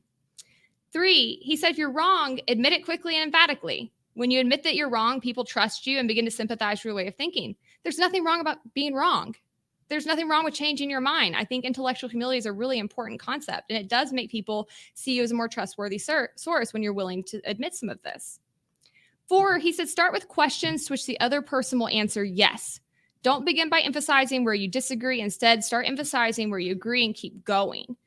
He said, people must be started in the affirmative direction and they will often follow readily. And I'll give an example of this. Back when I was volunteering for NAMI, since I was doing my lobbying pro bono, I got to pick which issues I was going to work on. And they kind of knew, like, I'm not doing any statist stuff for you, like anything too big government. And so they brought me this bill that was going to be working to exclude people with severe mental illness from the death penalty. And I was like, oh yeah, absolutely not doing that one. And they said, what? Why? And I was like, I'm really pro death penalty. I would never work to get rid of any of it. And they said, but you hate the government. And I was like, yeah. And they said, and you think it can't get anything right? I said, yeah. They said, you don't think it can get the mail delivered correctly? And I said, yeah. And they said, but you think that it can kill people and not get it wrong? And I was like, oh crap. Like, maybe I don't know what I'm talking about. And it made me go do my research, and I ended up figuring out just how wrong I was on that issue. And I changed my mind, and I went and led a movement and overturned the death penalty in 3 states. That wouldn't have happened had they handled me wrong in that situation. Instead of doing what they did, which was keep getting me to say yes, keep appealing to what they knew to be true about my views, if they had instead said, oh my gosh, you're wrong, you don't care about human life, how dare you, you say you're pro-life, but you're not really, all of that would have just made me dig in my heels. And listen, I like to tussle. So like, it would have been a long debate with me that day. But they were really smart in how they handled me. And because of that, they not only converted me to their way of thinking, they got an activist out of it. Those little interactions you have with people matter.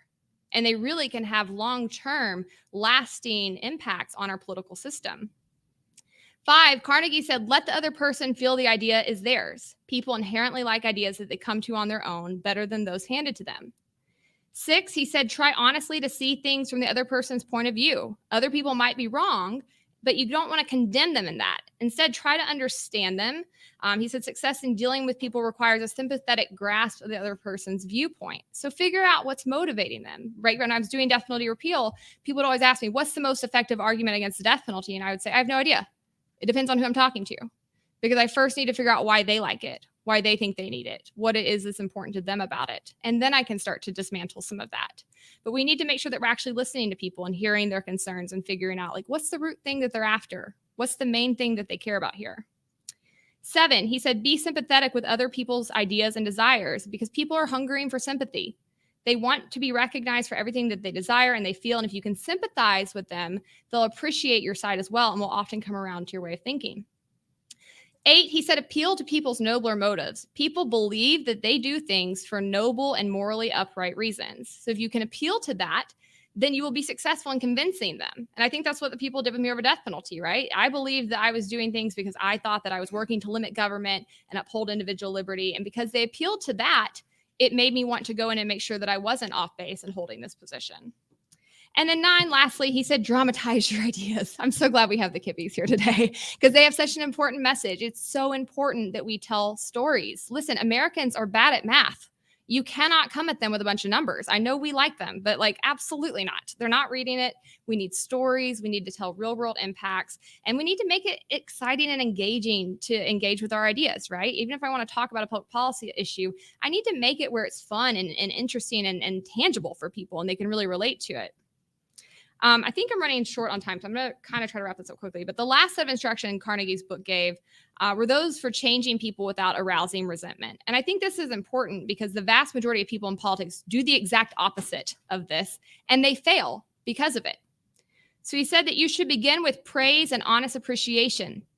People will do things begrudgingly for criticism and an iron-fisted leader, but they'll work wonders if they're praised and appreciated. So cheer on the good things people do instead of nitpicking them on areas you dislike.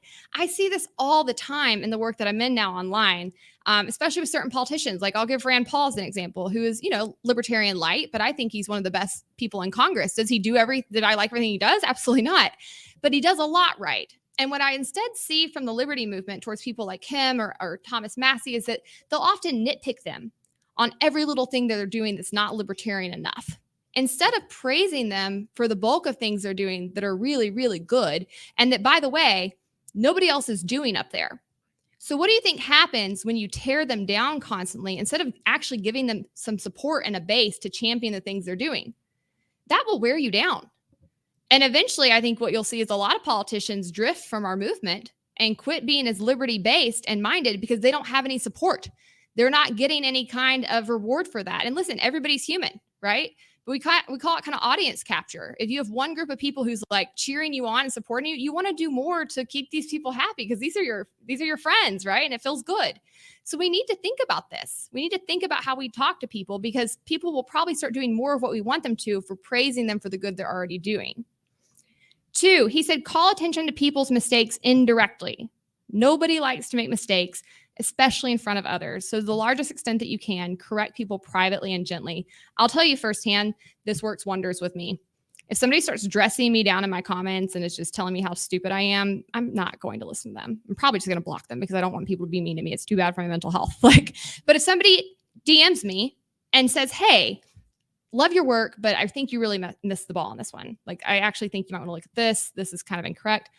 I'll change my mind in a minute. I'm like, oh my God, thank you so much for taking the time to let me know, because I know that person actually cares about me and my career and wants to see me do well. And it's actually taking the time to give me proper facts that I need and show me something maybe I was unaware of. That goes a long, long way with me. And I think that it probably does with others too.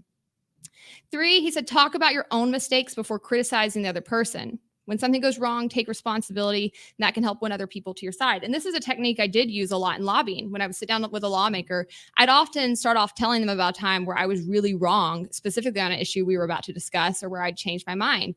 And in doing that, it gave them the permission to also be wrong and change their mind and have just a more humble kind of exchange where neither of us were trying to fight for our ideas. Instead, we were really able to flush things out. 4, Carnegie said, praise every improvement. If we truly want someone to improve at something, we must praise their every advance. 5, he said, give the other person a fine reputation to live up to. If you believe the best in others, they will want to live up to your estimation of them. I love that. If you start just believing people are a good person and let them know, they're going to want to keep that up and maybe they'll become a better person. 6, he said, use encouragement. Make the fault seem easy to correct, because if a desired outcome seems like a huge task, people are going to give up and lose heart. But if a fault seems easy to correct, they're going to readily jump at the opportunity. So that's the extent of what I want to talk about of him. I know some of you may have listened to Martin Luther King Jr.'s 6 Principles of Nonviolence and Dale Carnegie's Rules for Winning Friends. And maybe you thought it sounded like a walk in the park. Maybe for some of you. But for me, these are the greatest battles of my life, because they force me to work against my human nature and my instincts. And I fail to practice what I'm preaching today all the time. But I keep trying. I keep working towards it because I know the power that can be found when you put these things into practice. It is through these tools and techniques that you can build movements. Remember that the point of politics is persuasion. And in my belief, it is in persuading people to be true and consistent champions of free markets and individual liberty. But before you can build coalitions or effectively create content that messages your views, before you can lobby or pass bills, before you can draft litigation that goes after the government, or do any of these political actions to achieve change, you've got to first learn these interpersonal skills. We've got to be able to build these relationships. There's just no shortcut to it. And altogether, this is my theory of change. I think the speediest way to political change is through peaceful, determined civil disobedience. I think we must seek to win 3.5% of the population to our way of thinking and ultimately convince them to join us in that civil disobedience. And to do this, I think we should rely on the proven tactics of Carnegie's Rules to Win Friends and Martin Luther King's Principles of Nonviolence. In closing, I'd also like to say that in working to affect political change, I encourage you all to pick an issue and then pick a lane. As I mentioned at the start, there is so much injustice out there. You are not possibly going to be able to go after everything that you want to, but you can pick one issue where you're the most passionate and lead on that. And I think this is kind of a calling that people have, right? People are motivated by different things and they get excited about different issues. And we need that in our movement. We need lots of people doing lots of things. For me, mine was criminal justice reform. I cared about a lot of things, but I just was hype. I couldn't not talk about criminal justice reform. It just grinded my gears. And once I realized that, I spent a lot of time working to become an expert in the subject. I studied data and the system and the laws and the history, but I also went and talked with people who were impacted. I met the stakeholders, the victims, their family members, prosecutors, defense attorneys, court reporters. I talked to everybody I could so I would have a holistic understanding of what was going on in the system. And then I picked one issue under the umbrella of criminal justice reform, which was the death penalty. And I just went ham on it for 3 years. And a lot started to happen. But I remember when I took over Conservatives Concerned, I had a lot of people tell me that I'd never pass a bill. I had people tell me I would be pigeonholed in my career, that I'd be blacklisted, that I'd be seen as fringe, that I'd never get another job in politics because death penalty was the third rail. And this was said to me by people who liked me and wanted me to succeed. A lot worse was said by people who loved the death penalty and did not want me to succeed. But I felt really compelled to do that work. And when I went all in, I noticed that my passion on it really seemed to catch fire. Others started rallying to the cause, and ultimately a state did overturn the death penalty every year I was in that job. Billy Graham once said that when a strong man takes a stand, the spines of others are stiffened. And I know that that's true. So pick an issue, take a stand, and people will begin to stand next to you. You'll watch that line of people increase over time. And over time, you're not going to feel alone anymore because you're going to have an army standing next to you. So I hope you put these things into motion. I can't wait to see what people accomplish in this movement. And I'm happy to take any questions with the time we have.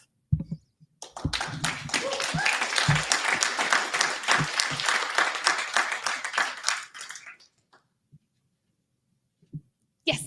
Are those mics on in the middle? Can you go to the mic if you don't mind? Sorry, my hearing is shot from the music industry. Excellent. In the last couple of years, we've seen a shift in the way our social structures and our social dialogues are taking place. Matt talked about it last night, where there is a big dichotomy about everything. It doesn't matter what the issue is. You're either on this side of it, you're on this side of it, and there's nothing in the middle. One of the things I'm finding a challenge with when I'm interacting with the people in my daily life, having these conversations, is that they are already firing bullets because of all of the previous interactions that they've been having for the last couple of years. Larry Sharp had an idea that you turn a no into a neutral before you try to turn them into a yes. Expound. Okay. Well, one, Larry Sharp's a brilliant man, so I am inclined to follow his lead. For me, I think the best way to do this is to, instead of trying to have any kind of debate, find an issue you agree on. And I can agree with somebody on almost anything, whether they're very far left, very far right. I can find something that we agree on. And I like to start off talking about that issue and kind of getting them hype about that. And then slowly starting to turn the conversation to how the government's responsible for that. And this is something I've done on my show, Base. I really started it because I was working with a lot of people on the left and right. And I was noticing that these boogeymen I was told about weren't mostly there. Like, you have the fringe activists on the left, you have the fringe activists on the right, and they're really loud. But if you really get to know the bulk of people on these different sides of the aisle, most of them are pretty reasonable people. They often are just really uneducated about what caused the problems that they're upset about in the first place. If I was talking to like a young leftist person, they would be up in arms over student loans. So I would say, yeah, I know, I hate student loans. I got pushed into college by my parents and I have student loans and I think it's ridiculous. But you know, the real reason that student loans are so high, do you know? Like, and start just kind of working through it, right? When I would pick that issue that we could agree upon and start kind of leading them down this like trail of recognizing the government's responsible for every bad thing in our society. And then like maybe move on to other issues once I got to know them better, had been speaking to them over time. But I think that Carnegie's really right. Find areas you can agree, find ways you can keep people saying yes, build that rapport, and then they'll be more likely to talk to you about other things. Like I did that with a lot of people who worked on the left on death penalty. We would go all in on criminal justice reform. And then I'd start kind of pointing out the things that they were saying every day, like how bad the government was, how corrupt it was, how it framed people, how it killed innocent people. And then I'd say, and then you want these people running your healthcare? That's what you want, you know?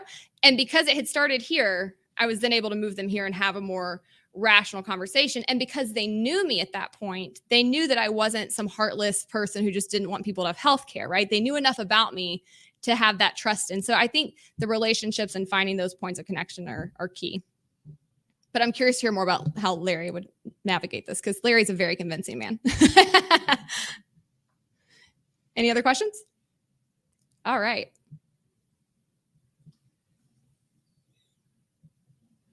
Set me to thinking quite a bit, reflecting introspectively. I've realized for many years that I basically have an engineering mentality.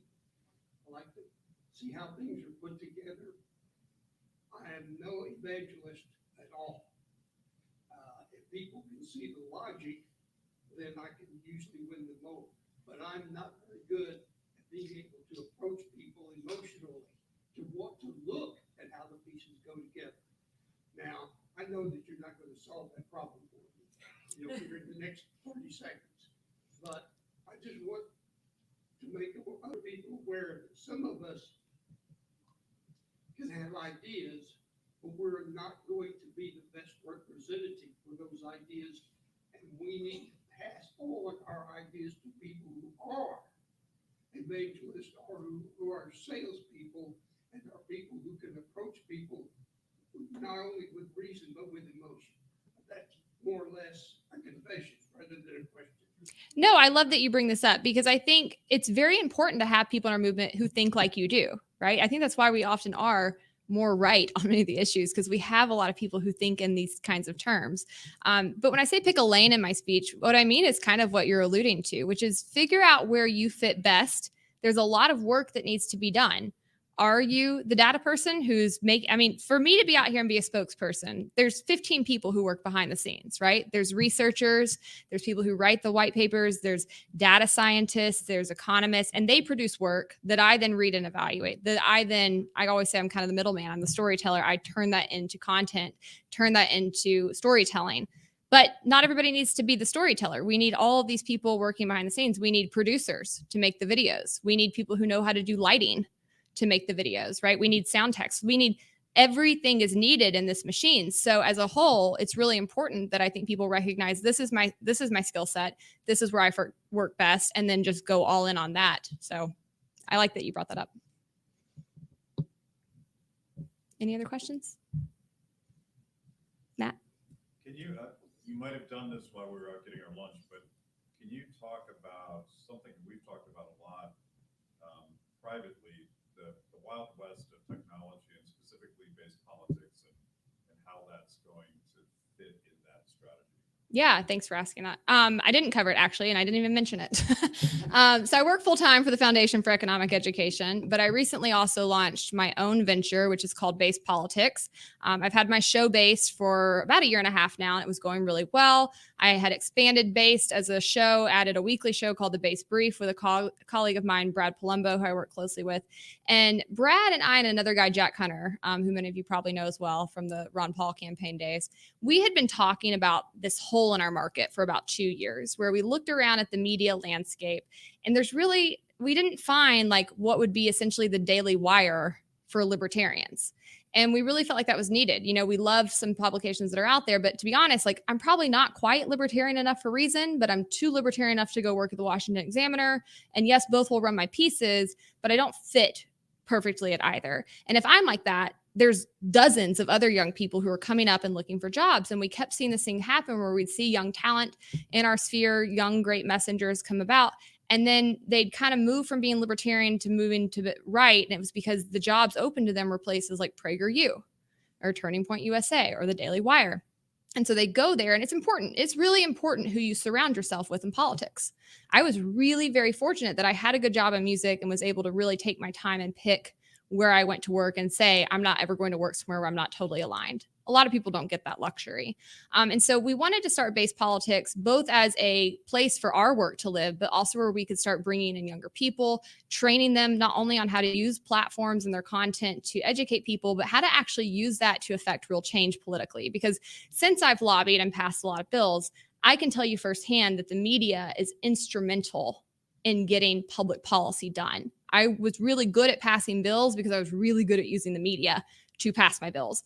And so we've launched Base Politics as our new venture. It's about 1.5 months old. We're really excited, but it's had incredible support. We've had over 220,000 page views in the first month and a half. We've had 60,000 downloads of the podcast. So it's really revving up. We're right now just doing this nights and weekends, but we're in the process of fundraising for it so that it can fully get up and running off the ground. And we see this as being a solution to multiple problems. One is that big tech is a reality, and it's one that I struggle with every day. I've been fortunate in the fact that so far I haven't had any major issues with big tech, and I don't intend on saying anything crazy or getting kicked off, but you don't know. You could wake up tomorrow and your whole platform's gone.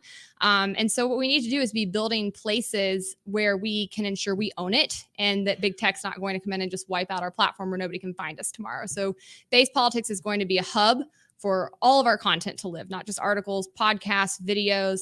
Again, we're going to be training younger influencers to start doing this work as well. We see it as really important to educate people on public policy and also to kind of reassert where libertarian and to some extent where the right of the political spectrum is going to go, because there's a real battle for that right now. There are a lot of people who want to see this go away from capitalism, away from individual liberty. You see a lot of forces that are working to make the GOP more nationalist. All of that is concerning. And so I think we need an independent journalism kind of hub where we can assert that free markets and individual liberty are still the way to go, where we can have a young, enthusiastic crowd that's spreading that message.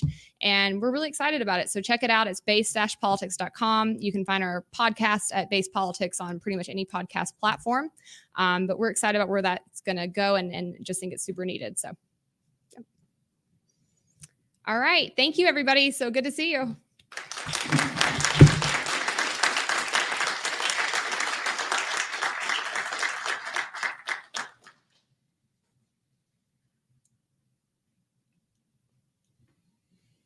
Mo said he's out grabbing something. He'll be right back, but just wait a couple of minutes on him.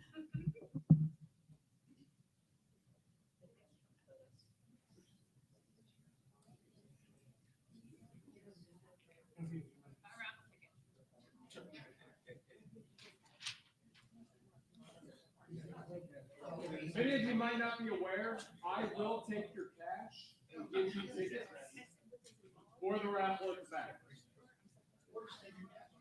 Or I will just take your cash if that's what you Can I take your cash? Hey guys, real quick, I have a little bit more caffeine in me now than I did this morning, so I have a little bit more passion behind this. So here's the thing. So with the Sober Caucus, it's not just a place for people to come and, find like-minded people, but it's the radical concept and idea that people in the recovery community have a very powerful, nuanced voice whenever we talk about ending drug policy in this country.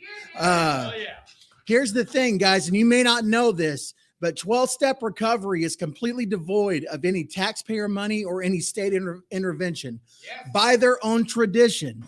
So it is the peak libertarian philosophy. So if you guys would like to support that, you would like to support this idea and this concept, not only do we have merchandise available on that table for sale, but we also have our Cash App. You can donate anything that you would like. Every little bit goes to help this thing. We're completely grassroots at this point. So thank you guys for your time.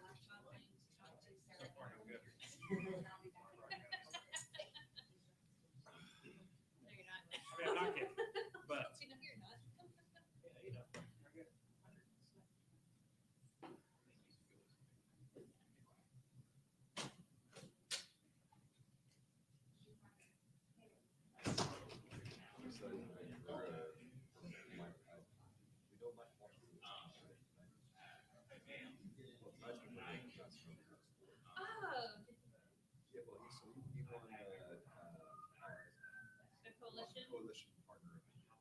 Oh, okay. I didn't realize you announced them. Yes, we did award in that, so I guess I should ask you. So this past year, myself, Will, and can't say that.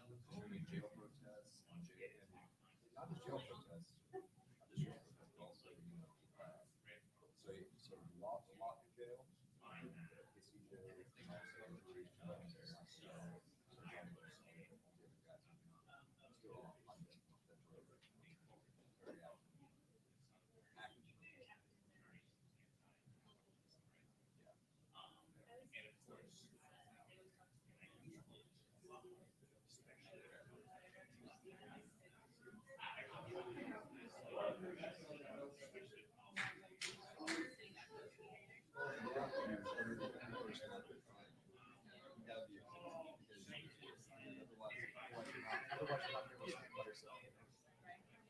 So, back in the day, we did a tax day protest with the subsidy back presented in. And the guy from Channel 25, the third time, he's like, just show up to protest it. I'm just grabbing. There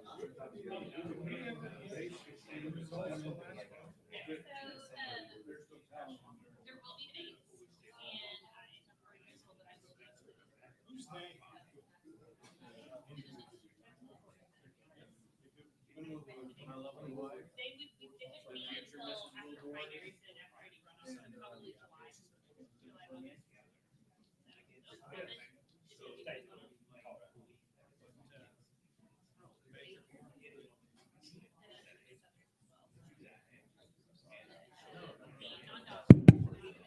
Make sure you guys sign back in once you get in here for the credentialing committee.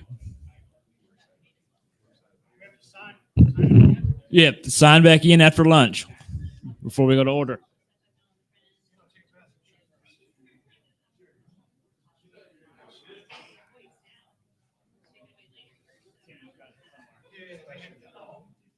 I'm just gonna have to ask.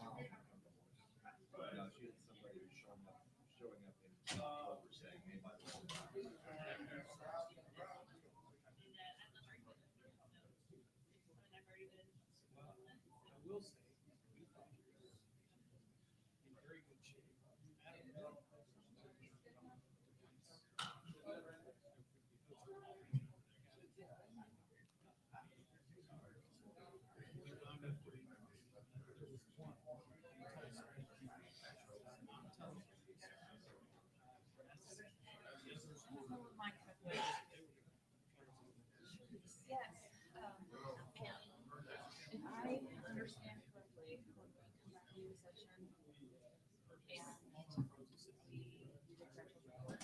and then we are on the special meeting for election. Thank you.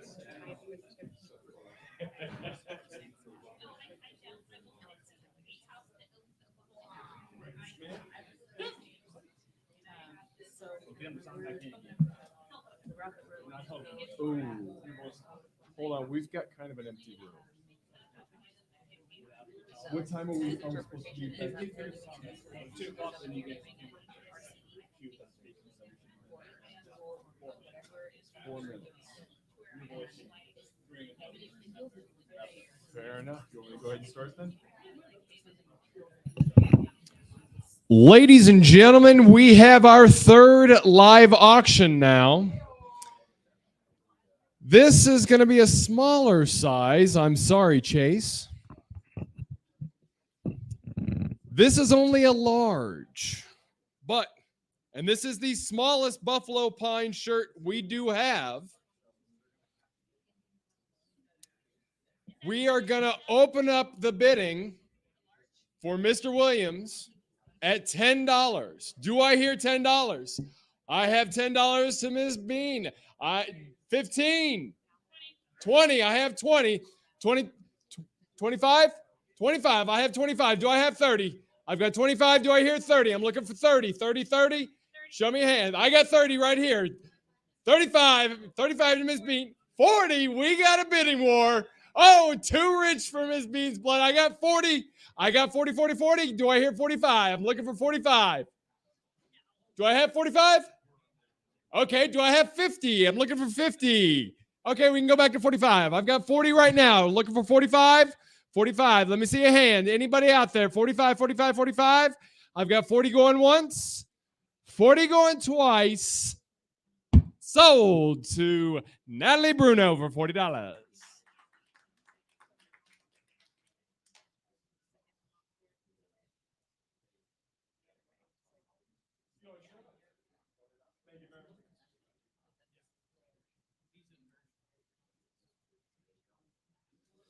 For those of you who didn't hear the announcement earlier, if you haven't signed in for the afternoon session, we have the sign-in sheet in the back, if you wouldn't mind. Thank you.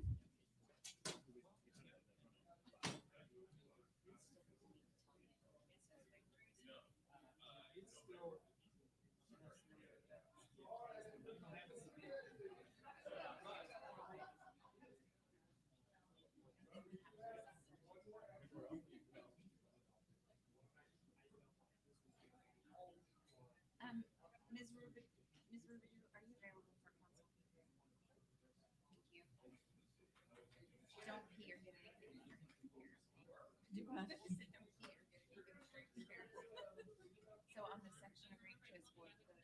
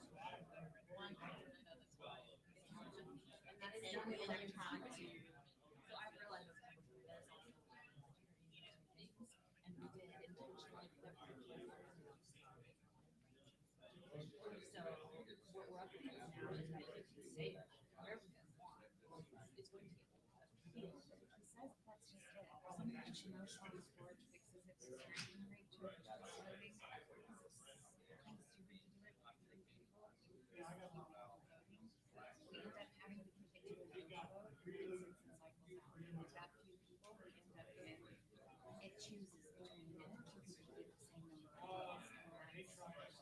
When you open up bylaw law, we open up our laws that are related to legislation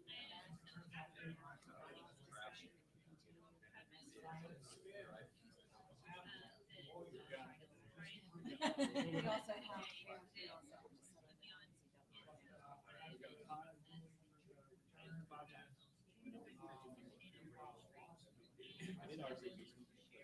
no, we're not doing RCD. And if you're not going to vote, then it's just going to have to be a situation where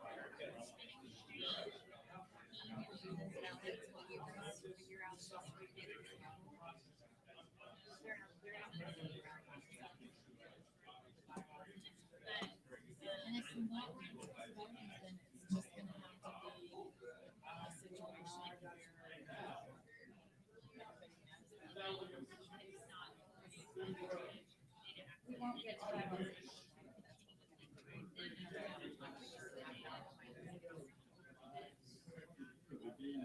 to that. It would be right. Is there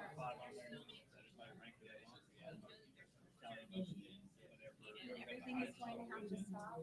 Great choice, everything stops. Well, I put them into my computer, one ballot at a time, I just set up an overvote. Great choice. If we did all 5 of them together, people get to vote 1 through 5. Okay. I can break 50. How much do you want? There'll be no tie. So the real solution is that Okay. It is still going for 20, so I'm going to give you $30 back.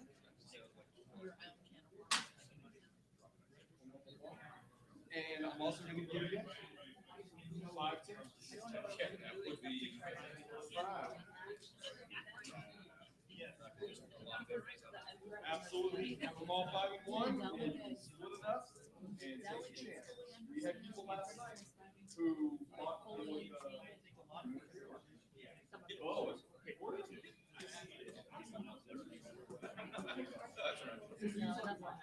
yes.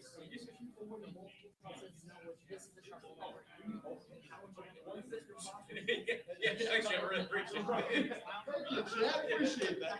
And the winner, me, sometimes.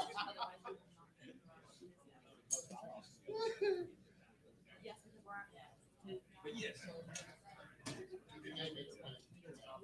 Yeah, that's kind of, hopefully they agree with me. I know I'm not going to idea.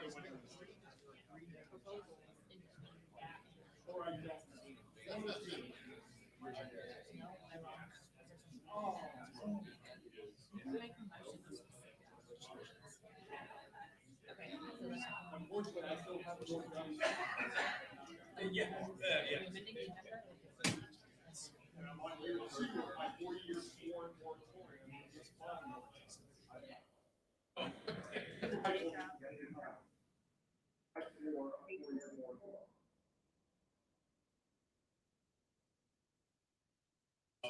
Did I ever get to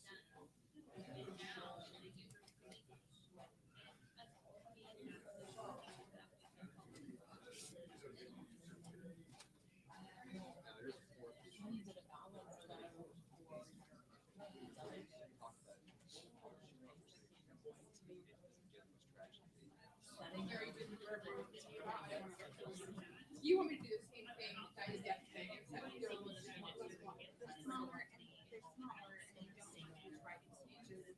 Oh, like Tintin. Thank you.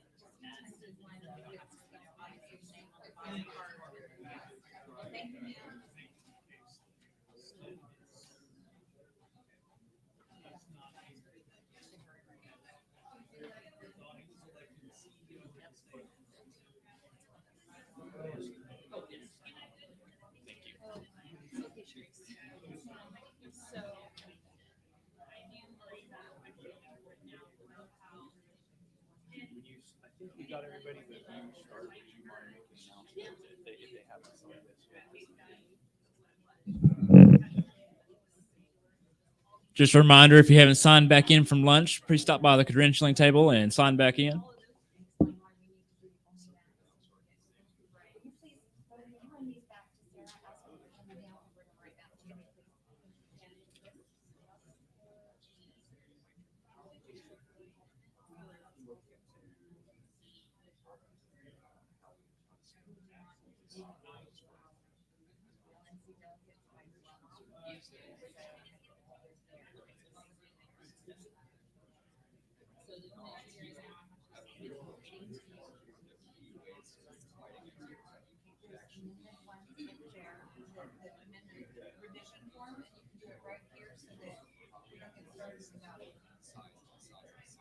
Right now, we just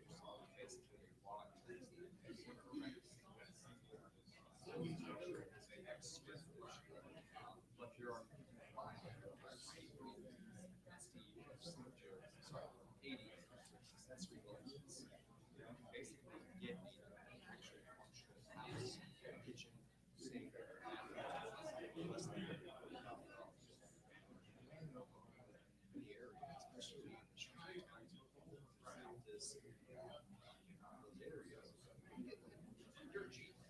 these are brand new homes and a house.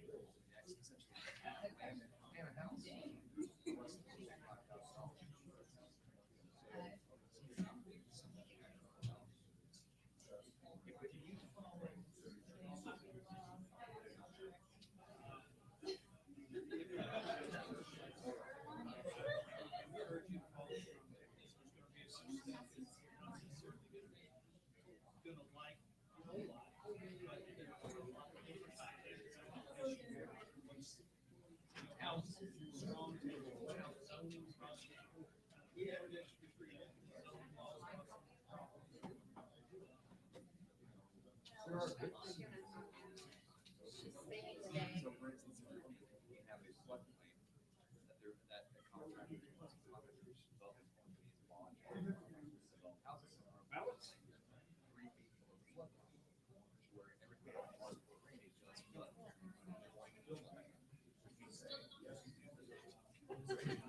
Right, which they can do that, but then the house with the sink has right on the house. We have water line breaks. It's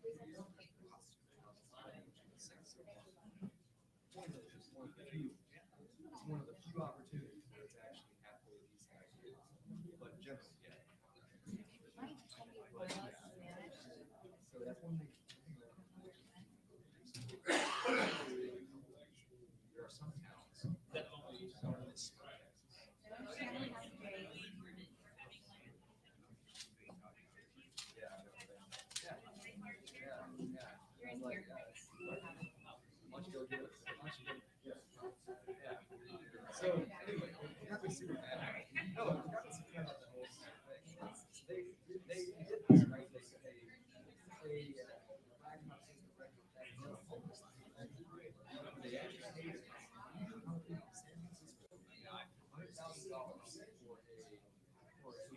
about how it feels. It was no sense. And I want to find out. They wrote.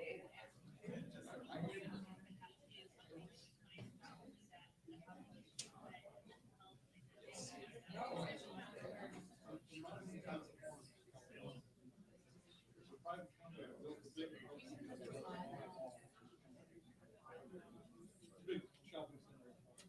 And they built a big single unit apartment, city for, especially for homeless people. Well, all the citizens flooded City Hall. No, not in our neighborhood.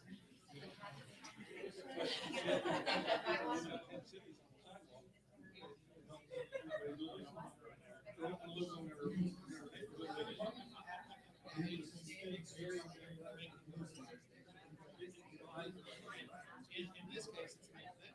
But yeah, here's the best one. There's more people in Los Angeles County than there is in the entire state of Oklahoma. Where do you put? And there's more people all the time because people get paid by the government to live on the sidewalk. Thank you. I'm not joking. How stupid it is, yeah. Yeah, I watched the on I'm on a Facebook group that you know from the those guys are living on the sidewalk. He gets $1,100 a month.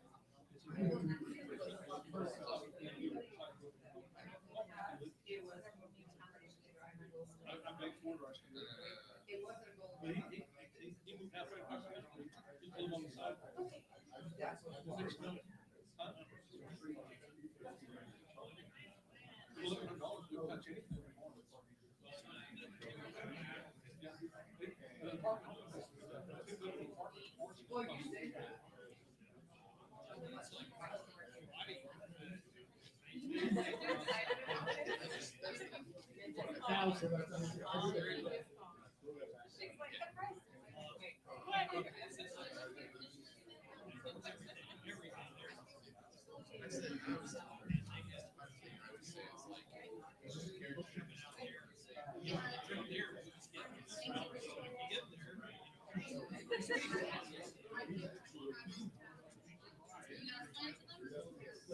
I haven't got my head so focused around here.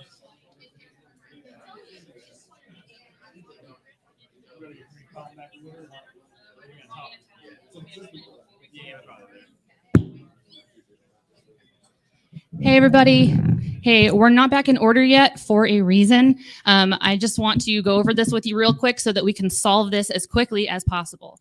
We're currently experiencing a problem of being able to finish our judicial committee elections because the bylaws read that we will elect the alternates by ranked choice, and then it specifies that the next part of that doesn't actually follow with ranked choice voting. So beyond that, we cannot complete that vote with ranked choice voting today. We're not prepared to do that. If we do that, we will not be able to do the rest of the agenda for the day. We won't get to bylaws platform. So the solution that we have worked up is that we have to open up a very specific bylaw where that wording is so that we can change the verbiage from ranked choice to majority vote. It's going to be the same thing that we have been doing. It will facilitate this vote. It is imperative that we get that one passed and closed because otherwise it will stay open and we will not be able to finish our bylaws and platform today. It will require a 2/3 vote. We're not in order, so please go ahead. We are to do it in the same manner as the judicial committee is elected and our bylaws read as majority vote.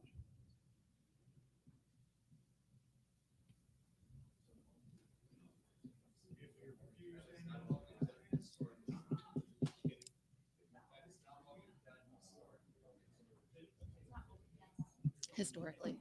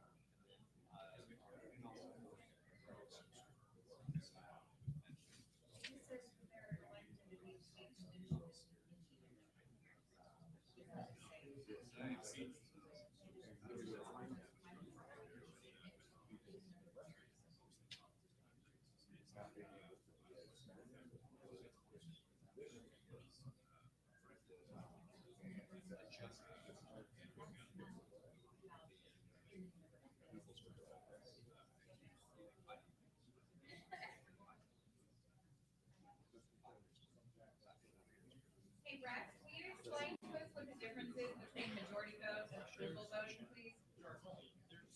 So on a majority vote. Go to the mic and let us know. Right. If you would, please, sir.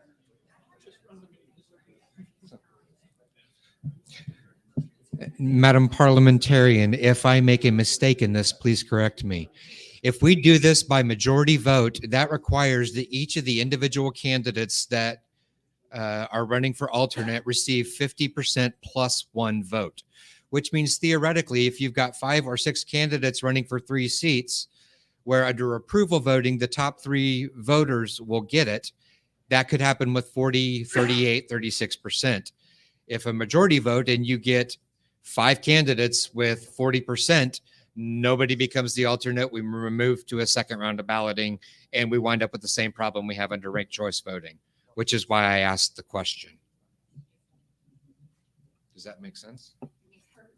All right, so we're all on the same page. The idea here is that we are going to go and edit. We're going to go amend the bylaws, Article 8, Section 1, so that the Judicial Committee alternates are elected by approval vote as opposed to ranked choice vote.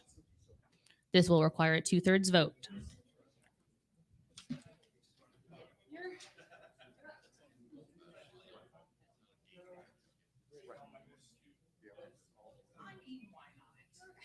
We're gonna do a Grant's report anyways. All right.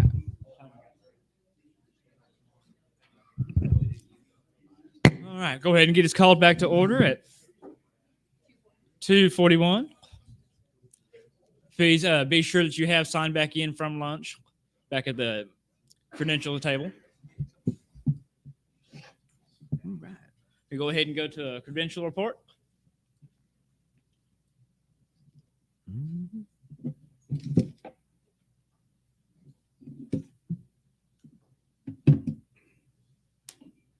Right, at this time we have 35 delegates signed in, so that would give us majority 18, 2/3 24, 3/4 27, and 7/8 31. Yes, ma'am. Oh, sure. We have 35 delegates currently signed in. Majority is 18.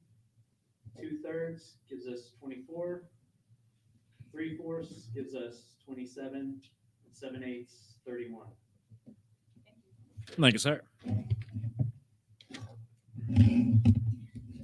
Have any objections to approving the credential report? Hearing none, it is approved.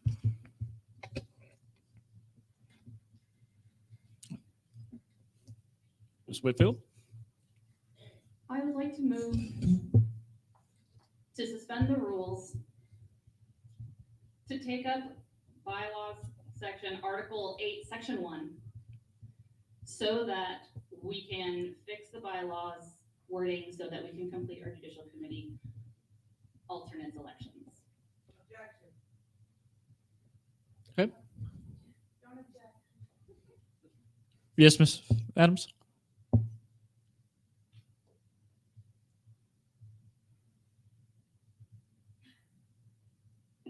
So I get why this motion is being made, and I really, really dig it. But under Roberts, once we open the door to bylaws, bylaws is where we stay until that is completed. And I would like to deal with this before we get into bylaws.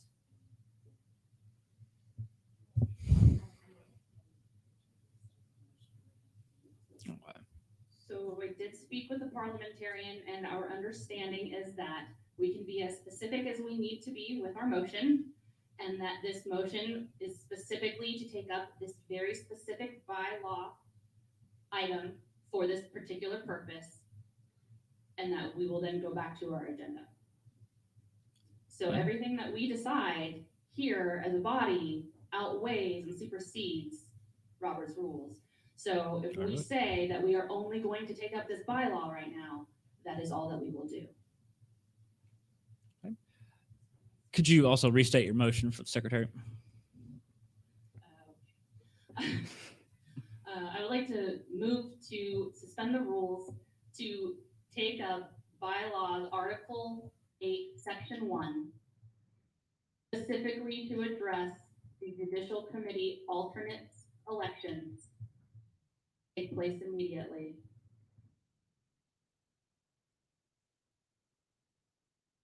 Motion and a second. Any further discussion? All in favor? All opposed? Any abstention? Abstain, 2, 3, 4. 4 abstentions, 1 nay. Gives me 37.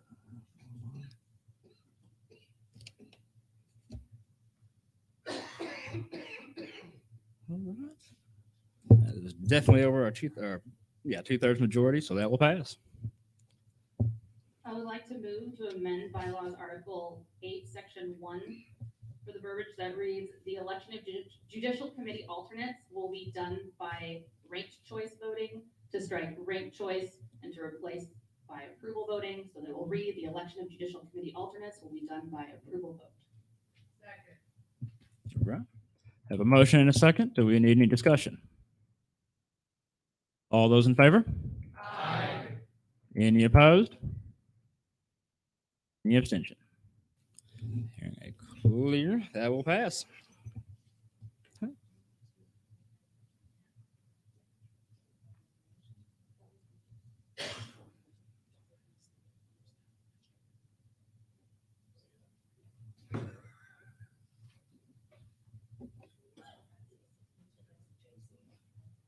Mr. Chair, order to the day. Yes, ma'am.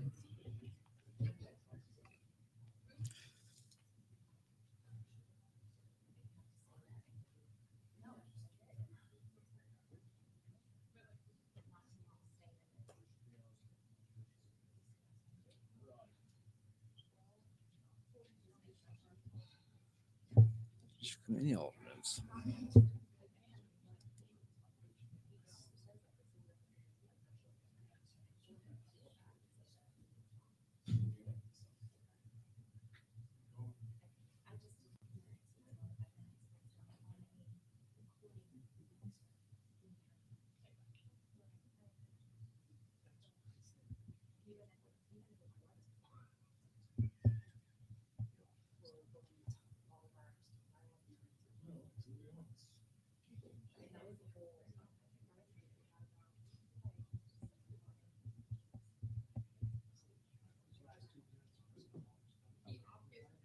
All right, so move on to the alternates.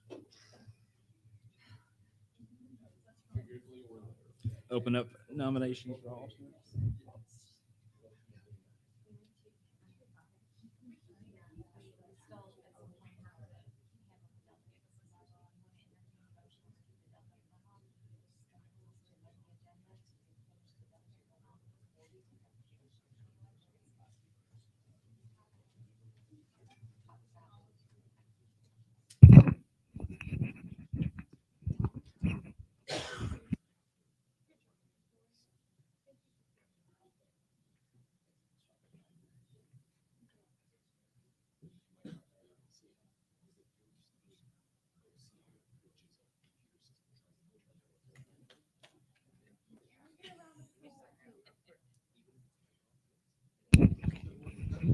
Mr. Chair, I would, point of order. What? Oh. Sorry. Here.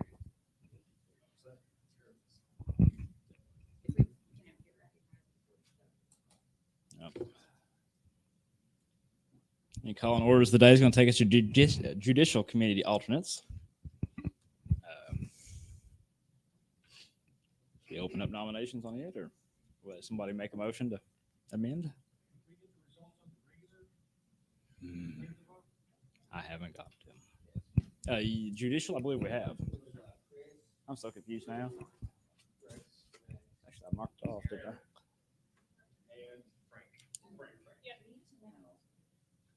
Yeah, they did.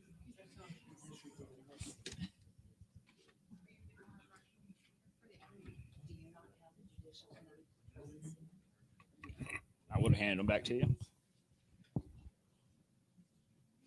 That's the one I read out already. Okay, yeah, this is the one we read out earlier. For the Judicial Committee, it was Robinson, Powell, Ricks, Aaron, and Mr. Cook. Robinson, Powell, Aaron, Law.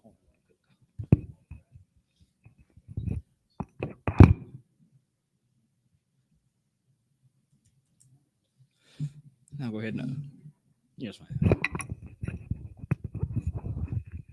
Now, can I make a motion to amend the agenda to return to LNC delegate elections? Do I have to stop there, or can I say why? Can we discuss?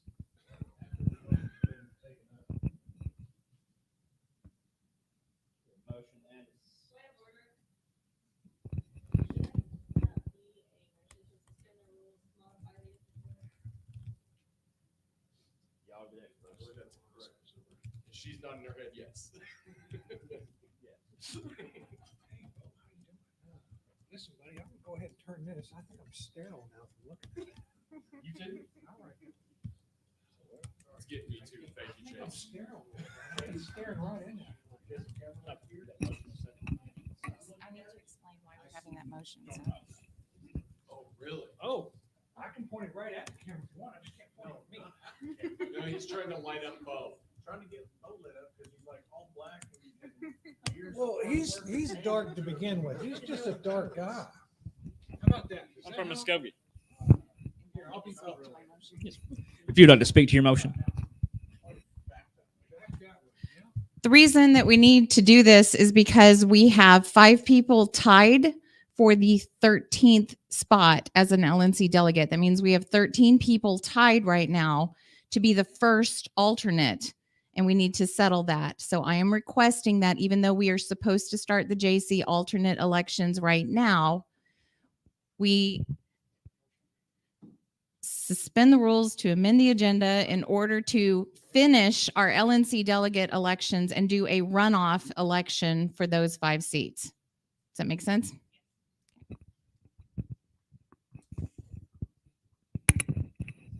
Okay, we had a motion and a second. Do we need any discussion? Mr. Chair, I'm just curious, when we would then return to the Judicial Committee alternates, would that be after the runoff? Yes.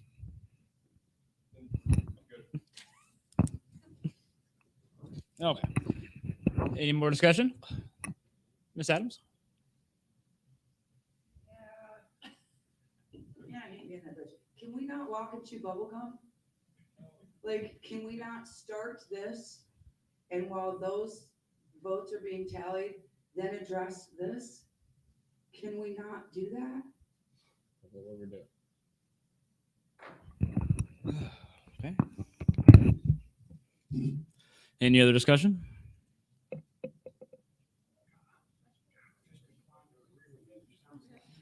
All in favor of the motion? All opposed? Any abstention? 1, 2, 3, 4, 5, 6. All right. In a clear majority, it'll pass. Had 7.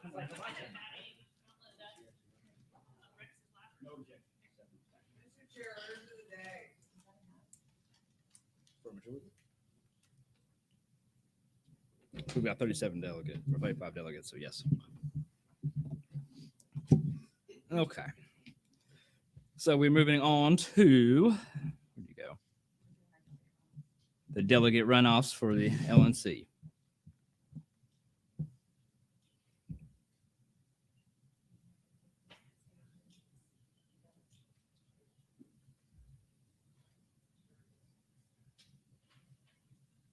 Mr. Chair, point of information. Yes, ma'am. Even though I'm probably the only person here it's bothering, it is not an election for the LNC. The LNC is the Libertarian National Committee. This is an election for LP NatCon, which is the National Convention. Oh, my apologies. I'm getting confused with everybody's stuff. Okay. And this was the ones we need to run off. Okay.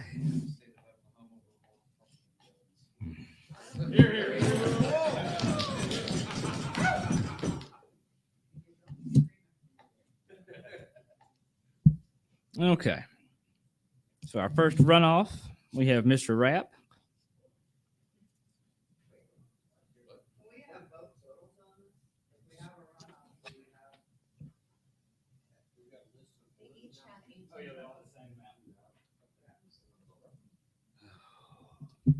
Ready?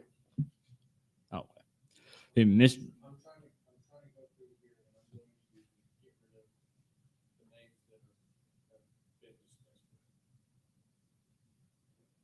Say that louder, Chad.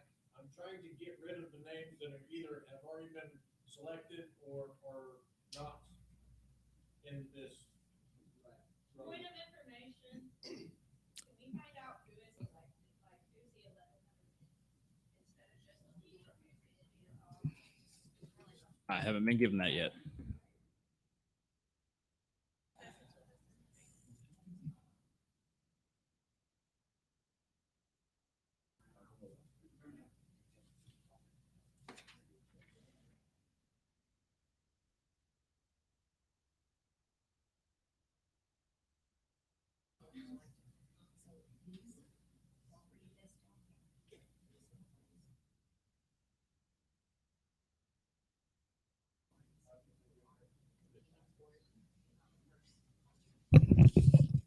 Okay, for the entire results of it, starting in descending order, Mr. Daughtry, you had 32 votes. Mr. Fortune, you had 31 votes. Mrs. Adams, you had 28 votes. Mr. Norton, you had 28 votes. Mr. Cook, you had 27. Mrs. Norton had 27. And I also had 27. Mrs. Whitfield had 25. Mr. Hagopian had 24. Mr. Wiggins had 24. And Mr. Lawhorn had 24. Mr. Greer ended up with 20. And that leaves us in our five-way tie for 18 for Mr. Rapp, Mr. Frank Robinson, Mrs. Bruno, Mr. Crum, and Mr. Daniels.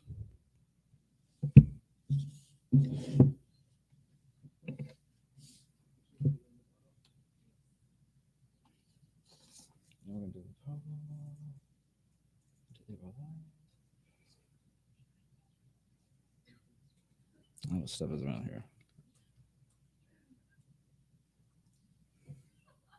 Lisa said.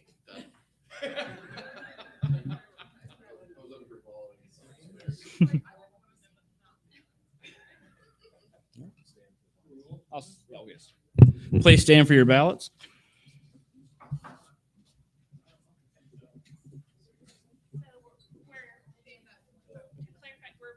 We're voting one person to take that next spot, correct? Rank first choice, second choice, third choice. Yep. So first choice to fill that last spot, second choice to fill the last spot. Okay.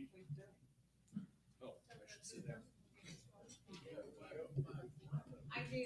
Only write one name on the top line. Ignore the part where it says up to 5 candidates. Write one name, the person you most want to go. On the top line. Do we keep writing more names? No. Just the one. One name only. One On the name entire on the sheet. top. That was my mistake. One name on the top line, who do you want to have go? No, I you can may say the not. same name 5 times. No, you may not. Around. Is that clear? When you get your ballot, only write one name on the top line, ignore everything else that I wrote underneath that. One name on the top line, who do you want to take that seat? Madam Secretary, point of information, I'm hearing you say that if we put more than one name on our ballot, that will spoil our ballot and it will not be counted. Is that correct? Is that your understanding too, Mr. Chair? Or they could just take the name off the top. Who was in the first spot off that ballot? Ranked in order. Yes, they'll be ranked in order of how many votes they get. We're not doing ranked order. One name, that's how much. No alternate,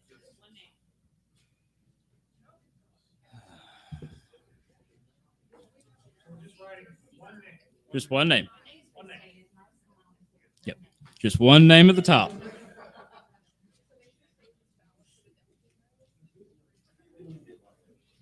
the 12th spot for the delegate. Yes, because there was a 5-way tie for that last spot. Yeah. How is that even possible? They all got the same amount of votes. Well, I mean, I get how. How does that many people cast the same number of votes for that? Right? There was a few of the top that had the same number. Like in the top 11. Yeah. Some had the same. All this agreeing is really throwing me off. I disagree. Well, one name. Yeah, so only write one name, the person that filled the 12th spot out of those 5 people. One name.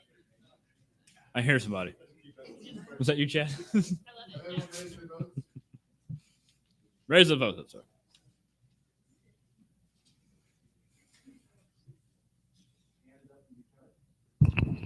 Point of information, while we're collecting these and tallying, can we go ahead and move on so we can get this going?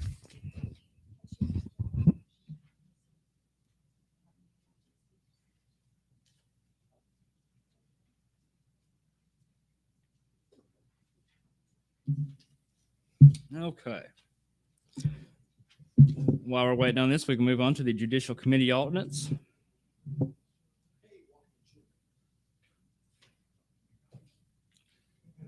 Open up nominations.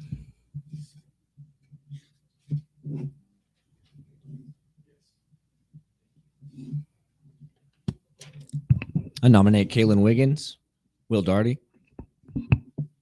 Mr. Daughtry nominates Kaylin Wiggins.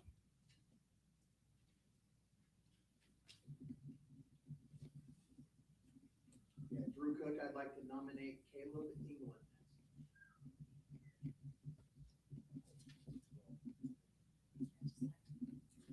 Mr. Cook would like to nominate. You accept.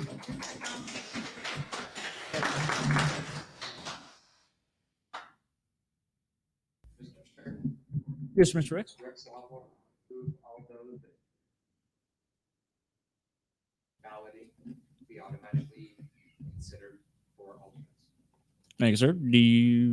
Well, they've already approved, so they don't have to approve now again. Would they need to approve again since they've already given their approval for the, or accepted, excuse me?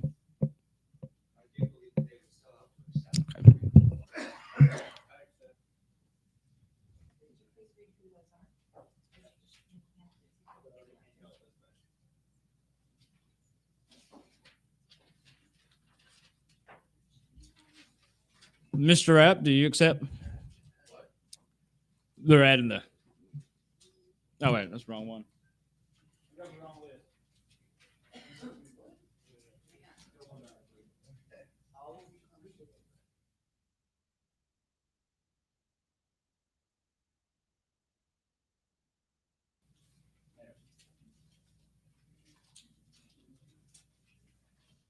Help if I grab the right list. Right.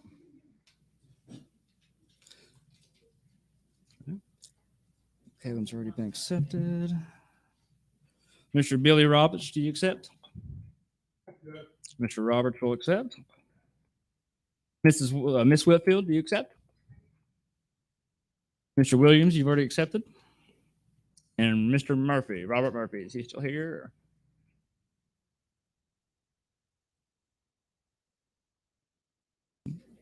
Who nominated who?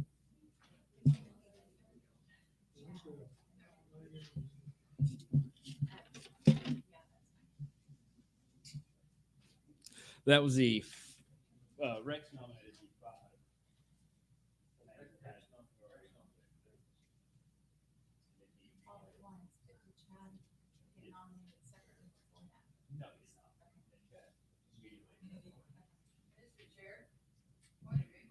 Ms. Adams?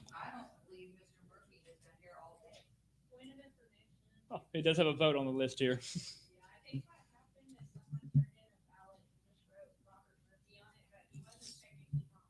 No, sounds good. I can't remember.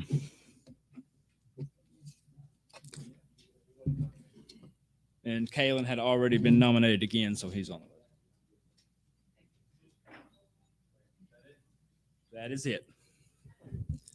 Any other nominations? Entertain a motion to close nominations. Ms. Norton, and seconded by who?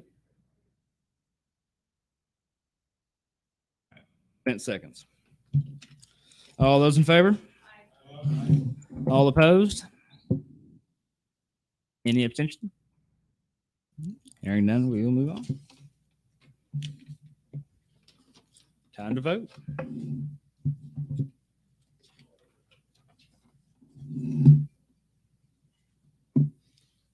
Please stand for your ballots when he is ready.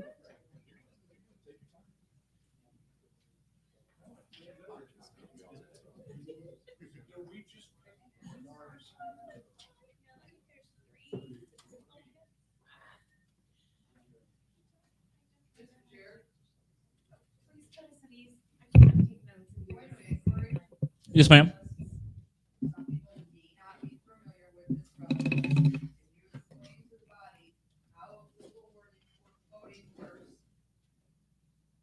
How approval voting works? I am not the person to explain it. Ballhorn?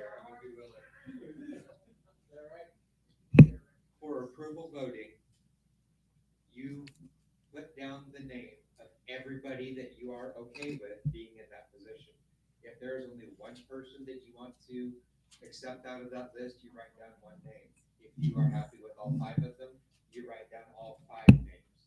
The total of all of the votes are then tabulated, and the top three vote getters total will receive it. Does that make sense? Any questions? What happens in the event that there are not three top vote getters, if there are four, perhaps tied?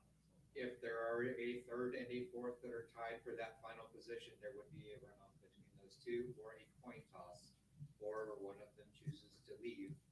It's at that point, it's however we decide it's a body or they themselves choose to do it. It could be boxing match, it could be combat, it could be. Thank you, Mr. Lawhorn. Please stand for your ballot.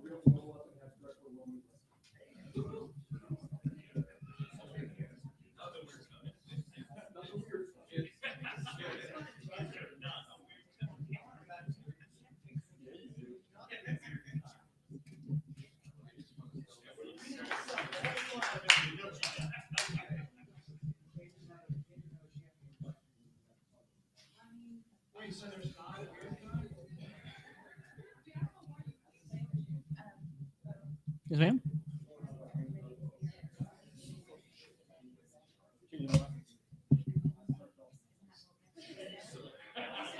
Yes. Three names.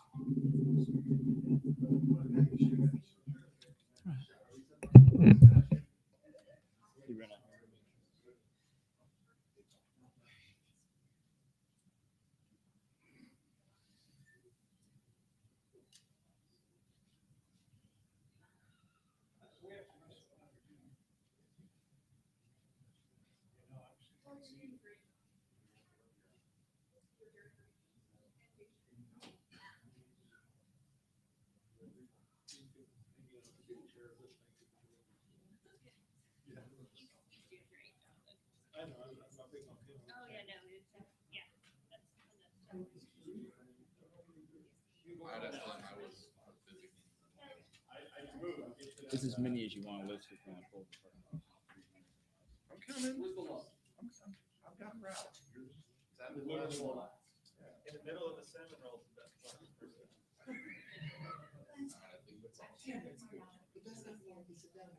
That's right.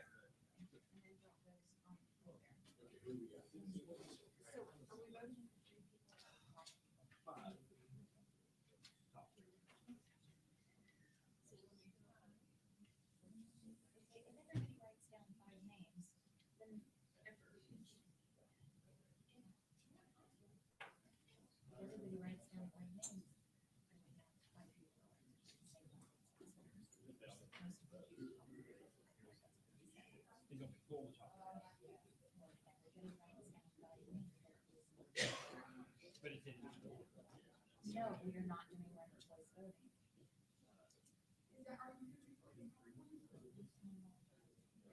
You could write that. Everybody that you're okay with.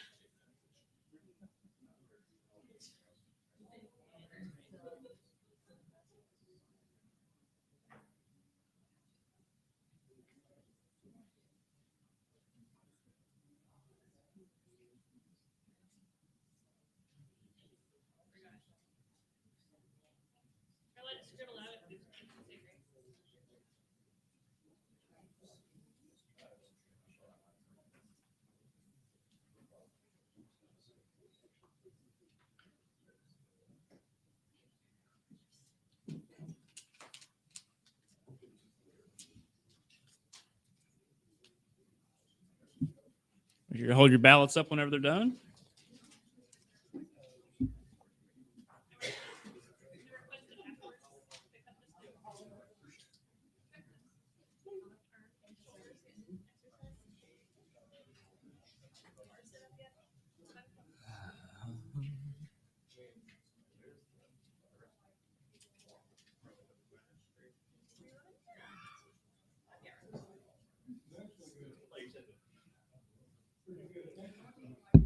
While they're counting all those up, we're going to move ahead to the Judicial Committee report. While they're counting all these up and picking everything up, we'll go ahead and move on to the Judicial Committee report. The great Mr. Rex Lawhorn. I'll make this very short. I've been serving as your Judicial Committee Chair for the previous 2 years. We held one meeting 2 years ago to elect a chair, and as is the hope of every political party, there have been no issues brought before the Judicial Committee for consideration, so we've not had a meeting since. Yes, sir.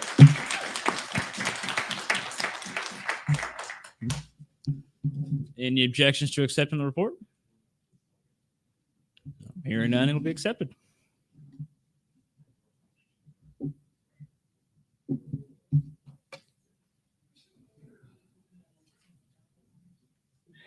Do we have?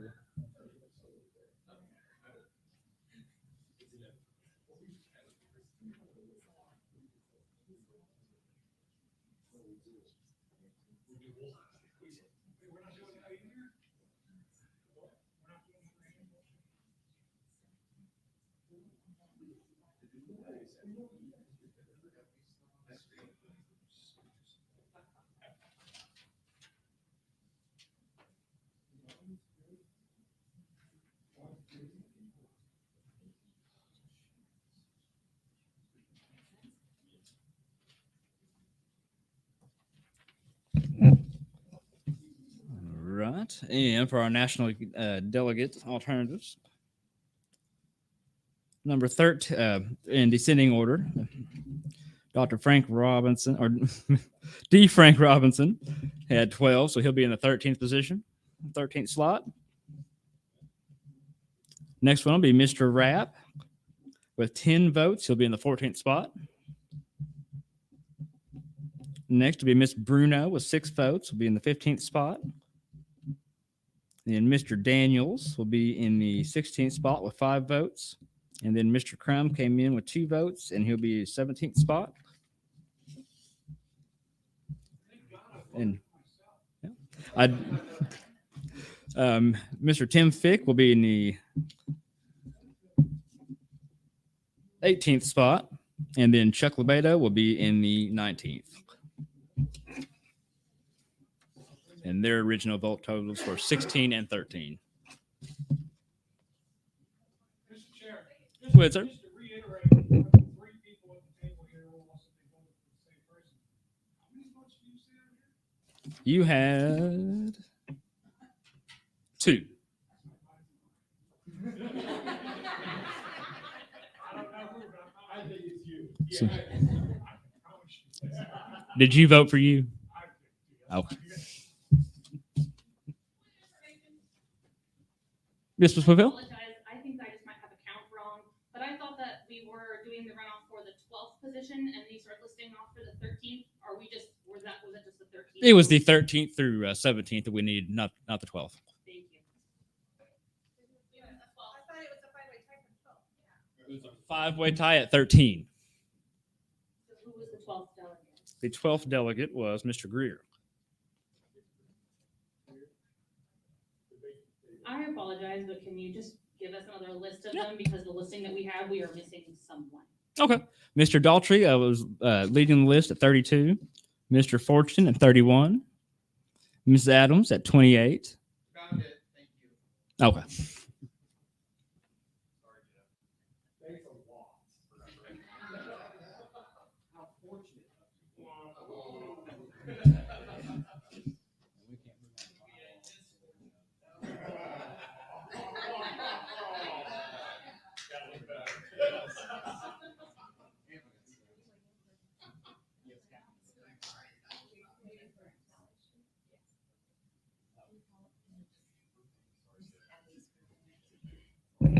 We go to at ease, put us at ease for 5 minutes while they start getting these tallies up.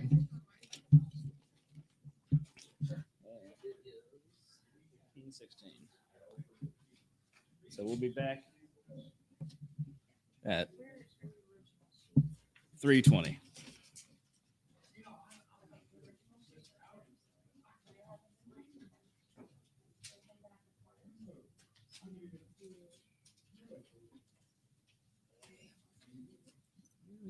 Platform.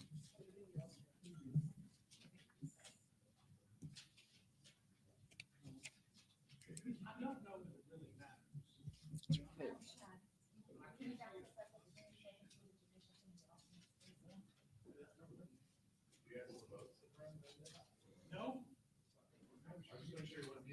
no.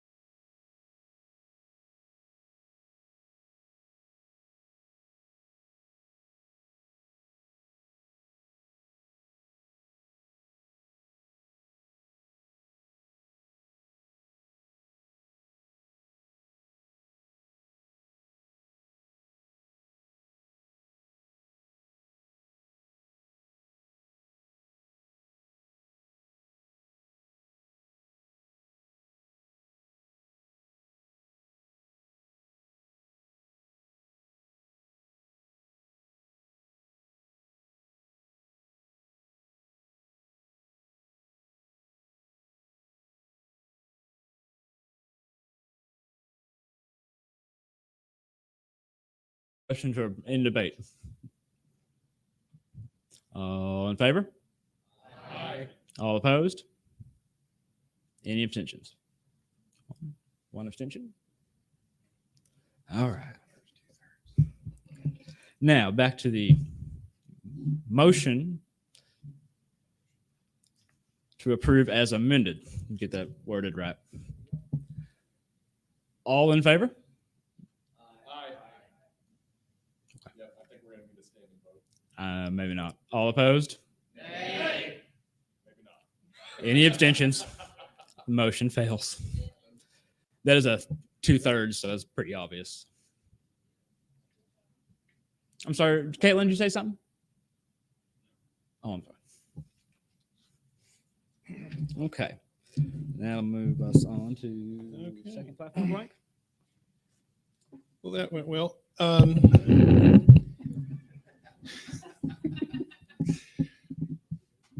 Platform. There are only two proposals for the platform this year, and number 2 is a plank on secession. The proposed amendment reads, and it would, it may have been numbered 5 or 6, depending on whether this last one passed, but the amendment states, right of secession. We agree with the sentiment expressed in the Declaration of Independence that whenever a government becomes destructive of the inalienable rights with which its people are endowed, quote, it is the right of the people to alter or to abolish it, end quote. As such, we believe in the unequivocal right to political self-determination through the peaceful act of secession. This is the platform proposal 2 coming out of committee. So I guess now we begin discussion on that. Mr. Lawhorn? For the same reasons, I would like to speak against this amendment. Yes, sir. I don't think that there's anybody in this room that does not agree that we have the right to secede, so we choose. However, it doesn't matter what we say, it matters how everybody else perceives it. This is an ideological issue that is divisive in our society, and there are a lot of people calling for secession. Yes, there are some people that would be massively in support of this, but I remind you of what our current platform says. We support the rights of the smallest minority, the individual.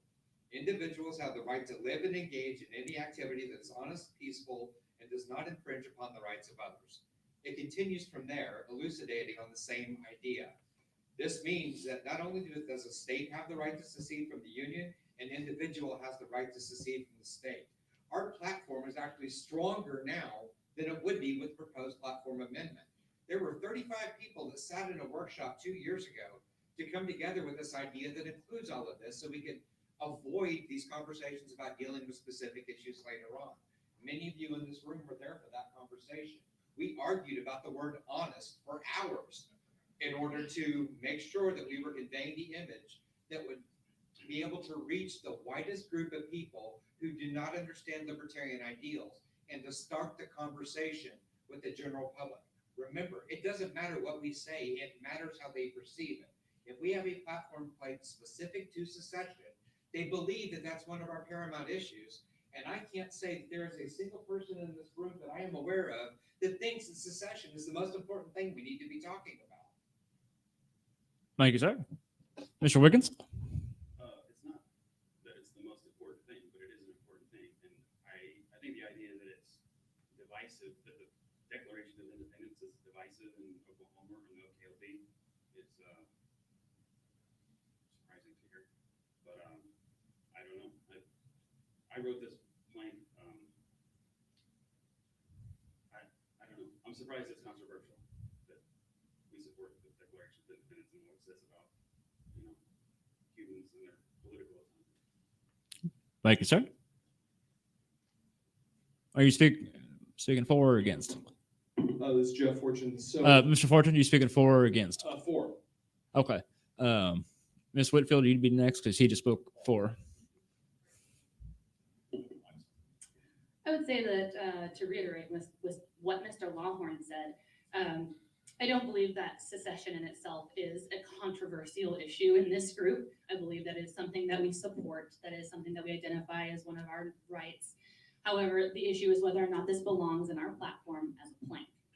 And as has been brought up recently, this is really sounding much more like a clickbait issue because of the way that these issues pop up on our website and how they are viewable to others.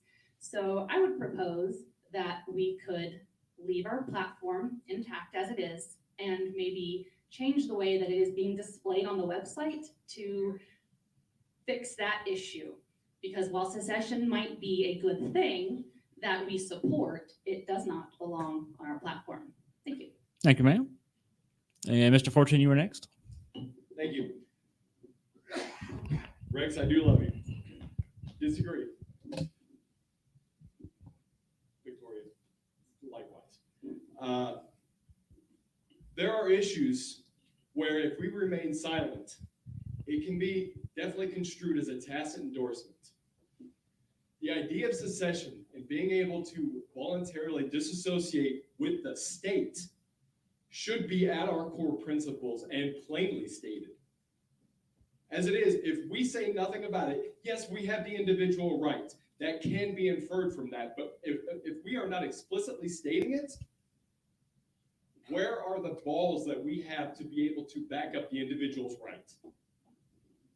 Thank you, sir. Do we have anybody speaking for? Against. I mean, against. I'm sorry. I believe. Actually, I don't know which one of you was next. Mr. Williams. Okay. To kind of reiterate what Mr. Lawhorn and Ms. Whitfield was saying about this, we don't disagree with the concept of a right to secession. We all, I'd be bold enough to say everyone in this room agrees with it.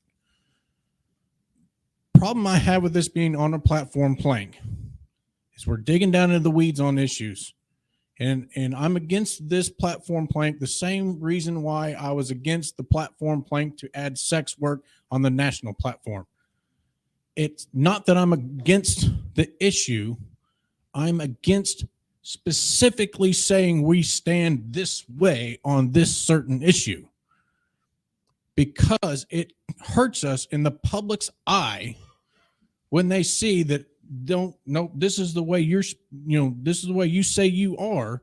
You can't come over here and say, well, there's nuance, because there's nuance in everything. Hear, hear. So by specifically putting platform planks in that go to a specific issue and not keeping it broad, we're shooting ourselves in the foot. Thank you, Mr. Williams. Someone speaking for? So if you don't have Discord, you guys should get it. But if you check in the Discord, I posted a recent Newsweek article that's really interesting on this issue because there seems to be this perception that if we put this in the platform, it's automatically going to be perceived in a negative way. But actually, there's a lot of acceptance of secession in the term and the idea right now, especially in places that there haven't been in the past, like in Democrats, actually, and people living on the West Coast, in places they haven't seen this kind of support for that term in a really long time. So if you're working from the marketing perspective, that's why. But from a principle perspective, there's a balance that we have to find between openness to terms and defining them, especially right now in a world where people are really fighting over every single word in the dictionary. And we need to stand by things. I think this is something that we need to define and that we need to stand by, especially in a time when our federal government is abusing all of us and our states more than ever. Let's take the lead on this. Let's take it. Thank you, Mr. Daltrey. End of the day, it's the OKLP. We are a political party. We're not a political society. We're not a philosophical society. We are a political party with the goal of electing candidates to office and affecting change through those candidates to ensure the liberties of America. Now, whether the left is real or the right is real or anybody in this room is real, those voters are very real. And they prove that in every election. If we declare the obvious like this, I could say we almost emphatically support abortion. Let's go ahead and shoot ourselves in the head before we put that in print on the front page of our website and lose half the state immediately. Although we may agree with it, we may all vote on it, myself excluded. It's political suicide. The goal is to get a candidate elected and to affect change through the candidate. And it doesn't do us any good if we shoot ourselves in the head before we even get to the ballot box. Yes, we all agree in what this thing says. Absolutely, unequivocally not challenged. But the minute we commit it to a plank, it becomes the bullet that's pointed at our head from the 2/3 of the state that want to shoot bullets at our head. It's a political party has a goal to elect candidates to affect change through those candidates. And we are counteracting that by doing something like this. Thank you, Mr. Crown. Well said. Ms. Adams? I don't know that I'm for or against. Look, I absolutely believe that we have the right to secede. But I believe that democracy is violence. I believe that democracy is the football team voting to rape cheerleader and getting to do it because they said so. And so I'm always kind of in a weird place about these planks, right? Are we gonna speak for everybody in Oklahoma? Let's assume we start taking these seats. We believe that Oklahoma should secede. Are we gonna make that decision for everybody? Would we really do that as libertarians? I believe the individuals have rights to secede from society. We can all drop off and go galt if we want. Yeah, states can secede. Keeping our platform plank simple ensures that we keep things focused on the smallest minority, which is the individual. When we overcomplicate it like this, we start doing that football team democracy bullshit, and I think it's dirty. Thank you, Ms. Adams. Mr. Robinson? He's right behind you. I'm sorry, Rex.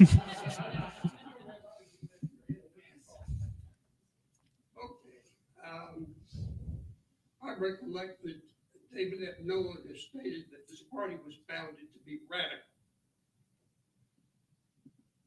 I will not favor pandering to the cult of the omnipotent state by pussyfooting around on hard issues. Thank you, Mr. Robinson. Mr. Lawhorn? Mr. Robinson makes a very good point. We don't need to be pussyfooting around on these issues. However, if we are going to talk about secession specifically, we need to come with a slate of platform proposals that deal with all the issues that voters have the questions about. Because while Mr. Powell did not have people asking him about the platform, I saw it on a weekly basis, asking me about the national platform, about issues that the governor of Oklahoma has nothing to do with. Border security, show me the Mexican border in Oklahoma. What the hell do you want me to do about that? This is the type of thing I'm talking about. Having these specific issues without an entire slate gives ammunition to the opposition to be like, you guys don't care anything about secession and gun rights. So where do you guys stand on everything else? If they even get to that point, come back to us with a platform complete that deals with all the issues that the majority of the voters care about. Then we can start talking about adding these side issues. Thank you, Mr. Lawhorn. Do we have anybody speaking for? I'm speaking for. Okay. Well, kind of. I agree with Mr. Lawhorn and Mr. Crum on the stance that we are a political party. We are trying to get people elected. And being for secession in our statements would counteract that because there's no point in electing people if we want us to just break up. However, personally, I believe that taking this bold stance, because the Republicans and Democrats are never going to take this stance, and it's becoming more and more popular every day. Like the thing he posted, I think it said like 63% of people now are in favor of secession. If we're at the forefront of that, we get the credit. Why not be the ones that take that giant step forward and collect the 63% of people? 66. Thank you, sir. Call the question. Call question.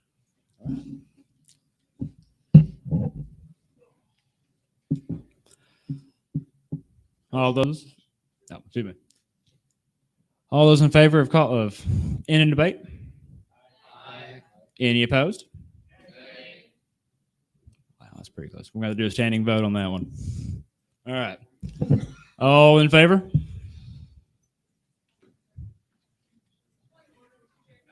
Yes, ma'am.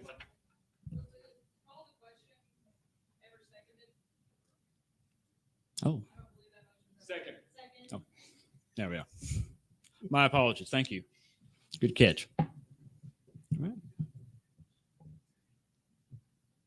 I think the problem is we had several people just leave the room, so it's okay. Yeah, they left the room. They can't vote. Yeah, but that changes the threshold. Oh, it does. No.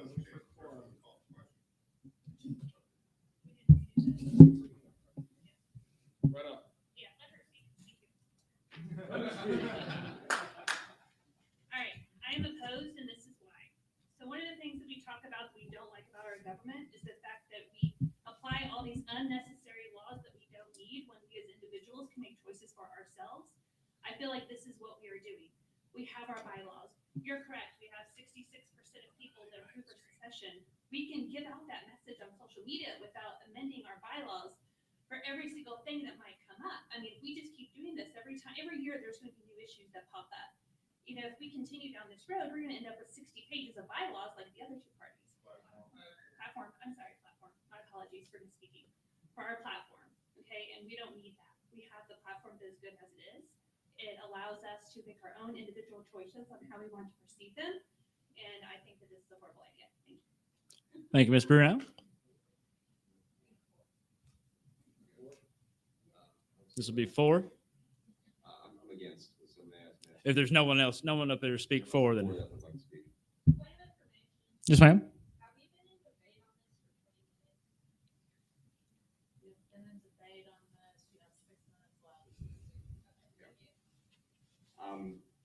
Essentially, what is the last mainstream media presentation of us as libertarians in any kind of mainstream television show? The most recent one I can think of is probably going to be in Rick and Morty, where they said, let's go live in the woods like libertarians. They already have an idea of us as being secession types, of being recluses, of being off in the woods, not wanting to be a part of society kind of a way.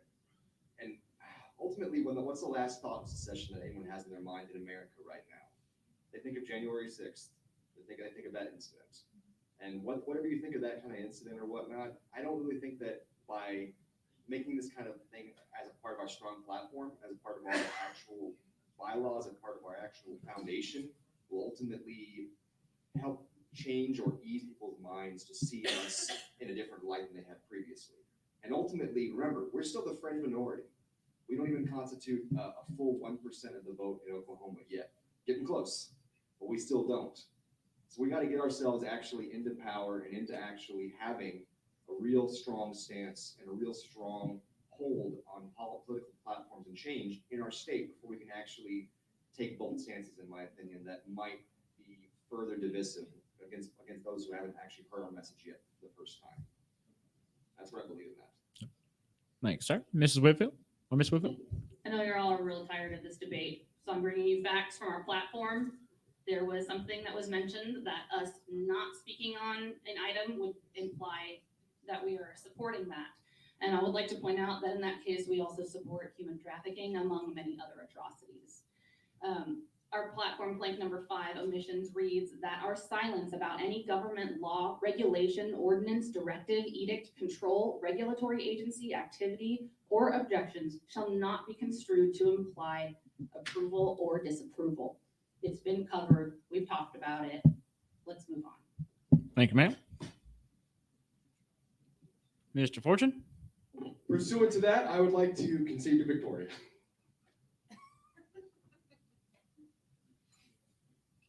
When I'm wrong, I admit it. Mr. Powell?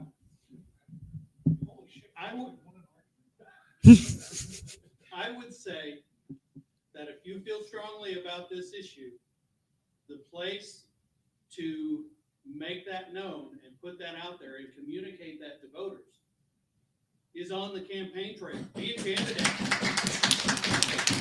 I will help you. I will help you as much as I possibly can to get that message out that that's what we're about. That's what candidates are supposed to do. What we do in here, what we do with this platform, this foundation that our candidates are standing on, that's all it is a foundation. And nobody is going to know about it if we don't have people out there knocking doors, talking to people, getting the word out. You can run on secession. You can run on You can run on property rights. You can run on any of this stuff, but it's the candidate's job to do that. So go out there and do that. And please, I will help you as much as I possibly can. I promise. You really will. Thank you, Mr. Powell. Chief Frank? I agree exactly, except that each candidate has the right to exclude any particular plank in our platform or any number of planks in the platform in their own personal campaign. So you can add to you can add to what we say in our platforms, or you can take away from it. That's what the individual candidates do. I want to make this point. Folks, who reads the Democratic and Republican Party platforms? Only Democrats, Republicans, and Libertarians. I mean, hardcore. The general public, they don't care about that stuff and they don't read it. They don't even go looking for it. The platform that you're going to have to run against is the platform your opponent accuses you of. If they don't accuse you of it, you don't need to talk about it.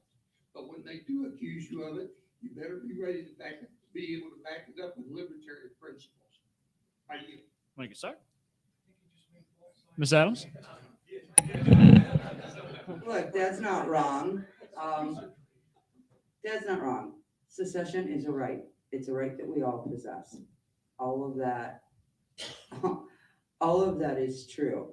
But what I keep hearing is who reads the platform? I did. That's why I'm here. A lot of you did. That's why you're here. Other people who are going to join us, they're going to read that platform before they make the jump too. Maybe not the people that just go down and change their voter registration because they're pissed off and it's a protest. But the people who are actually going to come in and get active, they are going to read that platform. And if you're running for office and you're not carrying around copies of the platform with you, you're going to lose, rightfully, because you've earned it.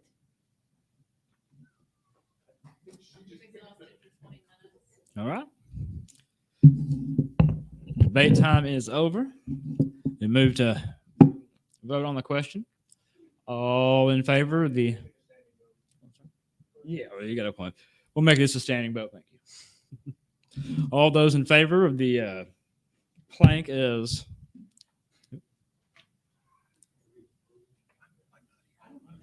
Standing vote. You are in favor of the... He's coming up counting.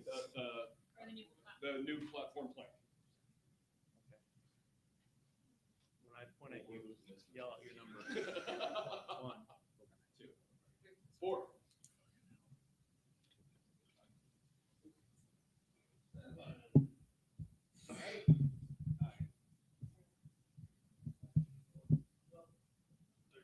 Not voting.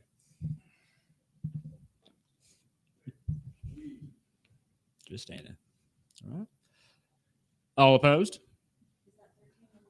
He's at 13. I just want to give him a chance to stand. Oh, that's a pretty obvious answer there. It will fail.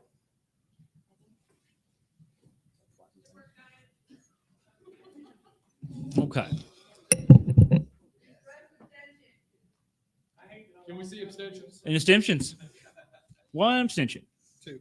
2. Okay. 3. 3.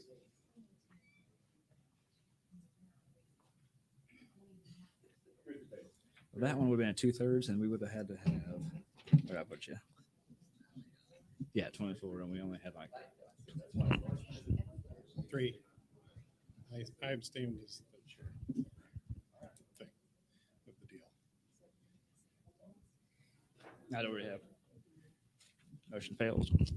Mr. Chair, I move to suspend the rules to amend the agenda to continue bylaws discussion from this moment through till 5:20 p.m. You have a motion and a second. Do we need any discussion? We're coming up on our time where we'll Yes, be we going are. to new business. Any objections? Oh. Ms. Garcia? If we don't have time for new business, are we going to try and do something tomorrow, or are we trying to wrap up today? That would be this body's decision. Ma'am? How long do we have the space? Do we have the space tomorrow? We do have the space tomorrow. And what is our hard stop tomorrow? Will we have to be out? Mr. Hagopian, do you have the time on that? Okay. Noon is when we told her, or one of, no. The answer is no. I believe 5 o'clock is the absolute hard limit.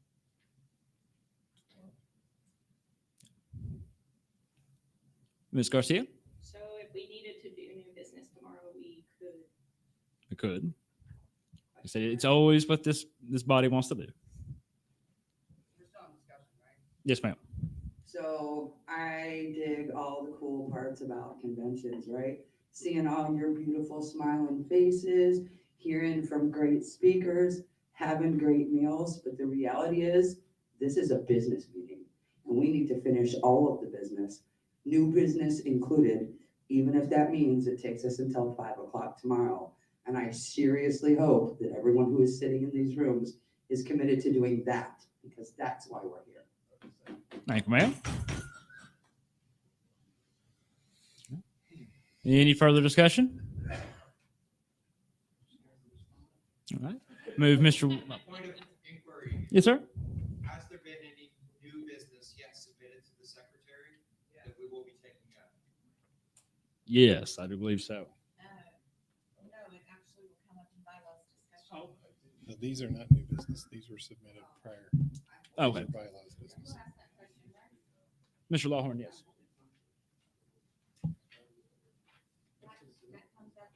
That's not new. Okay. Aaron, I got you. I got you. So is there an amended answer to that question? There is. No, there's not. It is not. These will be, these are part of the, This is, well, these are pre-filed amendments, and I will dish those people when I talk about them. yes, please. The little handhelds aren't working right now.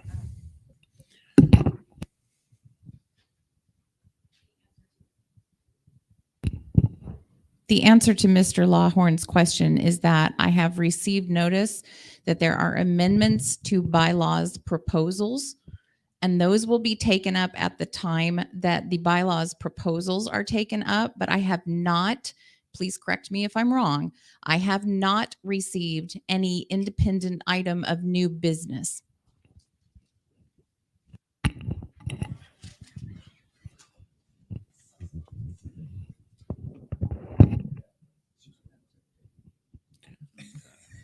Mr. Chair, if you will, I was just going to restate the motion. The motion is to suspend the rules, to amend the agenda, to extend bylaws discussion from this moment, this passes, from the moment till 5:20 p.m. Thank you, sir. And we had a second on that also. Do we need any further discussion? All in favor? Aye. All opposed? Any abstention? One?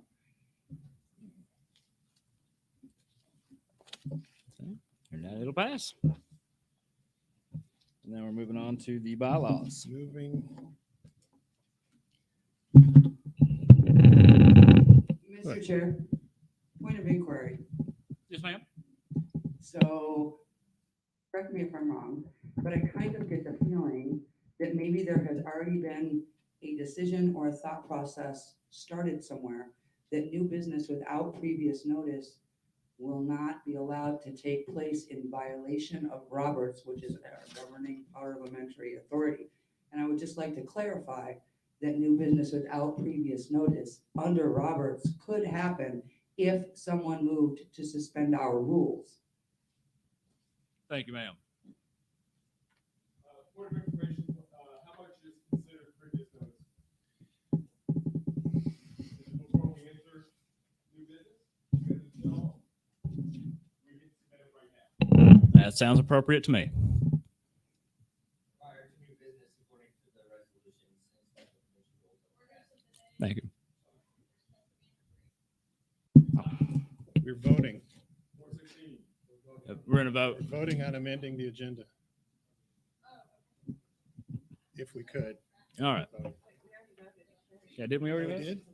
Oh, right. Yeah, we did vote.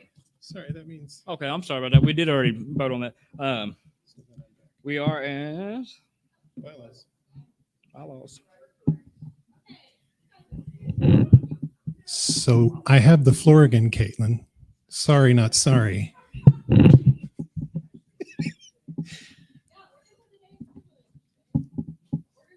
We just voted to amend the agenda. We're back in bylaws. If that answers the question. If I may proceed. Bylaws proposal 1 is fairly short if you all want to get through a couple before we all, die. Bylaws and platform committee report. We're now in the bylaws section. Platform's gone. Recommendation 1. Okay. Recommendation number 1 for bylaws is titled Judicial Committee Voting Records. This is in your booklets, page 17, if you want to follow along. It's fairly straightforward and simple, in my opinion. The delegate body expects transparency in all state committee proceedings whenever possible. Currently, there's no requirement that the Judicial Committee voting records be made public and attributable. Roll call vote. So this amendment, if passed, would require the Judicial Committee votes to be made public. The proposed amendment simply adds Section 9 to Article 8 of the bylaws and states, final votes on all matters shall be made public, including attribution, by using a roll call vote. And this would apply only to the JC proceeding votes. Discuss. Mr. Chair, point of order. Yes, ma'am.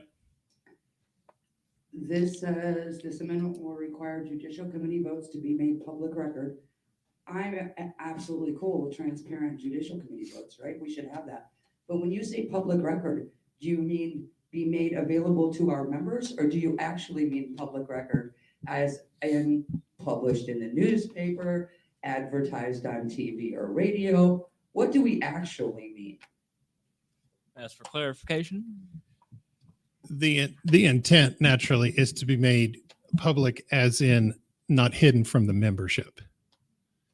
So if public record is a particular legal meeting that needs to be avoided, perhaps someone would amend our language a tad. I'd like to speak in favor of the amendment. My experience recently with the National Judicial Committee was that when the committee went into executive session, they discussed matters which did not need to be discussed in the executive session and should have been available as public. But because it was executive session, supposedly we were discussing a personnel matter, the removal of the secretary. They decided that no, the only thing we were going to reveal was the vote. And nothing that was discussed in executive session could be released to the general membership. And I agree with some of that, but they rambled in the executive session about things which should have been released to the general membership. So therefore, at the very minimum, all the votes should be available and attributable to the individual members of the Judicial Committee. And therefore, I urge you to adopt this amendment. Thank you, sir.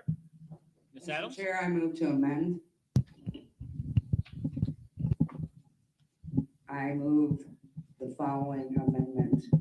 All records of the Judicial Committee, including but not limited to proceedings, judgments, and votes, shall be submitted in writing to the state chair and state secretary within 30 days of the final judgment and available to all Oklahoma Libertarian Party members upon written request. Have motion. Can you do you have that in writing, or can you bring that, Ms. Adams? Could you repeat that for the secretary, or bring that? Oh, Bill. Who was the second? Victoria. Oh, sorry, I didn't see a hand. A motion and a second. Do we need any further discussion? Mr. Robinson, Ms. Garcia? Who's first? Who's going to make it first? It's Rice. And why there should be a 30-day delay. I would move to amend the motion to 70. Make it committee and vote. Everything public. Thank you. Have a second for the 72-hour amendment. Now we've amended the amendment. We've amended the amendment. So you're amending the amendment. And then we got to. The amendment will now say 72 hours instead of. Okay. Let's stand at ease for just a moment while they get the motions caught up here.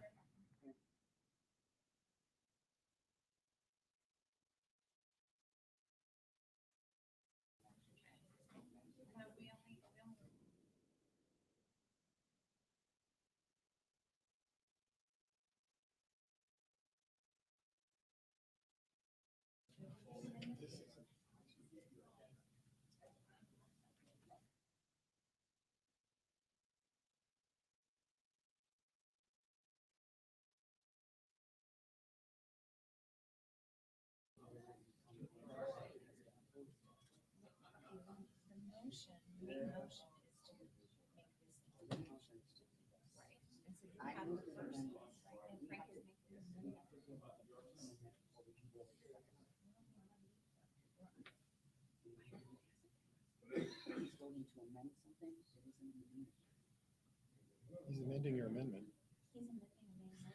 No, no. The question is, Frank is amending the amendment or the main motion. I think he's amending the amendment. I'm in an amendment. I'm doing this amendment. We haven't voted on it yet. So say the second we haven't voted on it. Now we have another amendment to an amendment that we haven't voted on it. So I'm saying we need to vote on this and then we can vote on it or I'll vote on the substitute. Earlier,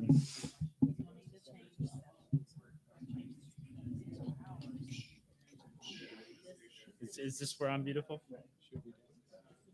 Is this?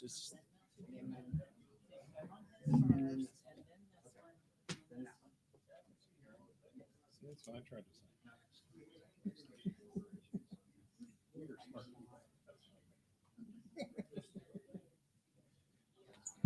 Can't have any more amendments at this point. Right. Now we're two. You're okay. Sorry. Oh, you're back. So are we going to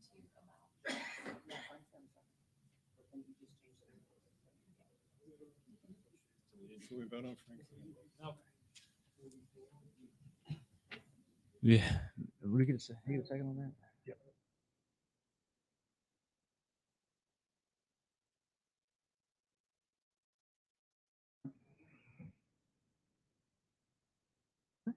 Is there any debate on Mr. Robinson's motion to amend the amendment to 72 hours? I would just really quickly like to.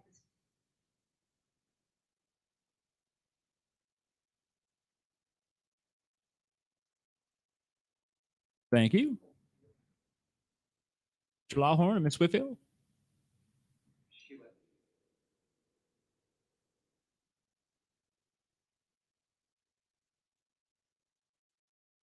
Yes, Ms. Garcia.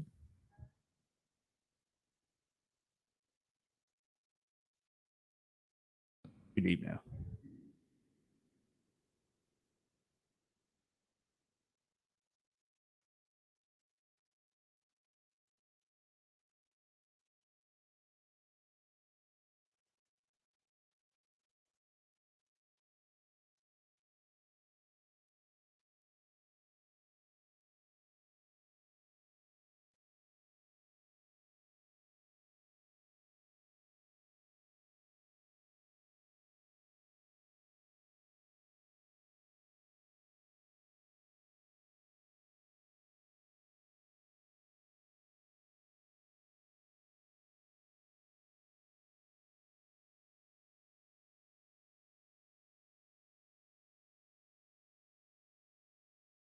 I am planning, I urge you all to vote for Mr. Robinson's amendment so I can offer another amendment. Thank you, Mr. Lawhorn. Any more discussion? On to Mr. Robinson's amendment. All those in favor? All opposed? Any abstain? The majority will pass. Now, Mr. Lawhorn? Yes, I would like to offer an amendment to the main motion. At the point where it says, including but not limited to proceedings, judgments, and votes, I would like to add the language accepting deliberations and proceedings exchanged in executive session. Point of information. I know she's not caught up. I'm not caught up. This, if I'm not mistaken, Ms. Adams' amendment was to add this language after. Substitutionary, wasn't it? This. It was an amendment for the substitution. I'm trying to have it as an amendment. Okay, so it's additionally to the language proposed. It would strike, no, it's just in addition to what's proposed. So.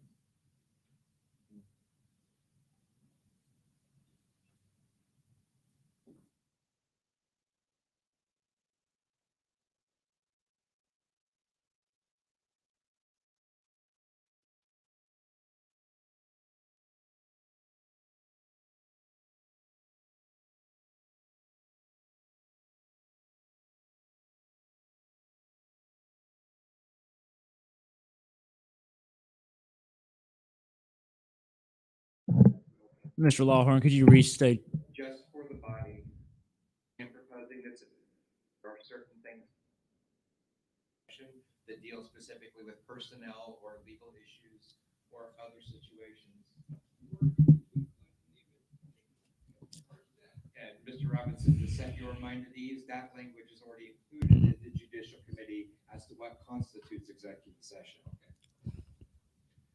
So the Judicial Committee currently already has an executive session plank that deals specifically with what we can talk about in executive session. Those are specifically because of legal or personal issues.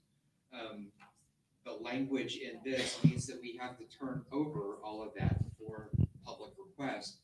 I am wanting to add the language inside of the dashes after votes to excluding deliberations occurring in executive session, which are already otherwise limited in the plank, so that these legal or personnel issues do not get released to the public because of a glitch in our bylaws.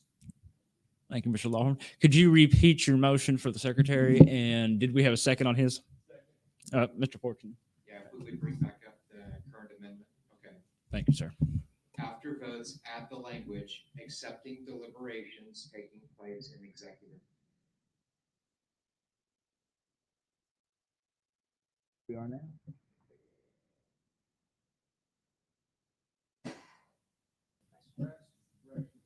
Accepting deliberations taking place in executive session. Thank you, sir. Oh. Since we're in discussion, I just want to point something out and perhaps ask, well, I don't know. Aaron's motion, Ms. Adams' motion makes the records of the Judicial Committee, including voting, public in terms of our membership. Okay. If I'm not misunderstanding, Mr. Lawhorn's motion would change it to where anything that occurs in deliberations and proceedings exchanged in executive session, it sounds to me like that might also make those votes not disclosable. And that's something that this was meant to make public, because the membership has to know how the Judicial Committee is voting on things in order to know whether we want to keep them or not. So I guess I'm asking for clarification there. Thank you, sir.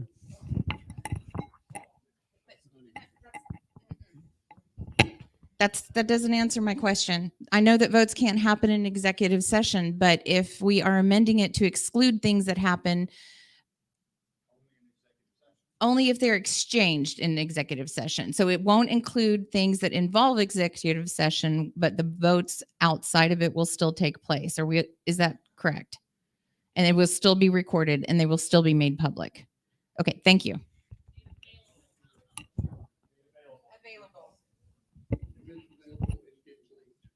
Mr. Robinson? Yes, I think there needs to be more specificity, because executive sessions, and I've had experience with this national level, it's not just about personnel only issues that come up and could be referred to the judicial committee to discuss whether or not it was a legitimate issue like removal of the secretary. Also, litigation issues come up. Does the party want to pursue litigation against the state or some subdivision thereof, or some violation of election laws or whatever? And those issues can be discussed in the executive session. But when there's a vote, it's just like, well, they were going to sue X, but they decided not to by a 9-7 vote or whatever. No, I want to ask for more specificity to restrict the disclosure to items which are personnel, not personnel or litigation. Any other issues that come up in executive session can be disclosed, but not issues related to personnel or litigation. Okay, let's say here, give me an example. Or to sue the state of Oklahoma. The state executive committee deliberates, they say, well, we're going to go this way or that way. And somebody else says, no, we're going to appeal your decision to the judicial committee. It comes to me on the judicial committee, and we have to go into executive session to discuss it. Okay. Under the rules, I understand it. The only thing that's going to be revealed is how we voted, whether or not to uphold the committee decision or not. Not why, not what we discussed, reasons for. And furthermore, members cannot issue opinions for reasons for if it has to do with personnel or litigation. Those should be the two restrictions. The members are only immune for the discussion rule for reasons having to do with litigation or personnel.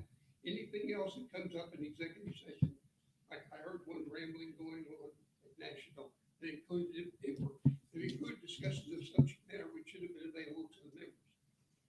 But to try to make this as concise as I can here, I've stepped ready. We should not disclose reasons for making a decision on litigation or personnel matters. Anything else should be revealed that goes on in executive session. Okay? And furthermore, it's not just a matter of disclosing it to the members. You disclose it to the members, you're disclosing it to the public. So, yeah, that's it. Thank you, sir. Ms. Adams?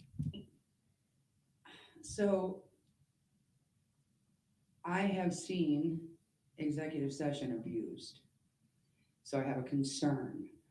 And I was sitting there trying, kind of racking my brain going, what could potentially come before the JC as a member of the new JC that could require executive session? Is there really, we're hearing personnel matters, but let's assume we grow to the point that the XCOM hires a director of development who embezzles a bunch of money or is behaving inappropriately, and the XCOM relieves them of their position. They have no appeal as a staff member before this judicial committee. Their appeal would be to the unemployment office, the EEOC, somebody else. It would not be to the JC. That's not the purpose of this judicial committee. So I was really racking my brain. It is possible, though, that someone who we elect to a position is removed from their position under our bylaws for whatever reason. Maybe it's a medical reason. Should that medical information be disclosed to our members? And I have to say no. Maybe somebody is resigning because they feel like they've been sexually harassed to the point that a hostile environment has been created. Should that information be disclosed to our members? And again, I have to say no. So I can see a purpose for executive session being included here. And I hope that the other members of the Judicial Committee, I know that some of us are in the same place, are going to do due diligence to limit what qualifies under executive session for in our rope and for our Judicial Committee. I hope we support this. I know everybody is leery about executive session. I get it. I don't fault anybody for that, but let's really consider what the implications are if we don't put this in. Mr. Fortune. Just to speak a little further to Ms. Adams' point, we elected these people to the Judicial Committee because we trust their judgment, we trust their longevity, we trust their being seasoned in our traditions and our philosophy. I think we can trust them to use the executive session appropriately until such time as we vote for different people if they do not use it appropriately. My point is, I think we should trust them to use it appropriately until they give us reason not to. Mr. Hagopian. All right.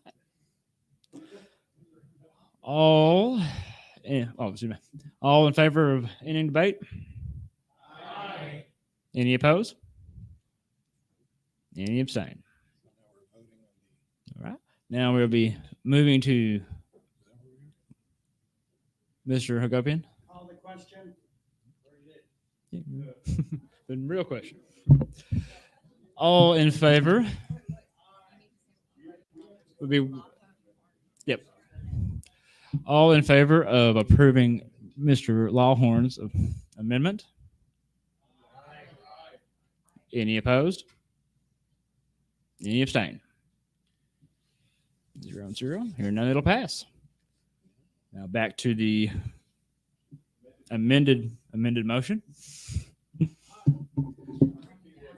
We need clarification from on that, Ms. Adams.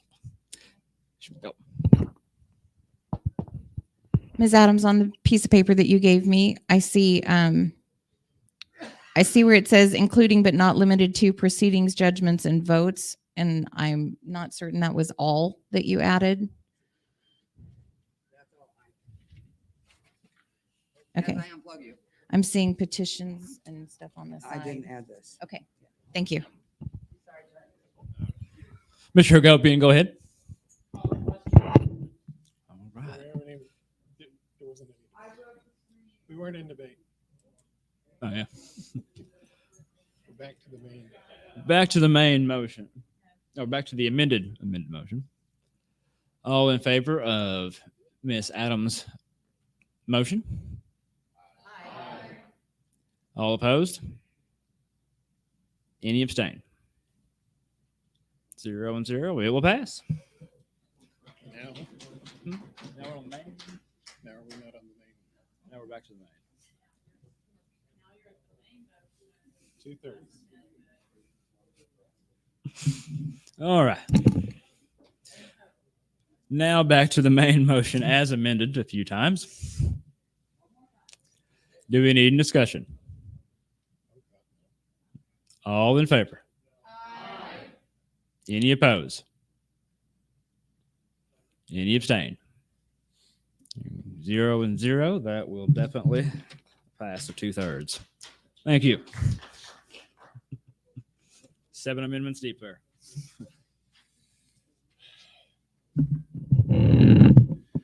One down. 6 to go. Maybe. Recommendation 2 is titled Advance Notice, also deals with the Judicial Committee. Delegates need advance notice of substantial amendments to the rules of appellate procedure that will be presented at convention. The impact is this amendment requires any proposed substantive changes to the rules of appellate procedure to be submitted to the state secretary at least 45 days prior to convention. So this amendment would, or this proposal will amend Article 8, Section 6, adding where it states the Judicial Committee shall use the most recent edition of the OKLP Judicial Committee Rules of Appellate Procedure until it submits new proposed rules to be adopted by the delegates at state convention. Such proposed rules shall be submitted to the state secretary no less than 45 days prior to convention for publication. I will note there is a pre-filed, according to our convention rules, I believe this is a substitutionary amendment to what I just told you. So I don't know, is that Ms. Adams wants to speak to that? I'm not sure where I am at this point. If we go into debate, she has a motion to substitute. Okay. I think you're, and I'm not the chair, so you do it. Ms. Adams? Yeah, I just want to kind of speak to the motion that Mr. Norton just presented. I just want to clarify for everybody what that means and give you a little bit of my opinion on our current rope. Our current rules of appellate procedure are garbage, in my opinion. And if we pass this, the current judicial committee that you just elected are obligated to operate under garbage rules of appellate procedure until our next convention, when the delegates can vote on a new set.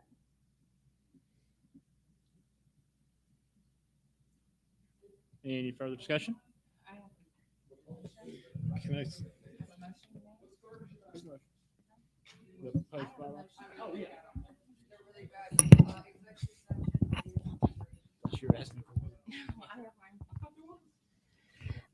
I am introducing a competing or substitute motion to recommendation 2 from the Bylaws and Platform Committee.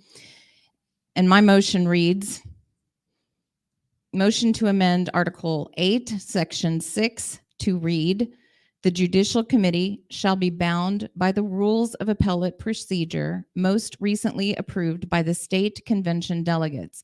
Proposed amendments to the ROAP originating from the Judicial Committee shall be submitted to the state secretary no less than 45 days prior to the state convention for publication. The ROAP may be amended only by the state convention delegates by a 2/3 vote. Rules of appellate procedure shall be maintained by the state secretary and shall accompany these bylaws. This motion also strikes Article 8, Section 7, which is made redundant by this amendment and renumbers the remaining sections accordingly. And there is a follow-up amendment to the ROAP if this passes that should also pass in order to bring the ROAP in line with the bylaws. So we don't have a second. So I'll speak first to my motion. The way the current bylaw proposed amendment reads, it says the Judicial Committee shall use the most recent edition of the OKLP Committee Rules of Appellate Procedure until it submits new proposed rules to be adopted by the delegates at the state convention. Such proposed rules shall be submitted to the state secretary no less than 45 days prior to convention for publication. But if you go with that and you read it strictly by my reading, tomorrow, the new Judicial Committee could create a whole new ROAP and submit it to the state secretary and operate under it for a year without the delegates having any say or even any knowledge of what it is that the Judicial Committee is using. I believe that the delegates need to be able to instruct the Judicial Committee how they expect to be notified of things and how proceedings are going to take place and what the time frame is, all of those things that are included in the ROAP. So it is my firm belief that the Judicial Committee should submit any changes to the ROAP for the delegates to review and vote on at convention before they implement those rules and start using them.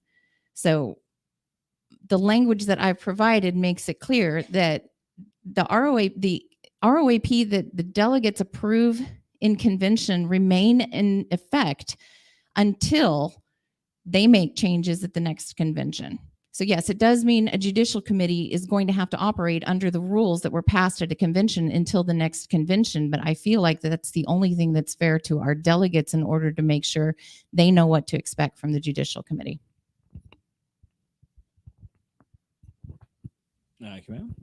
I Ms. don't Adams? think this amendment changes anything other than the voting threshold. And I like the increase in the voting threshold, but essentially it's the same motion. Thank you, ma'am. Ms. Whitfield? More of a point of information, really. Ms. Adams mentions that the ROAP that they're currently operating under is trash, I believe. Garbage? My bad. So is there a proposal for a less garbagey option going to be presented to us? Because otherwise I don't see either of these things being solutions. So I just wanted to clarify that regardless of what takes place with these amendments, the Judicial Committee is still going to operate under the garbage rope for the next year. Thank you, Ms. Whitfield. Is that correct? I don't know one. I don't have anything on it. Yep. I cannot speak for the Judicial Committee since they're. Mr. Lawhorn? Sorry, Mr. Crump, did you have a question?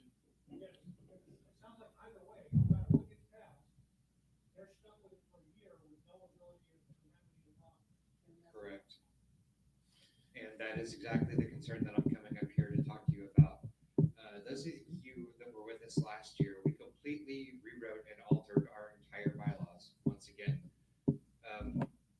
I spoke strongly against adopting the ROAP in the way that it was, and you guys will remember I gave you numerous reasons for that. None of those were addressed this year for multiple reasons. The largest reason that I was okay letting things go through and didn't make an issue of it any more than I did, and I know I made a big deal out of it, was because we did have the ability to submit to the State Executive Committee a new set of rules and procedures that we could operate on pending ratification by the state convention the next time it comes around.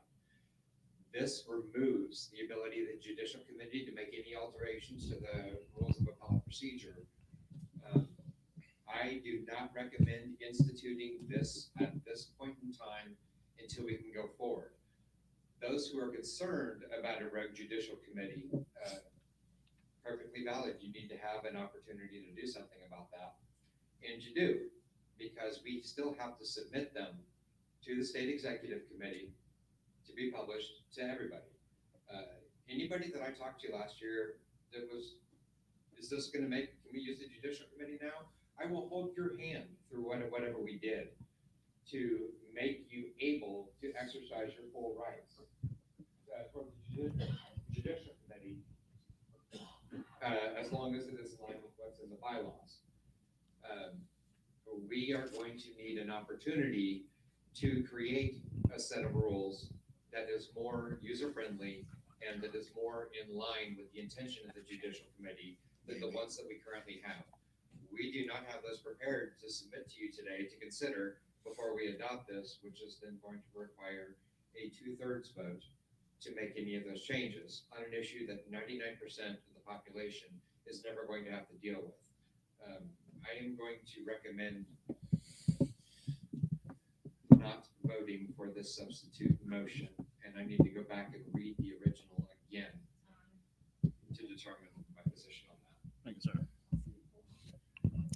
The substitute here is a substitute amendment to the proposal. In either case, the stated intention of the current bylaw is not changing. The only thing that this substitute amendment and the amendment that was proposed is that changes to the rope be published 45 days prior to convention. This one, the substitute here, just expounds on that it takes your 2/3 vote to approve that. As we heard earlier in the Judicial Committee report, the Judicial Committee met once to elect a chair, and that's all they've done. If the Judicial Committee felt that the rules of appellate procedure were unfair or unworkable, they should have sat down and worked on that for an entire year, as the Bylaws and Platform Committee, which I sit on, we did for an entire year. We worked tirelessly through the entire year to come up with these bylaws proposals. The Judicial Committee, if they felt that their appellate procedure rules were too unwieldy, they should have sat down and worked on them.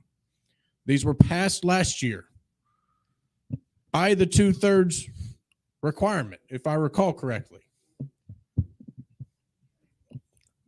So the substitute really, I mean, it's not really doing anything more than saying, hey, if you're giving a proposal, give 45 days notice before convention, so that way we can put it in this booklet here.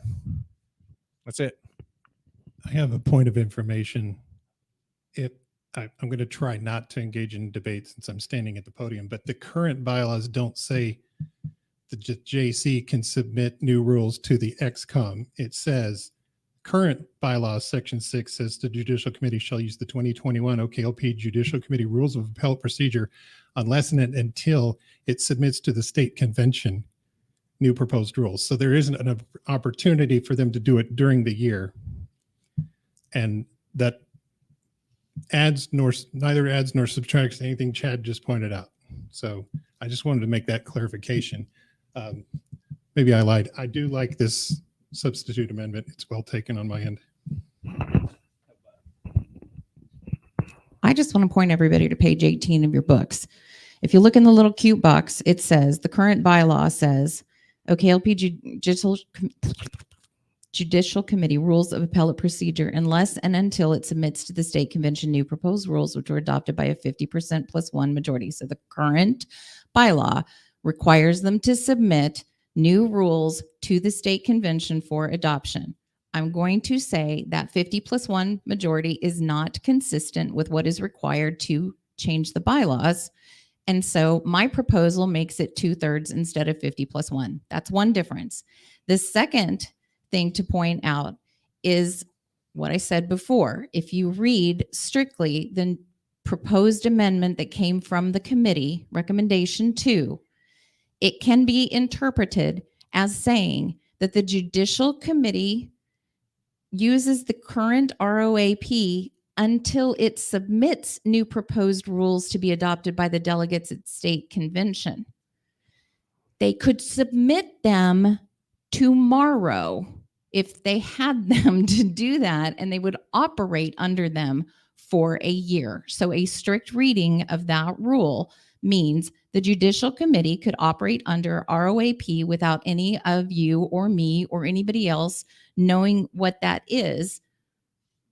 And then they just have to submit them to the state secretary 45 days prior to convention.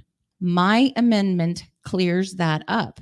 My amendment requires them to use that current ROAP, submit it to the secretary 45 days prior to convention so we can get it published in something like our little booklet and you can all see what it is that they are wanting to change. And then the current ROAP stays in effect until it is amended by the state convention delegates with a 2/3 vote. So the difference is, do you want the Judicial Committee, if you adopt the, okay. Ms. Adams? Yeah, so Ms. Norton's voting threshold is absolutely more in line with the bylaws. Mr. Williams said the Judicial Committee shoulda, coulda, woulda. Well, shoulda, coulda, woulda, and a quarter still won't get you a usable, ethical rope, right? And that's what we are lacking right now. Ms. Norton is correct that the way it currently reads, yes, the judicial committee could submit a new rope and operate under it. Yes, we need to do something. No, neither of these amendments are the way to go. If somebody wants to wordsmith something really quick that says the judicial committee can write the rope, submit it for approval to God, to the Shriners, to the XCOM, I don't care, however you want to handle that, but neither one of these amendments solves the problem other than bringing us into bylaws compliance on the threshold. Thank you, Ms. Adams. Ms. Whitfield?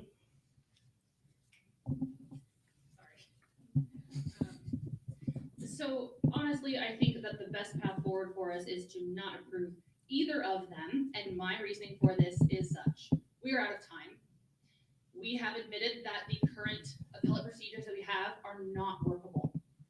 The way that it reads currently would allow the judicial committee that you all just elected to then submit a much better appellate procedure and be able to start operating on it tomorrow, as our secretary has just informed us. That, I believe, would probably be ideal, because I think that we need an appellate procedure that the judicial committee can operate on now, today, tomorrow, and that it does not behoove us to wait another year for them to get another appellate procedure in place.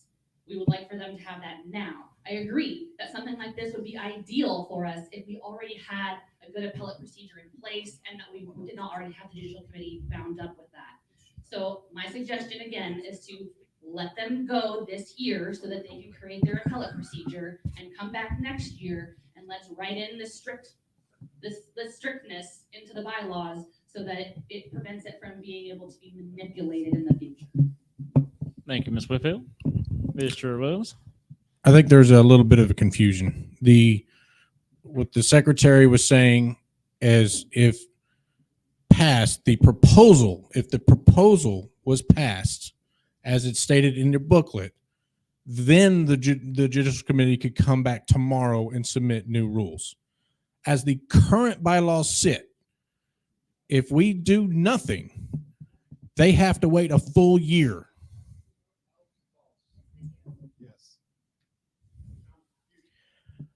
Shall use the 2021 OKLP Judicial Committee Rules of Appellate Procedure unless and until it submits to the state convention new proposed rules which are adopted by 50% plus one majority approval of that state convention.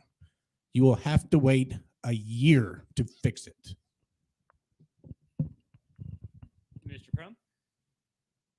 Might be the shortest comment I'll make all day. We have two options to choose from, or we can do nothing.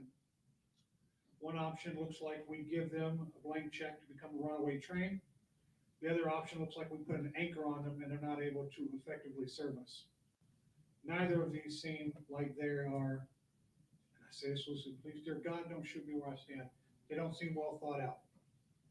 It seems like we could spend the entire weekend just debating this. So perhaps we put this on hold, move on to business that we can continue to make improvements on, and we allow the committee, like what you just said, we allow them to come up with what might be a more well thought out solution, and then we vote on this next time. Mr. Lawhorn? Oh, I'm on sorry. the opposite side of that. I didn't see you had the mic. Go ahead. I can't believe I'm the sport Chad in this. So for the last year, the rope has been in its current state and nothing has been done. In my opinion, the at least implicit intention behind this is to force the judicial committee to shit or get off the pot. If you want to change these, submit it. Otherwise, you have to follow what it says. I'm not meaning to sound angry, but that seems to me what the intention for this is. If you agree with doing that, I think we should pass this. If you disagree and want to give them another year to perhaps do nothing again, we should defeat this. Maybe I'm not for or against it. I don't know. Thank you, Mr. Fortune. Mr. Lawhorn? I would like to point an error in Mr. Williams's judgment. The way it currently reads, until and unless we submit it to the state convention. That doesn't mean we bring you a piece of paper to this body. That means we submit it to the executive committee to be included on the next state convention. That was the intent, and that was the only reason that this wasn't a bigger fight last year. I'm not going to discuss all of the political will and behind the scenes activities that put us in this situation to begin with. However, do not hamstring or handicap us by doubling down on what was a bad decision a year ago. Thank you, Mr. Lawhorn. Mr. Cook? Yeah, Drew Cook, I'd like to call the question, please. All right. Question's been called. All in favor of ending debate? Any opposed? 1, 2, 3, 3, 4. All right. Mr. Cook. Yes, Ms. Adams. We have people working on amendments for this. Is there a way that we can postpone discussion and vote on this amendment, move on with our process, and revisit this either in new business or at the end of this proposal? We can always table it. I move to later, say this. There's a motion on the table. I still don't know about calling the question. No. Question was called. We need to dispense with that first. Am I able to withdraw my motion to call the question in favor of, okay? Yes. Do that thing. Okay. All right. And Miss. Okay. And Miss Adams, you have made the motion to table. You did make the motion to table this item. Okay. Point of information. We just called the question to end debate on the substitute amendment. So if we go into, we can vote on the substitute amendment. At that point in time, we can go back into debate where we could table the whole discussion and do what we need to do that. Yes, ma'am. Calling the question, did it receive a second? I do. Did we take a vote? No. We haven't taken a vote. We did not vote on calling the question. I can't keep up now. Yes, it was withdrawn. Drew just withdrew it. Secretary, I don't know if you heard me or not, but I did withdraw my motion to call the question in favor of tabling discussion from Ms. Adams. Mr. Chair, Yes, ma'am. can you withdraw a motion that has been seconded and put before the body? Yes, our parliamentarian agreed. He didn't. We have to draw a motion that's already been voted on. Nobody's voted. Correct. You did vote. We haven't voted. I voted nay. So I need to know what the vote was on calling the question. I don't have a clue of it. And it passed. There was like 4 of them. Yeah, there's like, I don't even know. There's so many damn things going on. Calling the question passed, is that correct? Correct. That was an end debate. In debate. Right. With 4 opposed. With 4 opposed. Okay, and then Ms. Adams asked if we could postpone discussion. And Mr. Williams clarified. Yeah, we would need to. We would vote on the substitute. Then that would be an amended main motion, which we could then. Mr. Chair, point of inquiry. Yes, ma'am. I believe we just voted to end debate on the amendment. Yes.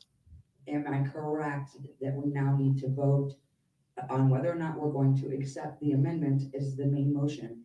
And at that time, would become appropriate and in order for me to move to lay the main motion, whatever it shall be, on the table. Yes, that sounds right. 1 second. Flag on the play.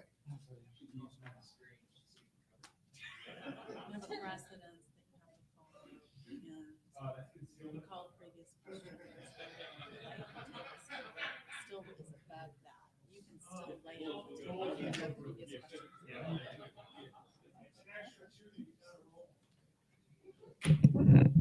According to our parliamentarian, the previous question, oh crap, is still in order, and we can lay it on the table. We had a motion to table. Do we have a second? Wait, I withdraw.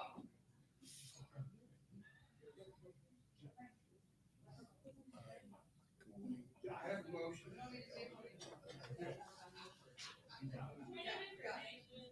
Yes, Ms. Garcia.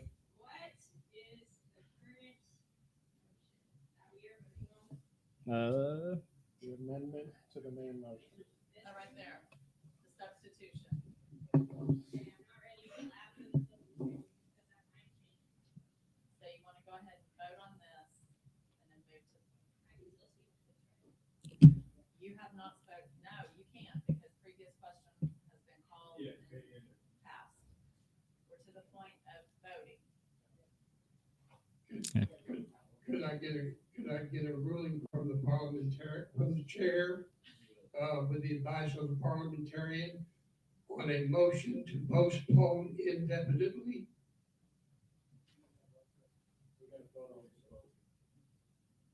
I have not heard the ruling yet.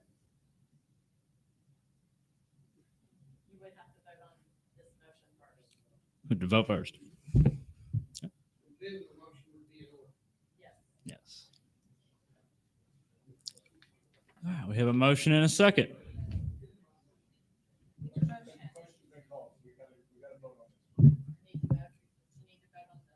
Yep. On the substitution here. All in favor? Two. All opposed? Any abstain? Two abstain? All right, it will fail. Mr. Chair, Mr. Robinson, I move to postpone indefinitely. do we have a second? Mr. Chair, I would object to postponing indefinitely. What? No, we did not.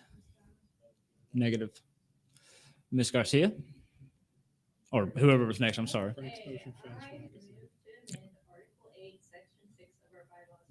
Point of order. Yes, sir. There was a motion, but no second. Yes, I'm aware. It died. Could you Oh, I'm need to- fine. I told her I thought you guys heard me. I'm sorry. My apologies. Ms. Garcia. I would like to move to amend Article 8, Section 6 by striking 2021 and replacing it with the most recent. And then after state convention, insert or state executive committee subject to ratification at the next state convention. Strike 50% plus one majority approval and insert 2/3 vote. And add such proposed rules shall be submitted to the state secretary no less than 45 days in advance. And we have a second. Can you bring that up here so we can get that down? Go?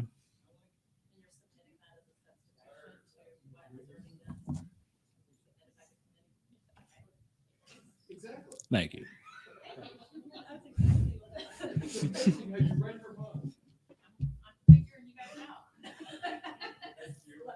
I'm glad one of us is.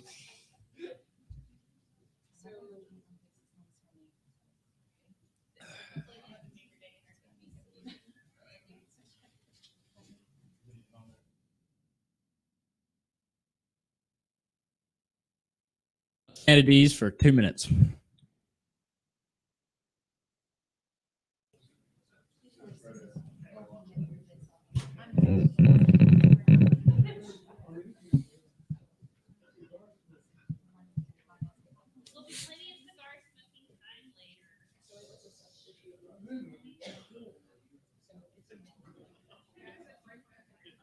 Ladies and gentlemen, before you leave the room, we are going to auction off the 2XL Buffalo Pine t-shirt.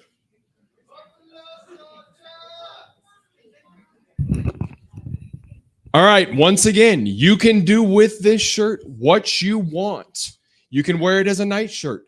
You can re-sew it and make it into underwear. You can burn it in a bonfire if you wish, Mr. Williams. But this is a 2XL Buffalo Pine. This is the second to last shirt we have. The last one is an extra large, if that changes your mind about whether or not you want to bid for this one. Can we start the bidding off at $10? Who will give me $10? $10. I got $10 right here. Do I have 15? $15. I got 15. 15. 15, do I hear 20? I got 20. 20, do I hear 25? Do I hear 25? 25, we got a bidding war. 25, do I hear 30? $40, he skipped you. Do I hear 45? 45. 45, do I hear 50? 45, do I hear 50? I'm looking for $50. Anybody $50? $50? I got 45 going once. 45, 45, do I hear 50? Let me see a hand. Somebody wants to give me $50 for this wonderful shirt that you can burn, but probably not when it's on somebody else. $45, do I hear 50? 50 going once? Excuse me, 45. I tried to up your bid. You cannot violate the NAP. We don't allow, no. $45 going twice. 45. Last chance. Do I hear $50? Sold to Mr. Caleb England for $45.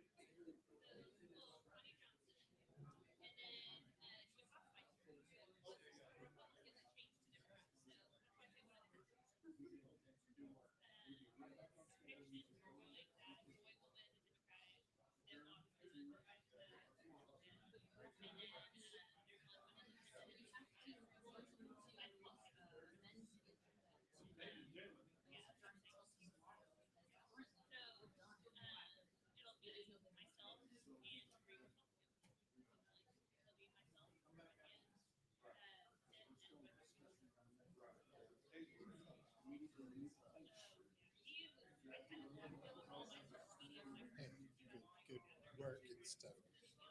Are we going to vote on this and then have a party? Or what do we do? Because the more we go around and don't talk or don't vote.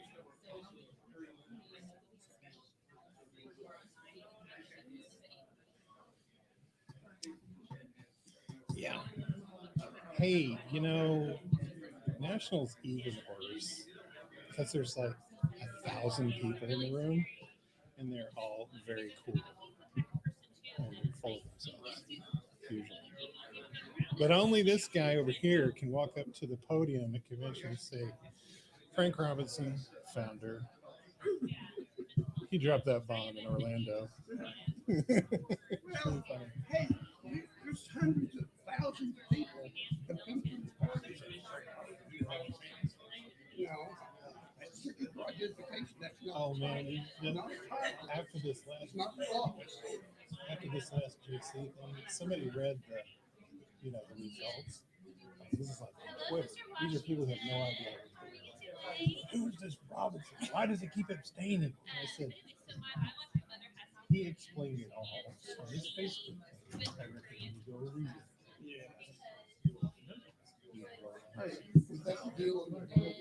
Yeah, where you were like, we're out. There's no-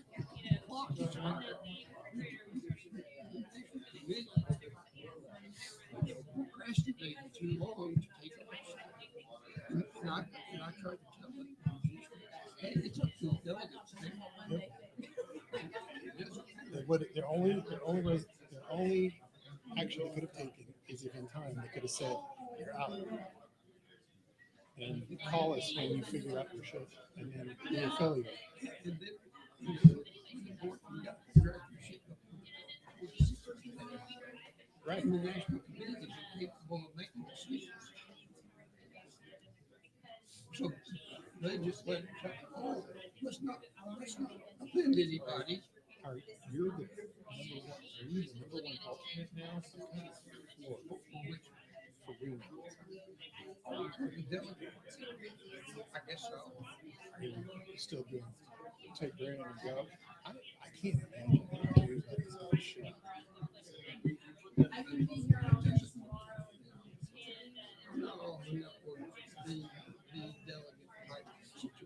No, but I mean, if you're there, and you're in.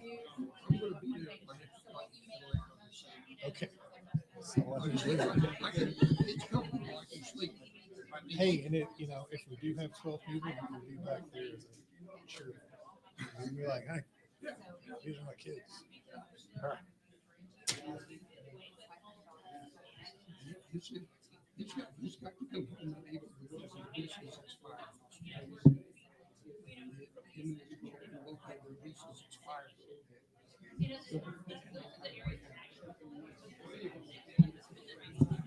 He told me that.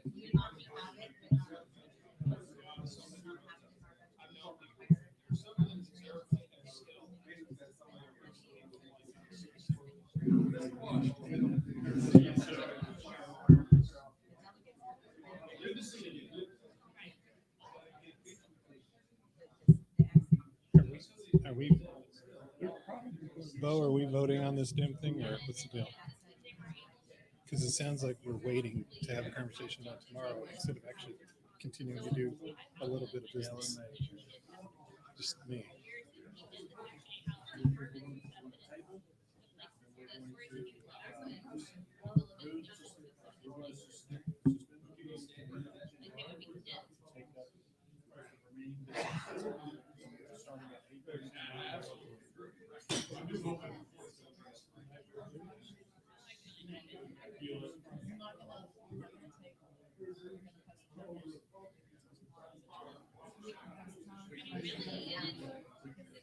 Tabling would make you need to pull it back up.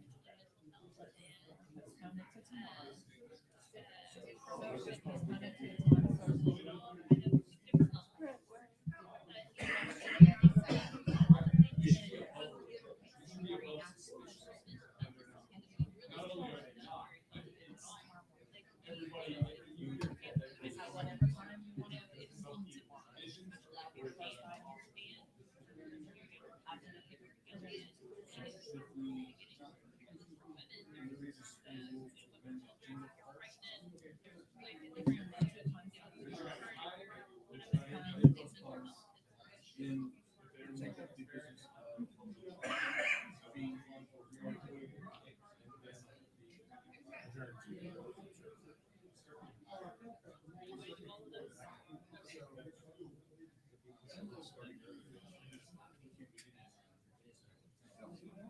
I'm going to talk to them before you call back. Hey, everybody, real quick, in case you all don't have a clock on you, we are out of time and we are in a bind. So we are going to go through a succession of a few amendments in order to facilitate us being able to complete our business tomorrow. So please, heads up, let's do this quickly. Go ahead and call us back to order.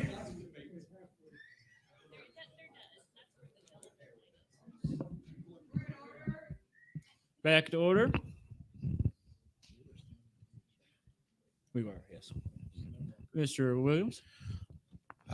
First, would like to make a motion to suspend the rules to amend the agenda. Motion to suspend the rules to amend the agenda to take up bylaws discussion and the remaining business items on our current agenda to take up beginning at 8:30 tomorrow morning. A motion and a second. Do we need discussion? All those in favor? Aye. All opposed? Any abstains? You opposing or abstain? Oh. Any abstain? Nope. One abstain. Now I move to postpone the current motion before the body to be taken up at 8:30 tomorrow morning. Oh, after credentials report. Thank you. And who was the second? Oh, Miss Victoria. Any discussion? Ms. Bruno?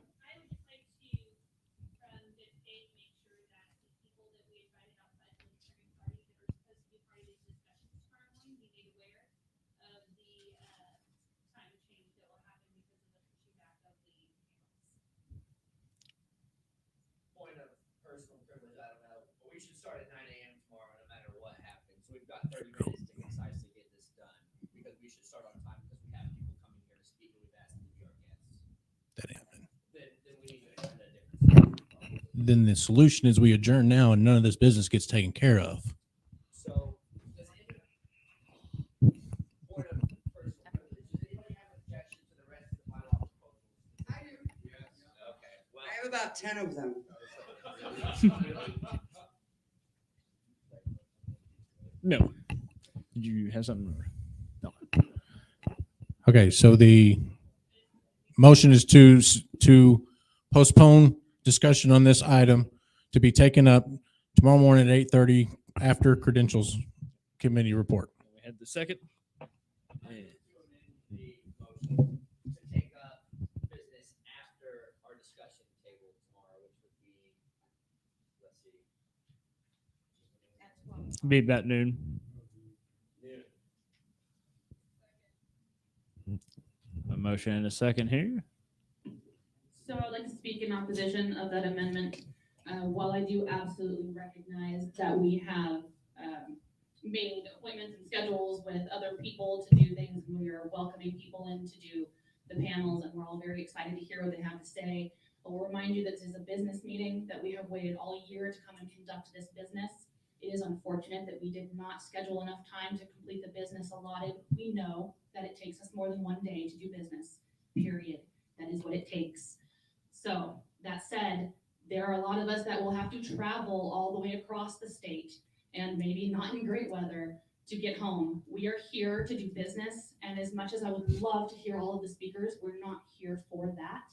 This is the priority. Thank you, ma'am. Ms. Adams? Yeah, so we do this cool thing at National Convention where we have speakers and breakouts and business at the same time. And people have to make choices. We all have the right to make choices, right? So you get to pick where you want to be at the speaker and breakout or doing business. And I get it. I promise you, John is home this weekend. I would much rather stay home tomorrow than I would be here. But I will be here because we have business to attend to.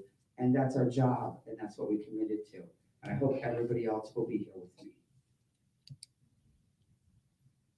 I am probably doing this incorrectly because I'm just not as well versed in these situations, but I guess I move to amend the amendment, I guess, or make another amendment to where we take the Oklahoma Libertarian Political Roundtable at 9 a.m. and perhaps push that back towards the end of the other two, allowing us an hour and a half of discussion in the morning before the two panels that would involve outside sources.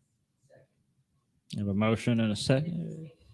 Could you restate that motion for Secretary? Yes, it would be to move the 9 a.m. Oklahoma Libertarian Politician Roundtable to after the panel discussion. So that allows us an hour and a half of business in the morning before we would have the two panels that involved outside individuals anyways. Just to speak in favor of that, everybody who's. They did. Will seconded it. everybody affected by that schedule change is already in this room, so that would be easy, and I think libertarians should suffer the blow of our own mistakes, so not our guests, so that's a great idea. Thank you, sir. Speaking of that, I would just bring up an idea, but not motion, because we're already one deep, that we should be talking about starting earlier. Because we're all in this room and we're the reason that this is going late, we can come in earlier and start and get this done and keep being respectful to the people that we're bringing in.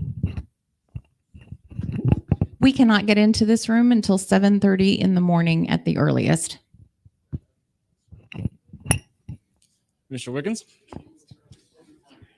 No. Mr. Cook? Yeah, just a point of personal privilege, just kind of whoever's going to be convention committee for next year, remember, this is now 3 years I've attended this convention in a row, and this is 3 years we've had to continuously amend the agenda time and time and time again. We need to allow more time for our business. History has shown we can't agree. We can't even agree on Twitter. What makes this, we can't agree in this room, but just keep that in mind, guys. That's all. Make it, sir. Mr. Lawhorn, do you have something or? No. Mr. Daniel. All right, now we are on Natalie's amendment.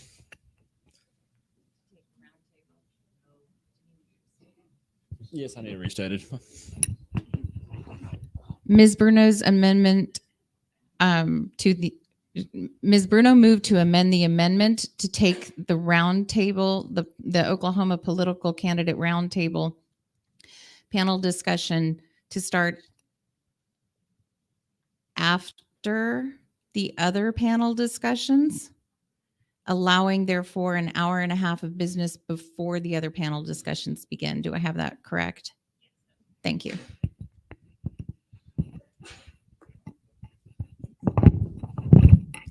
All in favor of Ms. Bruno's amendment? Aye. All opposed? 1, 2. Okay. Any abstentions?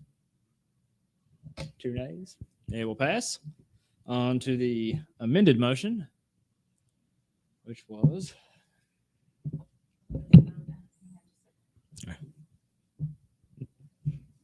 Getting me too deep, guys.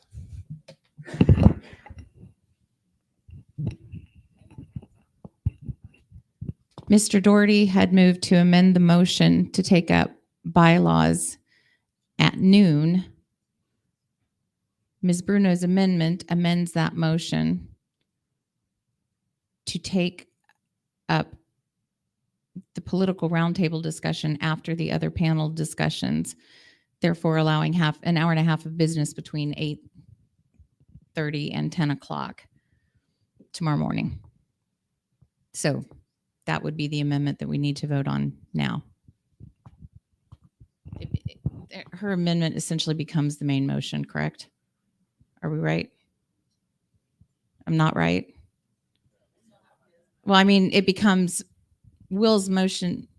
So Will's motion was an amendment to take up the bylaws at noon. Hers was an amendment to take up bylaws in the morning and get them done by 10 o'clock, essentially, right? Okay, so now we need to vote on whether that's what we want to do. All in favor?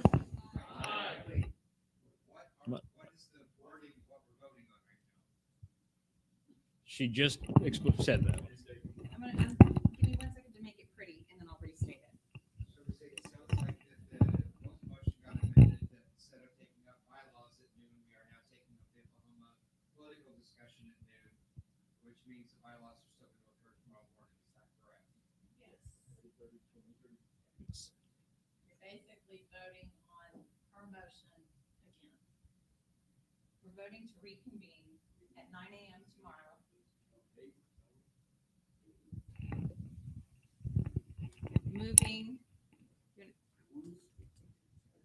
Moving the political roundtable discussion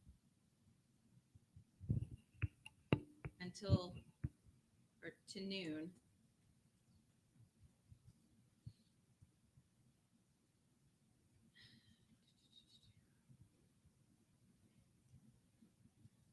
this wasn't the actual motion. I'm not sure how to say it correctly.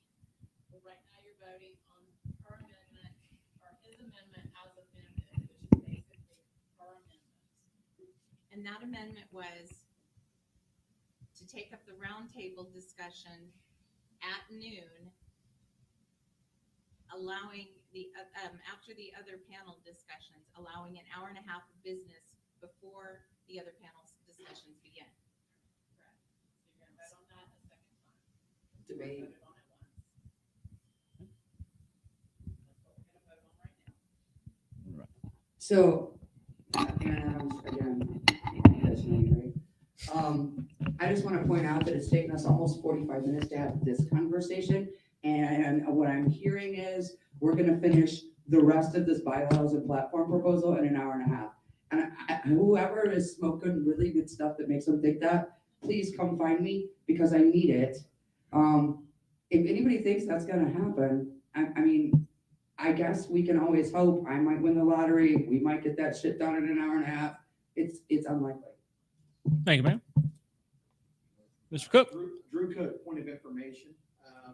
Whenever we talk about a 5 o'clock hard stop, does that mean 5 o'clock we need to have this room cleaned up and out of here? Or does that mean 5 o'clock Yes. we need to start cleaning up? And we actually need It's, to be out of here right now. Yeah, 5:30s are cut. Okay, They need to so set up. in all reality, we need to gavel out no later than 4 o'clock. Thank you.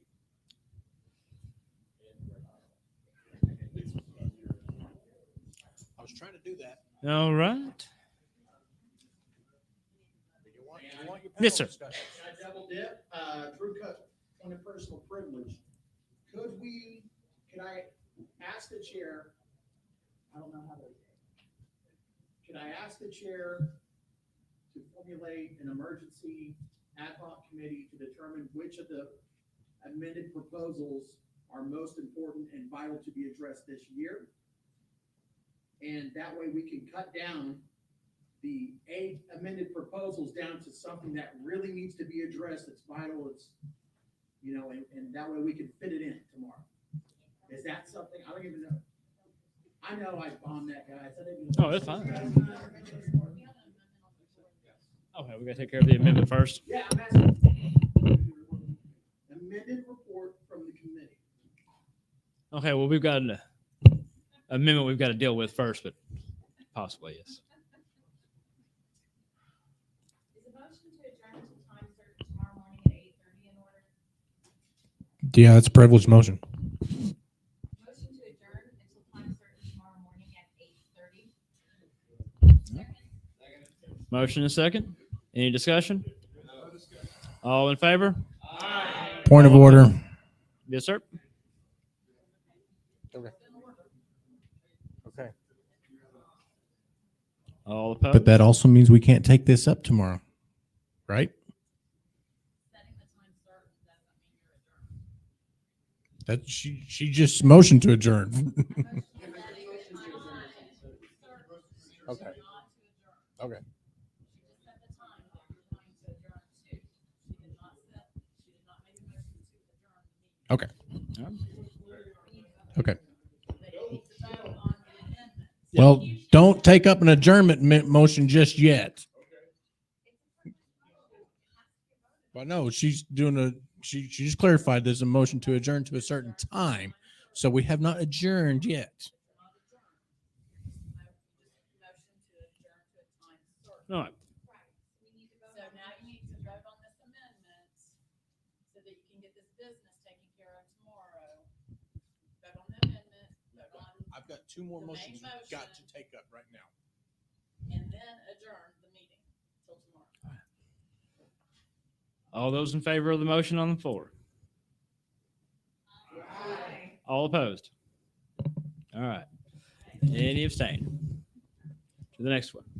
All right. The next motion, our grateful parliamentarian, we as a body, because the convention committee and the XCOM cannot hold a meeting to do this, we as a body need to take up a motion, which I'm making the motion, that we extend the contract that we had with her for the same rate that we paid for today for tomorrow, so that way we have a parliamentarian for tomorrow.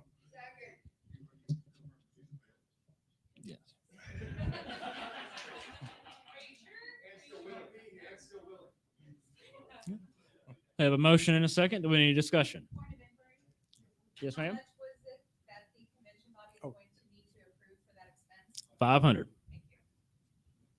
More information, where is that coming out of? Convention committee funds.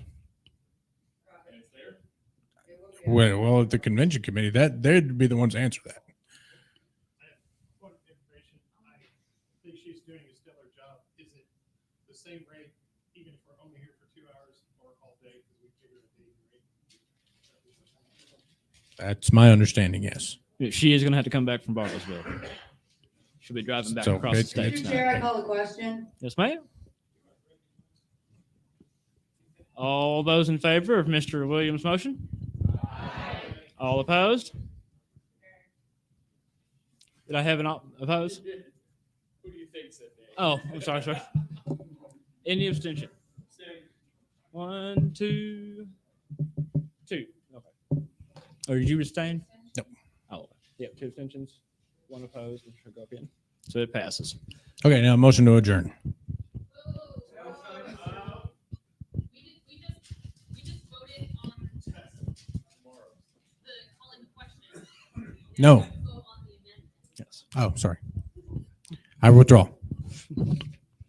All in favor of the amendment? Oh.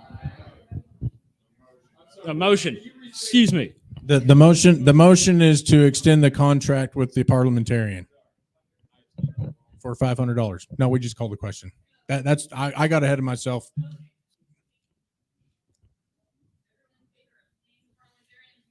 All in favor? Aye. All opposed? Any abstention? 1. Just 1. Mr. Chair, point of inquiry. Yes, ma'am. I believe Mr. Cook made a motion to direct the Platform and Bylaws Committee to present this body with an amended shortened report for business. I believe that motion received a second. I don't believe we voted on it. His motion was out of order at the time. We were too deep, but now we can have that emotion. No. I'm kidding.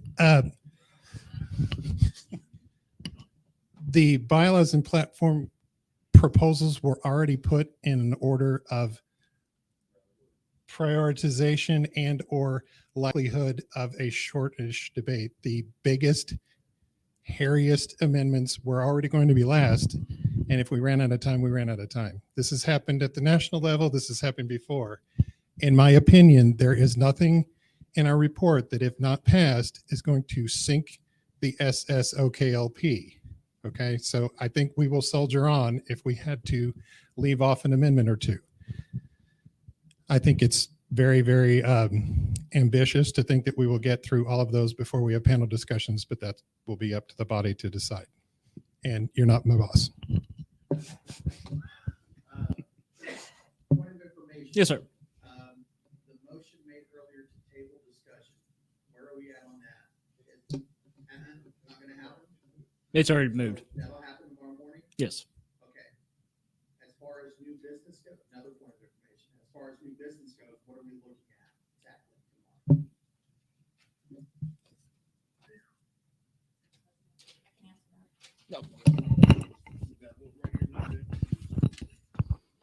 We currently have an amendment from Will Doherty, which is a resolution on naming an official cat herder of the Oklahoma Libertarian Party. And that is the only new business that has been brought forward at this time.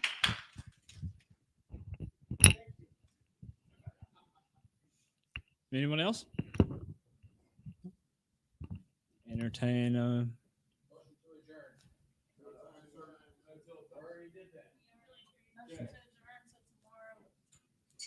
Motion to adjourn. Will's amendment? We're not in new business. We already amended the agenda to take up all the remaining business tomorrow morning, starting at 8:30. We have also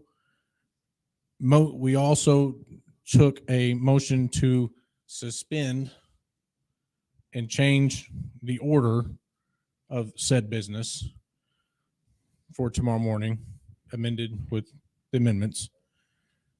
Then we adjourn to to a time certain. So that's all the business as of currently right now is resolved till tomorrow morning. So there's now a motion to adjourn.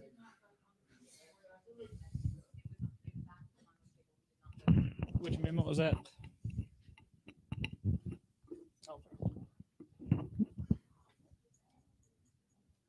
The Doherty motion is amended, becomes the Bruno amendment. Aaron spoke against it. Drew asked if there was a hard limit on when we could be out of here. I made the motion to adjourn to a time certain.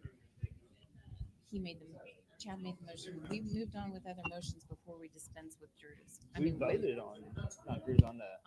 On the Doherty Bill's, because then motion. it became Natalie's and then it came. And we didn't vote on it a second time. Natalie's amendment a second time became, Natalie's amendment became, or Will's amendment became Natalie's. We didn't vote on it a second time. So how far back do we have to go in order to get out of here? This is a mess because. I'm pretty sure I did. Because they stopped me and I had to repeat it, or repeat what we were actually voting on. Because I got confused too. And Aaron immediately started speaking against the amendment, and then Drew started asking if 5 was the hard limit on the time we could be here. I don't believe we voted on it. Nobody wants to get out of here right now more than I do, but I don't think we voted on that. How far back do we have to go?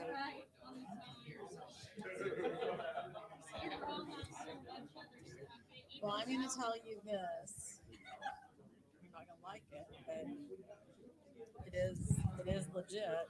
Unless someone in the body brings it up, you can move forward as if it's already dealt with. Whatever they did vote on, they already voted on with his words on with it. At least didn't do. It would be up to them to catch it. If we missed it, it's up to them to catch it. But if you wanted to go back, you could go back. I would just like to go home. So what, I mean, to go to end right now, if we can. So if we can do that, then let's do that. And, okay. We'll be done. So do we get a motion to adjourn? Someone. Without objection. Without objection, we are adjourned till tomorrow morning.